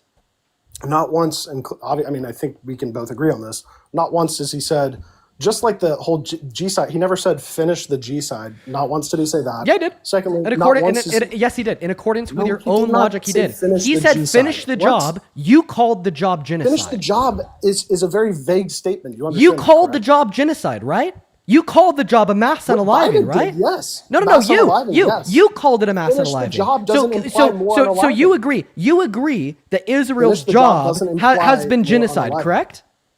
Finish the job does not imply Answer my more question. unaliving. Answer my question. You called what Israel's doing to Palestine a genocide. True? Well, I didn't use the word. I just said mass unaliving. I think it's silly to get into the semantical debate. But sure, I can call it a genocide if you want. Yeah, perfect. So if you think Israel's job is a genocide, and Trump said finish the job, then Trump said finish the genocide. I'm happy I could clarify. Okay, well then you're disputing your own argument when you're saying that they're ethnically cleansing the Palestinian people. All that it takes for you to throw out the moral value and worth of Palestinians and the harm in which has been caused to them by the state of Israel is Trump supporting it, which is pretty fucking crazy. All right, the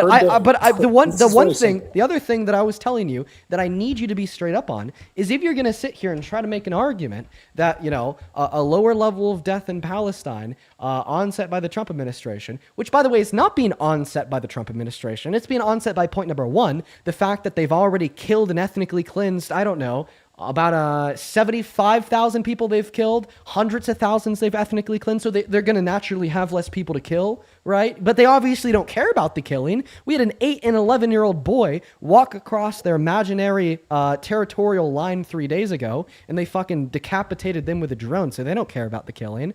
And secondarily, it's because of international pressure from countries that aren't us, okay? Germany stopped sending them weapons. Canada stopped supporting them. We recognize Palestinian statehood. Australia recognized Palestinian statehood. And now we have like 7 countries in the EU refusing to engage in an international event about music. It's called like Eurovision or something like that, all because they invited Israel. But outside of that, okay, I want you to start your argument again from the top, and instead of saying the reason why I'm okay with having Trump as president, even though he said he sexually exploits kids, is because of reasons X, Y, and Z, say the reason why I'm okay with having Trump as president, even though he's actually sexually exploited kids, is because of reasons X, Y, and Z. Don't play a semantic game to downplay what he did by just arguing that he made a silly comment on Howard Stern radio show. No, what he did was the sexual exploitation against kids. Come on. Again, I don't think there's one time he's ever said, I sexually exploit minors. It's obviously sexual exploitation is just bad in general. So I'm not going to stick up for he's definitely not a good man in that regard, and pretty much in any regard. But I would argue the same thing for pretty much every president we've had at least in my lifetime. So again, I believed that the rate of unalivement would exponentially decrease in Gaza versus our last president. And guess what? That's what happened. The rate of unalivement of especially children has exponentially decreased, like orders of magnitude decreased. Okay, so I was proven right. Just to test your logic. Just before I respond to your like shitty logic that doesn't make any sense, I'm first going to test it with a reductio ad absurdum. So the reductio ad absurdum is as follows. Are you telling us that you would still support Trump as president, even if he was proven to have raped a child, because the rate of unaliving in Gaza has gone down? Generally, no. But again, here's the problem with the reductio. What if any other option was? Okay. What if the other option was you said no? Hold on. Here's the problem with your reductio.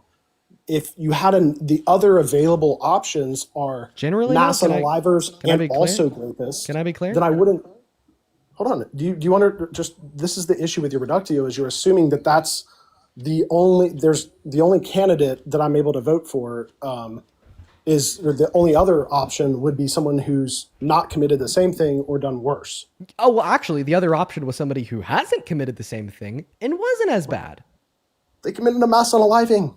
Oh my God. Oh my God. And guess what? Even after the Biden-Harris administration was complicit in the ongoing genocide in Gaza, Donald Trump still said that they were so pro-Hamas, they're going to put pro-radical Hamas terrorists to run their foreign agencies, and that he's the most pro-Israel president that this country's ever had, and that they weren't doing enough. Did you know that? Did you know that Donald Trump said that they weren't doing enough? Did you know that he heavily condemned the weapon shipments that they put on the large bomb shipments to Israel? He heavily condemned the arms embargo that they shittily put in place at the last moment before they left the Oval Office. And once he became president, he took off those restrictions. He said he didn't support humanitarian aid to Gaza. And then he turned around and said, well, fuck, why don't we just send the American military and finish the job ourselves? So, in other words, you're trying to set up this false dichotomy that is either take Trump, the person that is boasted about sexually exploiting kids, or Kamala Harris, who's also a rapist and was like more pro-Israel, more complicit in the ongoing ethnic cleansing of the Palestinians, when in all reality, the true dichotomy would be the person that has raped E. Jean Carroll, has sexually exploited kids, and is more pro-Israel, is more complicit within the ongoing ethnic cleansing of the Palestinians.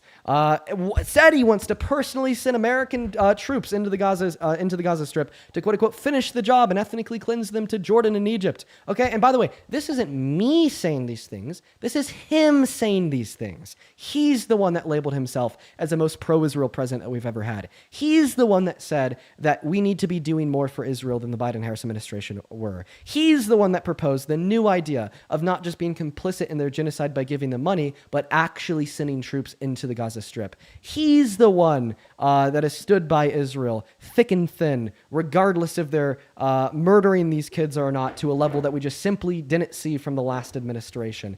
And Kamala Harris is not the one that is boasted about sexually exploiting little kids. Kamala Harris is not the one that sexualized a 10-year-old girl. Kamala Harris is not the one that said you could just grab women by the P word without asking first, then actually did it like Trump when he said that on the Access Hollywood tapes in 2005, then turned around and did it to E. Jean Carroll, leading to a court determining he was guilty of raping her. Yeah, and you can agree Trump has said plenty of things condemning the Israeli government, and also spoken about wanting to end the conflict there, which he did even when running for president this time as well. Yeah, he said they need to finish the job. It'll be over once the genocide's done, right? See, again, I think you're conflating two things there. I don't think saying finishing the job means finish the G-side. So then what was the job? The job would be to establish peace and get back hostages. Okay, and how does Israel want to establish peace? Well, they don't want. Again, you're trying to make me advocate for Israel. How does Israel want to establish peace? Well, I think it depends on who you ask, which official you ask. I think some people in Israel want greater Israel, which is disgusting. But so they want to establish peace by establishing peace would just mean no conflict. Well, I mean, we could just ask the Israeli government. I mean, they're the ones that furthered legislation to legally annex and ethnically cleanse the Gaza Strip and the West Bank. Yeah, I don't get the defense here. Like, my assumption based on him running for president was that he was going to exponentially decrease the unaliving and put it into this conflict. And what have we seen? Well, yeah, I mean, the conflict's slightly still ongoing, but absolutely every year of Biden's presidency. I don't think that Donald Trump reduced the orders conflict. of magnitude less unaliving than I don't think that Donald Trump reduced the level of conflict. And I don't think that's him. I'm confused, but you would say objectively that the conflict is significantly less based on every measurement now than it was a year ago, correct? Well, I haven't seen the data, but I would say it is likely that they're killing lower levels of people per day now compared to what they were a year ago. I don't think that's Trump's fault. Likely? Yeah, because I haven't seen the data. I'm trying to be nice here. I'm saying likely because I haven't seen the data, but I wouldn't say Trump did that.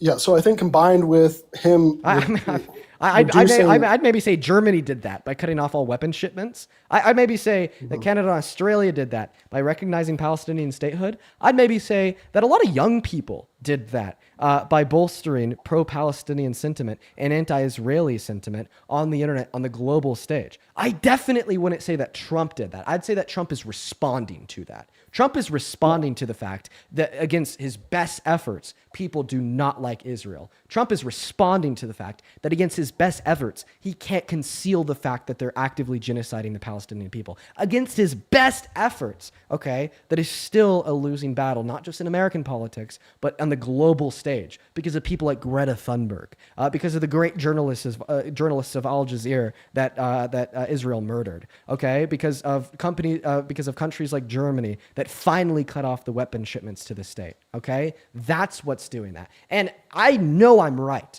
because if I was wrong, then Donald Trump wouldn't have been on the other side of history when there was more support for Israel. Like God, 9 months ago, he went on stage and he said, we need to send American troops into Gaza, flatten it, level it, build a Riviera, and ethnically cleanse everybody that is there to Jordan and Egypt. And keep in mind, the only reason why I'm having to describe to you why Donald Trump is more pro-Israeli and worse for the Palestinian people than who the alternative was is because you attempted to use the pain and suffering felt by the Palestinians that are being starved, felt by the Palestinians that are being raped, felt by the Palestinians that are being ethnically cleansed, felt by the Palestinians that are being murdered to attempt to justify supporting this predator as president, even though he's not only sexually exploited kids, but boasted about it. And I think that is so spineless of you. It is so terrible of you. And it really paints you to be the terrible person that you are.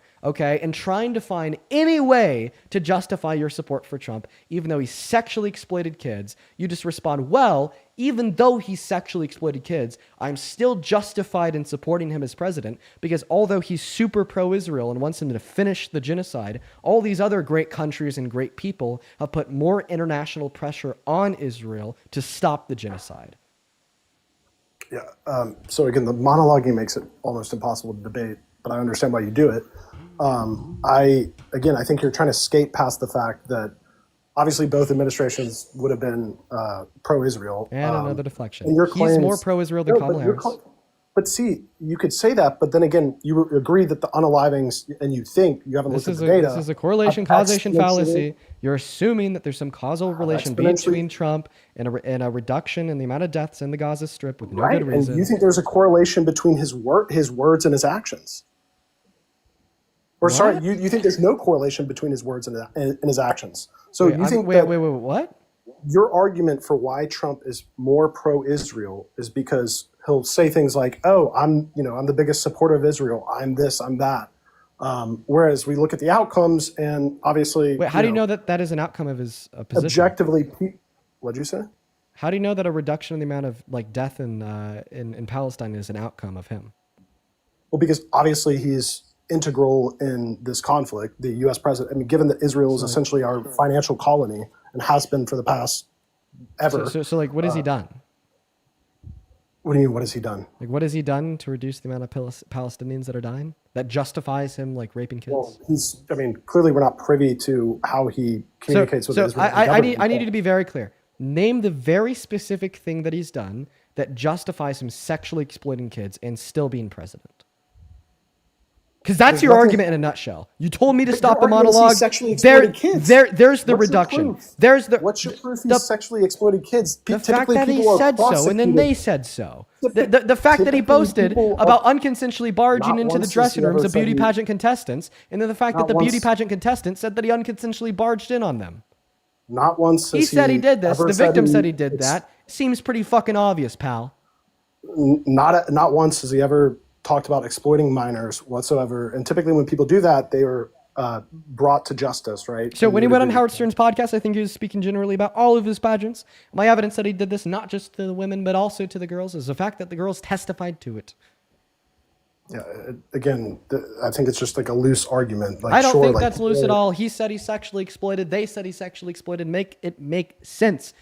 It is obviously Yeah, not a loose argument my to assume that Donald Trump is guilty of sexually exploiting naked women and naked girls, considering the fact that he sat down on Howard Stern's podcast, he spoke generally about his pageants, saying that he'd walk into them unconsensually and look at the naked bodies of the individuals in the space, and then we have the testimony of 4 different individuals that competed at Miss Teen USA that were underage, all aligning with one another, and then corroborating what he said in that clip, on top of the fact that we also had women from Miss USA give the same testimony that aligned with the testimony of the kids and aligned with his own admission of guilt to Howard Stern, and the fact that Donald Trump has the character of a man who do these things, surrounding the Access Hollywood tapes, surrounding the Katie Johnson lawsuit, and surrounding E. Jean Carroll being able to find him guilty of raping her in court. You cannot sit here and tell me that I have loose argumentation to prove this conclusion, okay? And it shouldn't be this complicated either.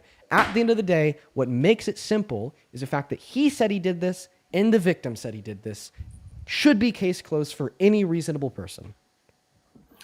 Yeah. Okay. So if the whole conclusion here is that he is morally corrupt, well, like The I'm pointing conclusion out, here is that he sexually exploited naked women and naked girls. okay, got it. And like I said, I think unaliving naked children or clothed children is worse than doing that. Okay, just wait. We'll get to that in like 30 seconds, even though we've already talked about it a billion times. Do you agree that I've given you a no? Do you agree that I've given you a reasonable argument to prove that he has sexually exploited naked women and naked girls? You mean minors when you say girls, correct? Yes. Yeah, I don't think that he's sexually exploited minors. I think that he is So inside of the argument that I gave you, dumb, but not dumb enough to do that. Okay, inside of the argument that I gave you, okay, what about it is unreasonable? About him exploiting, like I The think women that, and the girls, Miss Teen I USA and Miss agree. USA. I think it is likely. I think there's above a 50% chance that in his life he has sexually exploited women. I would agree with that stance. Okay.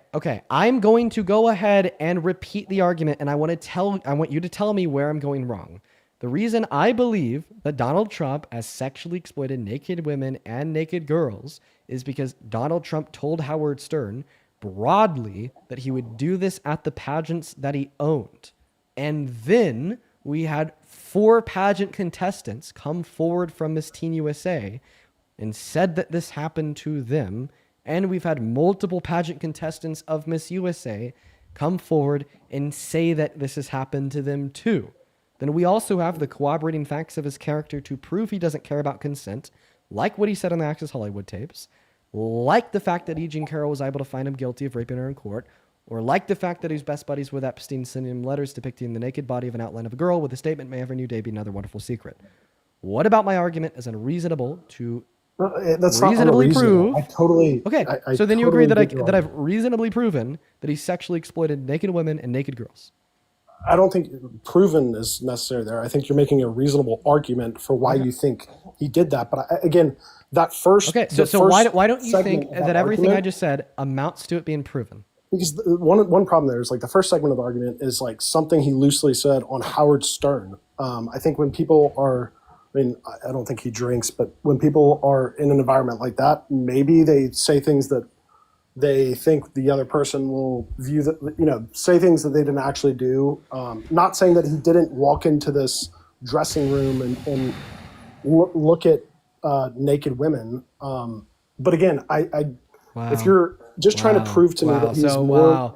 So your basis for I'll just finish arguing that one- my argument is Let's do unreasonable to prove that this occurred is maybe when he admitted that he was guilty, he was joking. Well, no, you're totally speculating on the fact that he is somehow looped in with minors in that regard. It's which not I think is speculation, considering the fact that that's one of the pageants he owned, and the beauty pageant contestants Yes, of that but- pageant said he did it to them. But hold on, what is what is not to? Sorry, how do I phrase this? What leads you to believe that after millions of people in America listen to that clip of Howard Stern, that people in the pageant that were in those locker rooms aren't going to come out and accuse him of that? I think that there's very low validity to people. Oh, so you're saying coming out after. so you're saying the only reason why they said he did it to them is because he said he did it to them first.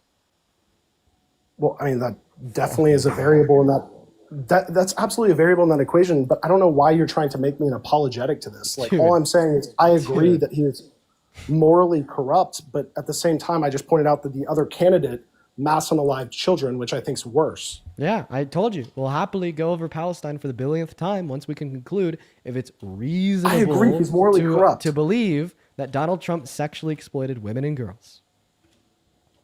I'm not going to hold that against someone who has not been criminally prosecuted. Yeah, you're not going to hold it against somebody that admitted to it. Then the victims told you that he did The it too. speculation. I mean, again, So you're let me talking ask about you. Let me multivariate ask you a equations with question. variables that are highly Let me ask you a question here. So if you had a buddy that you knew was at a party last night with drunk women, he comes home from that party, tells you that last night at that party he raped a woman. You go to that woman, you ask her if he raped her, and she says, "Yeah, he raped me." Would you say that it is unreasonable to believe that he actually raped her until it's proved in a criminal court? No. Exactly my point, buddy. Thank you. Oh my God. Thank you for seeing the light. Holly fucking Lula, Jesus. Holly fucking, hallelujah. Holly fucking Luya. There we go. You see the light. Yep. You see how it's not unreasonable, right? To yield to a demonstration of fact and intellect that proves you can prove that a man has raped a woman or sexually exploited one outside of a court of law. I agree. Courts of law can prove things to be true, but we just proved that courts of law are not the only instruments that we could use to prove things to be true. Another instrument that we can use to prove things to be true is our brain. And I feel like my brain is really coming in handy here when I'm listening to Donald Trump be like, "Hey, I sexually exploited these people." And then those people be like, "Hey, he sexually exploited me." And then me believing that he sexually exploited them. Like, in fact, I'd argue that it doesn't even take the testimony of any of the women at Miss USA or teens at Miss Teen USA. Him admitting it is more than enough. Okay, so just to steelman everything thus far, I believe... Without pivoting to Palestine. I agree that, morally speaking, as that variable in my equation to elect or vote on someone, I agree. Morally... not a great person. So you agree that he sexually exploited these people, right? I'm just trying to steelman okay. So morally, yes, very questionable. We'll just say that. Do you agree that he sexually exploited these people? Hold on. But my thought process is that he is going to, in terms of voting, was going to right the wrongs of the past administration, morally speaking, or at least slightly right the wrongs, and then on top of that, provide a better economic ecosystem / standard of living for people, which we already went through, and objectively he's done so. So just to clarify at the basis, you agree that he sexually exploited these people, right? Just for pure, I'll concede that he sexually exploited. And you're gonna say, well, would you vote for someone who sexually exploited? Check this out. So you've now agreed that Donald Trump has sexually exploited women and girls. So, by exploited, you just mean like you could say, a boyfriend exploits a girlfriend because he just uses her for her looks or something. So it's a very vague term, just saying. No, I don't think it's vague at all, considering the fact that I could give a very specific definition. Okay, go for it. My definition of sexual exploitation that I'm specifically applying to what Trump did was the fact that he abused his position of power over the position of vulnerability that the women and girls in these spaces were in the furtherance of unconsensual sexual conduct. Not vague. Very specific. Wait, can you slow that down? Sorry. Yeah. I didn't hear it. I'd argue that the definition of sexual exploitation includes the abuse of one's position of power over the position of vulnerability of one else in the furtherance of unconsensual sexual conduct. Okay, sure, yeah. Perfect. Not vague at all. So now that we understand it's not vague, yes, you agree that he absolutely sexually exploited these women and girls, right? Yeah, I mean, but based on that definition, I'm sure Biden's done the same thing in his past.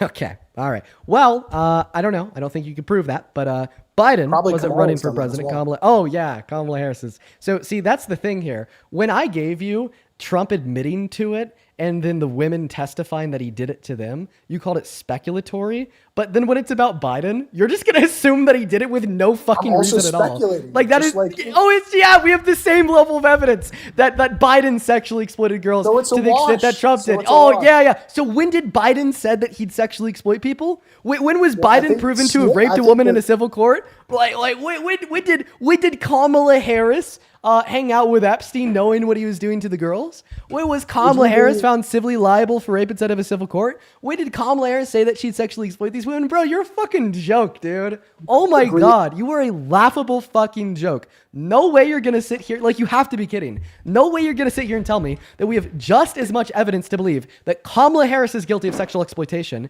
the same level of evidence as Trump, considering the fact that Trump's the one that admitted to it, Kamala Harris is the one that hasn't. Trump's the one with 26 women that have accused him of rape. Kamala Harris is the person that has 0 individuals that have ever accused her of rape. Trump is the individual who's best friends with Epstein. Kamala Harris is not. Trump is the individual who had a unanimous jury of 9 find him guilty of the rape of E.G. Carroll. Kamala Harris is not. And then Trump is the one that, in reference to that first point, not just admitted to sexually exploiting people, but then had the people that he said he sexually exploited say that it happened to them too. Kamala Harris is not. How can you sit here with a straight fucking face and tell me that we have just as much evidence to demonstrate that Kamala Harris is guilty of sexual exploitation as we have a level of evidence to demonstrate that Trump is That's not my argument. That's not my argument. But would you agree actions speak louder than words? You said that it's speculatory in both circumstances. Would you agree that, well, yeah, I mean, there's levels of speculation, obviously, but would you agree that... So what evidence do you have to justify your speculation surrounding Kamala Harris? Would you agree that actions speak louder than words? It's a very vague statement. If you want to tell me what it means, I could give you a more specific answer. I just don't even know what that means. Like sniffing kids might be an indicative of certain things, correct? Yeah, man. And let me tell you, man, Biden sniffing his granddaughter's hair at his granddaughter's father's funeral to ensure that she was showered is definitely identical to Donald Trump being found liable for rape and admitted to sexual exploitation. Come on. Not to mention, Biden's not even the one that ran for the presidency. Well, not after April or whatever the date was. Who is the relevant alternative to Donald Trump? The woman that just perpetrated a mass unaliving. Oh, you mean the woman that was less Children. that was less pro-Israel than Trump? That one? Well, I don't think so. I mean, maybe her words were, but her actions were certainly not. Oh, yeah, no, I mean, even actions. Her action was to say maybe we should allow them to kill some kids, but we should still place weapon and bomb shipment restrictions on bombs over 5,000 pounds. And then Trump's action was like, hey, you know what? They should be able to kill as many kids as they want. Let's just go ahead and lift that restriction on bombs over 5,000 pounds. And you know what? Fuck. If they want it, we'll also send the military in to the Gaza Strip to personally finish the ethnic cleansing of everyone there because I told them to finish the job and they haven't yet. Yeah, the difference is the outcome was about, 20,000% more children were unalived? Oh, well, than under Trump's administration? Well, I mean, it's crazy that you're sitting over here comparing 4 years to less than 1, and you're Well, we could basically just go assuming the last- via the nature of a we could just correlation compare causation year to year. fallacy that Donald Trump has caused a reduction in the amount of Palestinians dying.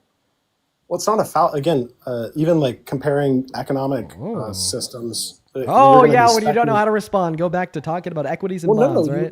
A lot of what we're talking about is correlation. Like you can't just attribute any specific policy to, increasing or decreasing inflation. We just assume that to be the case based on correlation. We'd want to make an there's no argument rooted in specific policy. causation when we're talking It about is absolutely disingenuous to us. Okay, let me give you an example.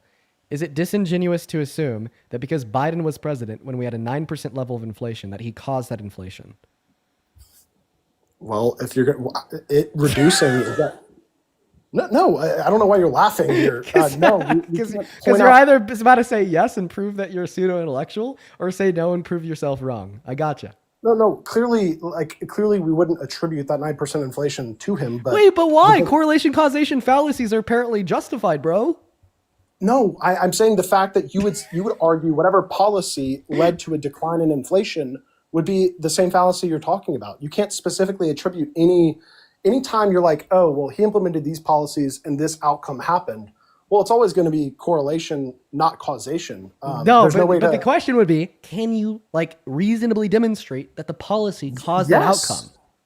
Yeah, absolutely. If you could reasonably demonstrate that the policy, if you could reasonably demonstrate that the policy caused that outcome, then it's not a correlation causation fallacy, since you're what? Reasonably demonstrating causation. How come I have to explain to a pseudo-intellectual what a correlation causation fallacy is and how to avoid them? Bro, the only pseudo-intellectual here would be you not admitting that purchasing power is up. Says the guy that didn't know felons could serve as president and thinks that correlation causation fallacies can amount to a legitimate position. How does that make me a pseudo-intellectual because I was wrong that I didn't realize felons could serve as president? Well, I mean, I think those two things in conjunction are very telling. Because you didn't know that Trump is a felon and you are seemingly trying to demonstrate that logical fallacies are not fallacious. I think there's plenty of obvious causation in the fact that Biden and Harris did not staunchly come out every day on a podium and say, we need to stop Israel. We need to do this now. This is number one priority. I think there's a lot of causation that they did not do that in regard to the mass unaliving that happened. So listen. So again, you're saying you're saying that because they didn't come out with like a strong anti-Israel approach, that this can lead to like more Palestinians dying. I agree. I critique Democrats for being pro-Israel. You were right, 110%. But remember, my argument is not that Biden nor Harris were not pro-Israel, but my argument is that Donald Trump is more pro-Israel. As I've repeated a billion times. Like at this point, bro, like I've repeated myself on this topic about a billion times. You've heard me go over how he removed the weapon restrictions that they place. You heard me go over how he removed the arms embargo that they place. You heard me go over how he just personally advocated to send the military into Gaza to finish the job in the ethnic cleansing, forcibly relocating them to Jordan and Egypt. You heard me go over how he legitimately threatened sanctions on Egypt and Jordan if they didn't take the forced refugees. You heard me go over how he told them to finish the job being genocide. You heard me go over how he described himself as the most pro-Israel president we've ever had. You heard me go over. You heard me go over. How like Donald Trump said, that if Kamala Harris was elected, she'd have pro-Hamas radicals running her foreign policy. You've heard me go over all of these things so many times, and then still at the end of the day, you say, Dean, the reason why I'm okay with Donald Trump sexually exploiting naked little girls, little minors, is because I think that the Democrats were pro-Israel. Yeah, again, we were offered a decision between President Harris or candidate Harris and Trump, and I saw the last administration, her in particular being vice president, committing a mass unaliving. And we start this circle. Well, I don't know if honestly, this is an original thought that nobody's ever thought of before.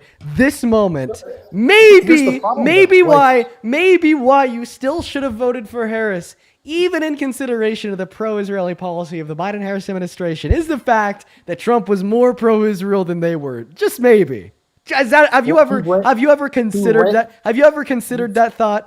No, seriously. Have you ever considered that thought? He ran on establishing peace in the region, correct? Oh, he ran on establishing peace by doing what? The region, bending the knee to Israel, allowing them to quote unquote finish the job, finish the genocide, and giving them whatever they need to do so. That's what he ran. You're strawmanning Trump at that point. You're strawmanning Trump. No, you're strawmanning Trump if you suggest anything other than the fact that he wants the same type of peace in the Middle East that Israel wants, which is the greater Israel, the expansion of the terroristic ethno-state with the illegal annexation of the West Bank and Gaza through the total decimation, ethnic cleansing, and genocide of the Palestinian people.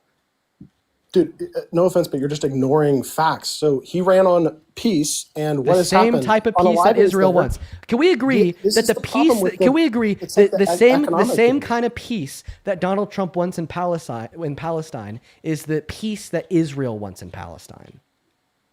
Well, again, Israel's a country of a lot of people. They want different things. We're talking about the state of Israel. When I say Israel, I mean the state of Israel. Even in their government, they have they have different parties. So the Likud party is not the entire government, by the way. We're talking about Netanyahu. The same type of peace that Trump wants in Palestine is the peace that Netanyahu wants in Palestine. Yeah, so a lot of their population disagrees with Netanyahu. But secondly, again, Trump ran on this. Can we agree that the same type of peace? No. Answer my question. Can you agree that the same type of peace that Trump wants in Palestine is the type of peace that Netanyahu wants in Palestine? Yes or no? Why do you keep muting me? Because you're refusing to answer my question. Neither of us are privy to that information whatsoever. Oh, I think we are. I think we're very privy to that information, considering the fact, I'll tell you how we're privy to that information. The way that I'm privy to the information that Trump wants the same kind of peace in Palestine that Netanyahu wants is the fact that Trump offered up our military to Netanyahu to do whatever he wants to achieve that peace. Not once has he offered our military up to Netanyahu. Yeah. He said that he'd send our military into Gaza. He said that we'd use our military to forcefully expel and ethnically cleanse the remaining 2.1 million Palestinians living on the Strip, send them elsewhere, then level the Gaza Strip and gift it to Netanyahu. Okay, none of this is anything he said whatsoever. What did I specifically say that's wrong? You said that he was sending in our military. He said he was going to send in our military to ethnically cleanse Gaza. He did. That's not true. He did say that. No, he even verbally stated, I'm pretty sure that they would be able to move back. What's the def? Actually, no. He told Fox News. He told Hannity and Fox News that they'd have no right to return. He verbally stated the opposite. Right? I haven't seen that, but it also hasn't happened. Yeah. So now you're going to move away from the argument that I made. What's the definition of ethnic cleansing? Objectively, what's the definition of ethnic cleansing? He ran on peace. No, I don't think that Trump and Netanyahu's peace is really peace. I think that it's silenced through killing and ethnic cleansing. Now, answer my question. What is the definition of ethnic cleansing? Mass unaliving of an ethnicity or whatever synonym to ethnicity you'd want in that definition. It'd be the forceful expulsion or killing of an unwanted ethnic group in society to elsewhere. The reason why the proponed policy of sending our military in to forcefully expel them is ethnic cleansing, is because that's the definition of ethnic cleansing. He wanted us to forcefully expel all the Palestinians living in Gaza to Jordan and Egypt. In virtue of that fact, it meets all criteria necessary to define ethnic cleansing, as it is the forceful expulsion of an ethnicity from one place to somewhere else. Okay, you agree. He ran on peace in the region. I disagree. You've already asked me that question. I've already disagreed. I've already disagreed many times. He stated that in speeches that he wanted to bring peace to that conflict and wanted the unaliving to stop. Yeah, well, you've already stopped. Maybe you'll hear me this time. The same kind of peace that Trump wants in Palestine is the kind of peace that Netanyahu wants in Palestine. Or else he wouldn't have told them to finish the job, or else he wouldn't have offered a military for the ethnic cleansing of the region, or else he wouldn't have removed the arms and weapon shipments and the restrictions on such to Israel that the Biden-Harris administration placed on them. How many times am I going to need to repeat myself? So you agree, though, the mass unaliving has orders of magnitude decreased, correct? I agree that Israel has killed less people because there's less people to kill. Exponentially less. One moment. I agree that Israel has killed less people because there's less people to kill and because the international community has put more pressure on them to stop the killing, like Germany cutting off weapon shipments, Canada and Australia recognizing Palestinian statehood, and 7 countries in the EU refusing to engage in Eurovision because Israel was invited, and a growing anti-Israeli sentiment on the global stage, not proponed by people like Trump, but rather people like Greta Thunberg, the great Al Jazeera journalists, so on and so forth. Donald Trump has not caused there to be more anti-Israeli sentiment on the global stage. Donald Trump did not cause Germany to stop weapon shipments. He did not cause Canada or Australia to stop weapon shipments. Therefore, we cannot attribute a reduction in the amount of killing in Palestine to Trump. Yeah, so you agree that the outcome, well, again, and I'm not establishing causation here, but since Trump's been president, our standard of living's higher, our purchasing power is higher, and there's been greater peace in the Levant. Well, I don't think that would be an outcome of these this are objective, quantifiable, demonstrably true, what I just said. You just said that this is not establishing causation, so if it is not establishing causation, then it doesn't matter. Okay. Well, we could assume that perhaps the president of the nation that is controlling / experiencing everything I just said, The reason that might have something to do. The reason that we cannot make this assumption is because all of the reasons that I just gave you. I just told you why we can't make that assumption. Shall I repeat myself for the billionth time? Yes, yeah, sure. Tell me why we can't make the assumption. So the reason why we cannot make that assumption is A, because by nature it'd be a correlation causation fallacy. So by nature it'd be illogical. You can't That's what you're trying do to things prove. You're illogical trying in to the prove nature of a that debate. correlation doesn't equal causation here. So that first point's Wait, you need me to prove that correlation doesn't equal causation? No, but you're what? That's okay, fine. What? You just asked me to prove that correlation doesn't equal causation? No, that's not what I said. I said that is what you said. No, what you're that trying is what to you said. How much do you want to bet? No, you were trying. The whole argument you were trying to make is why Trump being president isn't causing all these things. And your first, so point number one. Point number one. I don't even need to give you that correlation argument. doesn't equal causation. Yes, that is. Your that whole argument is supposed to revolve around establishing that correlation doesn't equal causation in this. Hopefully I don't need to establish that since you already agree. Oh my God. My point is, do you agree? No reason. Do you agree that correlation doesn't equal causation? Well, mathematically, no. Yeah, correct. Oh, so again, why would I need to establish it if we already agree? You agree it was pointless to even bring that up. That's the whole thing you were about to do. Well, the reason why it's not. I don't need to establish it since we agree. Why would I need to establish it? Why would I need to establish something that we already agree on? Then why did you mention it? Because your argument was arguing it. So you're arguing something that you disagree with, which is now the slam dunk. You argued that, because he's president and because there's a correlation between his presidency and a reduction in death in Gaza, that therefore you could basically assume that he caused it. But now you're admitting and conceding that correlation does not equal causation. So in turn, you're slam dunking on your own position.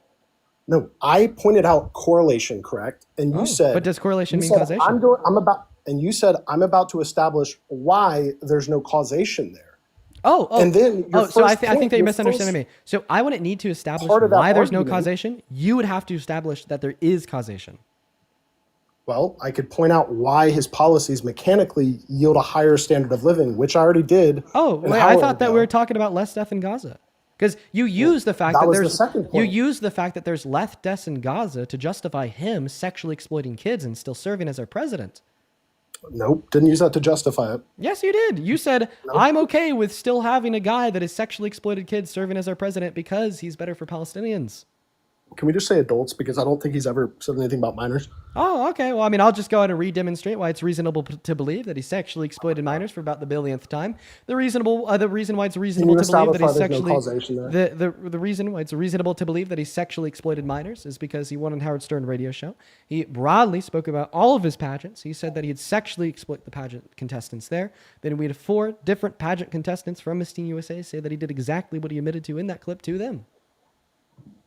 Yeah. Okay. So please explain why there's no causation with Trump being president, linking that to the less alignments in Gaza, and then not having to do with our standard of living. Yeah. So the argument that we ought not assume causation on behalf of the Trump administration in relationship to a lower level of deaths in Gaza is because it would be fallacious to do so. The argument that it is fallacious to do so would be an argument for a pre-established precondition, that pre-established precondition being the correlation causation fallacy in which you've already agreed to.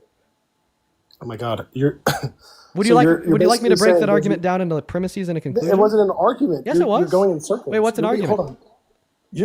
Hold on. You're trying to say that there is no causation between Trump being a president and there being less unalignment in Gaza by saying that there's a fallacy of attributing correlation to causation. Yeah, because the That's assumption not that an argument. Yes, it is.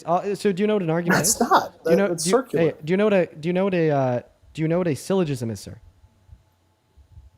Linking 2 examples that like rationally correlate to some degree. No. So a syllogism would be a conclusion that would naturally and necessarily follow from a set of premissae. And now a conclusion that would naturally follow and necessarily follow from a set of valid and sound premises would be a syllogism. And I refer to syllogisms as arguments. So in other words, the argument, there's no good reason, right, to believe that there is an established causal relation between the Trump presidency and a lower level of death in Gaza is the fact that you have what we call a correlation causation fallacy, which demonstrates it is fallacious to assume a causation between two variables on the basis of correlation.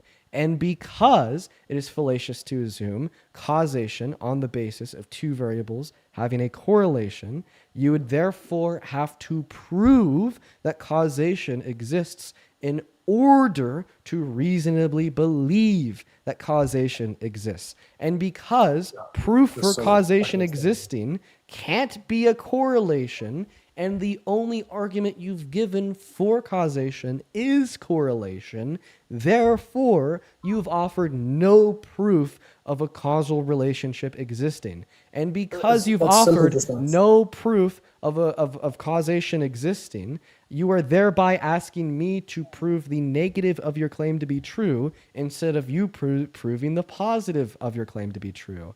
And in debate, causation's quite obvious, correct? Like it's implied that him being president of our proxy state, you could say, of the state that us in the UK established 70 years ago or 75 years ago.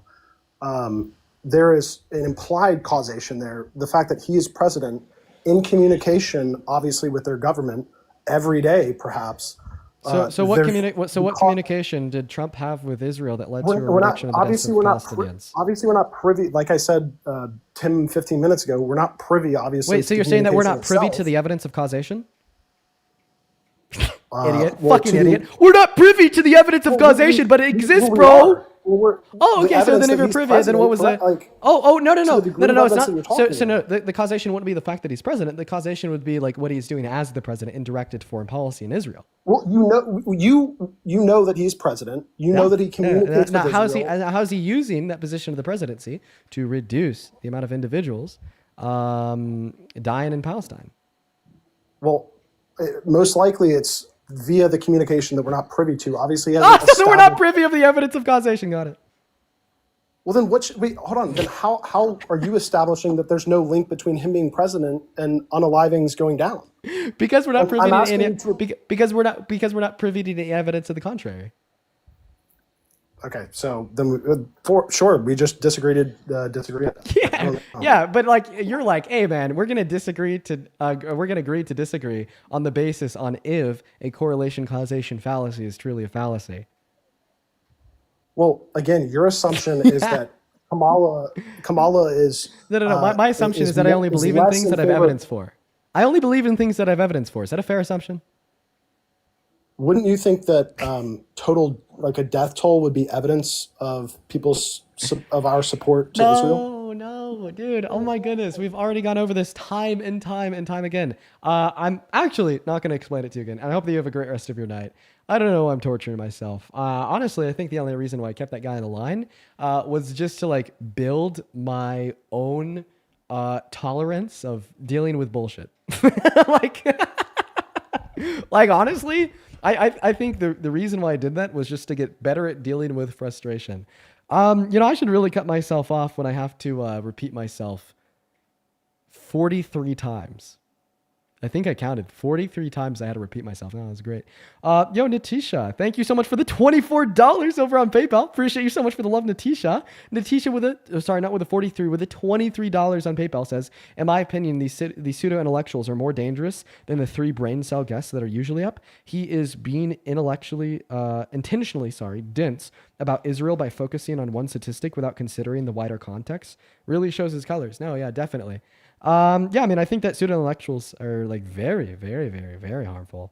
And I think that he knows he's a pseudo-intellectual. I think that he knows he's harmful. But I mean, whatever. Got destroyed. Adriana, thank you for the $10. Who says if Trump doesn't affect grape culture, then what does he think about inviting Conor McGregor to the White House after he's found liable of grape? Precisely, Adriana. Thank you for the $10. Eric, thank you for the $20. Who says, as a Puerto Rican student moving to the States to study, I've always been nervous at the thought of staying in the U.S. because of MAGA and the unjust deportations done by ICE. Seeing you cook these people helps me with my anxiety and helps pass the time. Never stop doing what you do. Oh, thank you so much, Eric. And I'm sorry that you got to deal with that. It is so unfair. I hope that you're doing all right. As well as Kathy! Dude, this came in like over an hour ago. I really hope that you're still here. You're likely not, because that last debate was pretty bad. Kathy, thank you so much for the $100 over on PayPal, who says, glad I caught part of the live today. Love what you do, Kathy. It is so good to see you. Thank you for being here. We all love you here.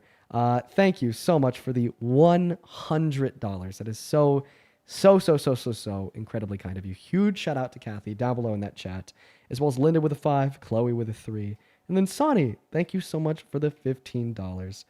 Over on Venmo, I'd like to thank Benjamin with a 2, Mad, thank you so much for the $20. Appreciate you for that love, Mad. Morgan with a 5, Rachel with a 10, and Allie, thank you for the $20, who says, hope your Friday's going well. This guy's insufferable. Use this to get a bottle of wine. Keep up the good fight. Thank you for the $20, Allie. Juliana, thank you for the 5. Jocelyn, thank you for the 10. Benjamin with a 10, and Ciara with a 10. Appreciate you guys. Thank you. If there's anybody that I missed there, I do apologize. But hey, listen, I am gonna go ahead and end the live for the night. I'm pretty worn out after that last guy. See you tomorrow. We'll be back on the live on the main account tomorrow. So see you then. Go shoot a raid over to Parker at Parker Get a Job on TikTok, at Parker Get a Job on YouTube. Peace and love, everyone. Bye bye.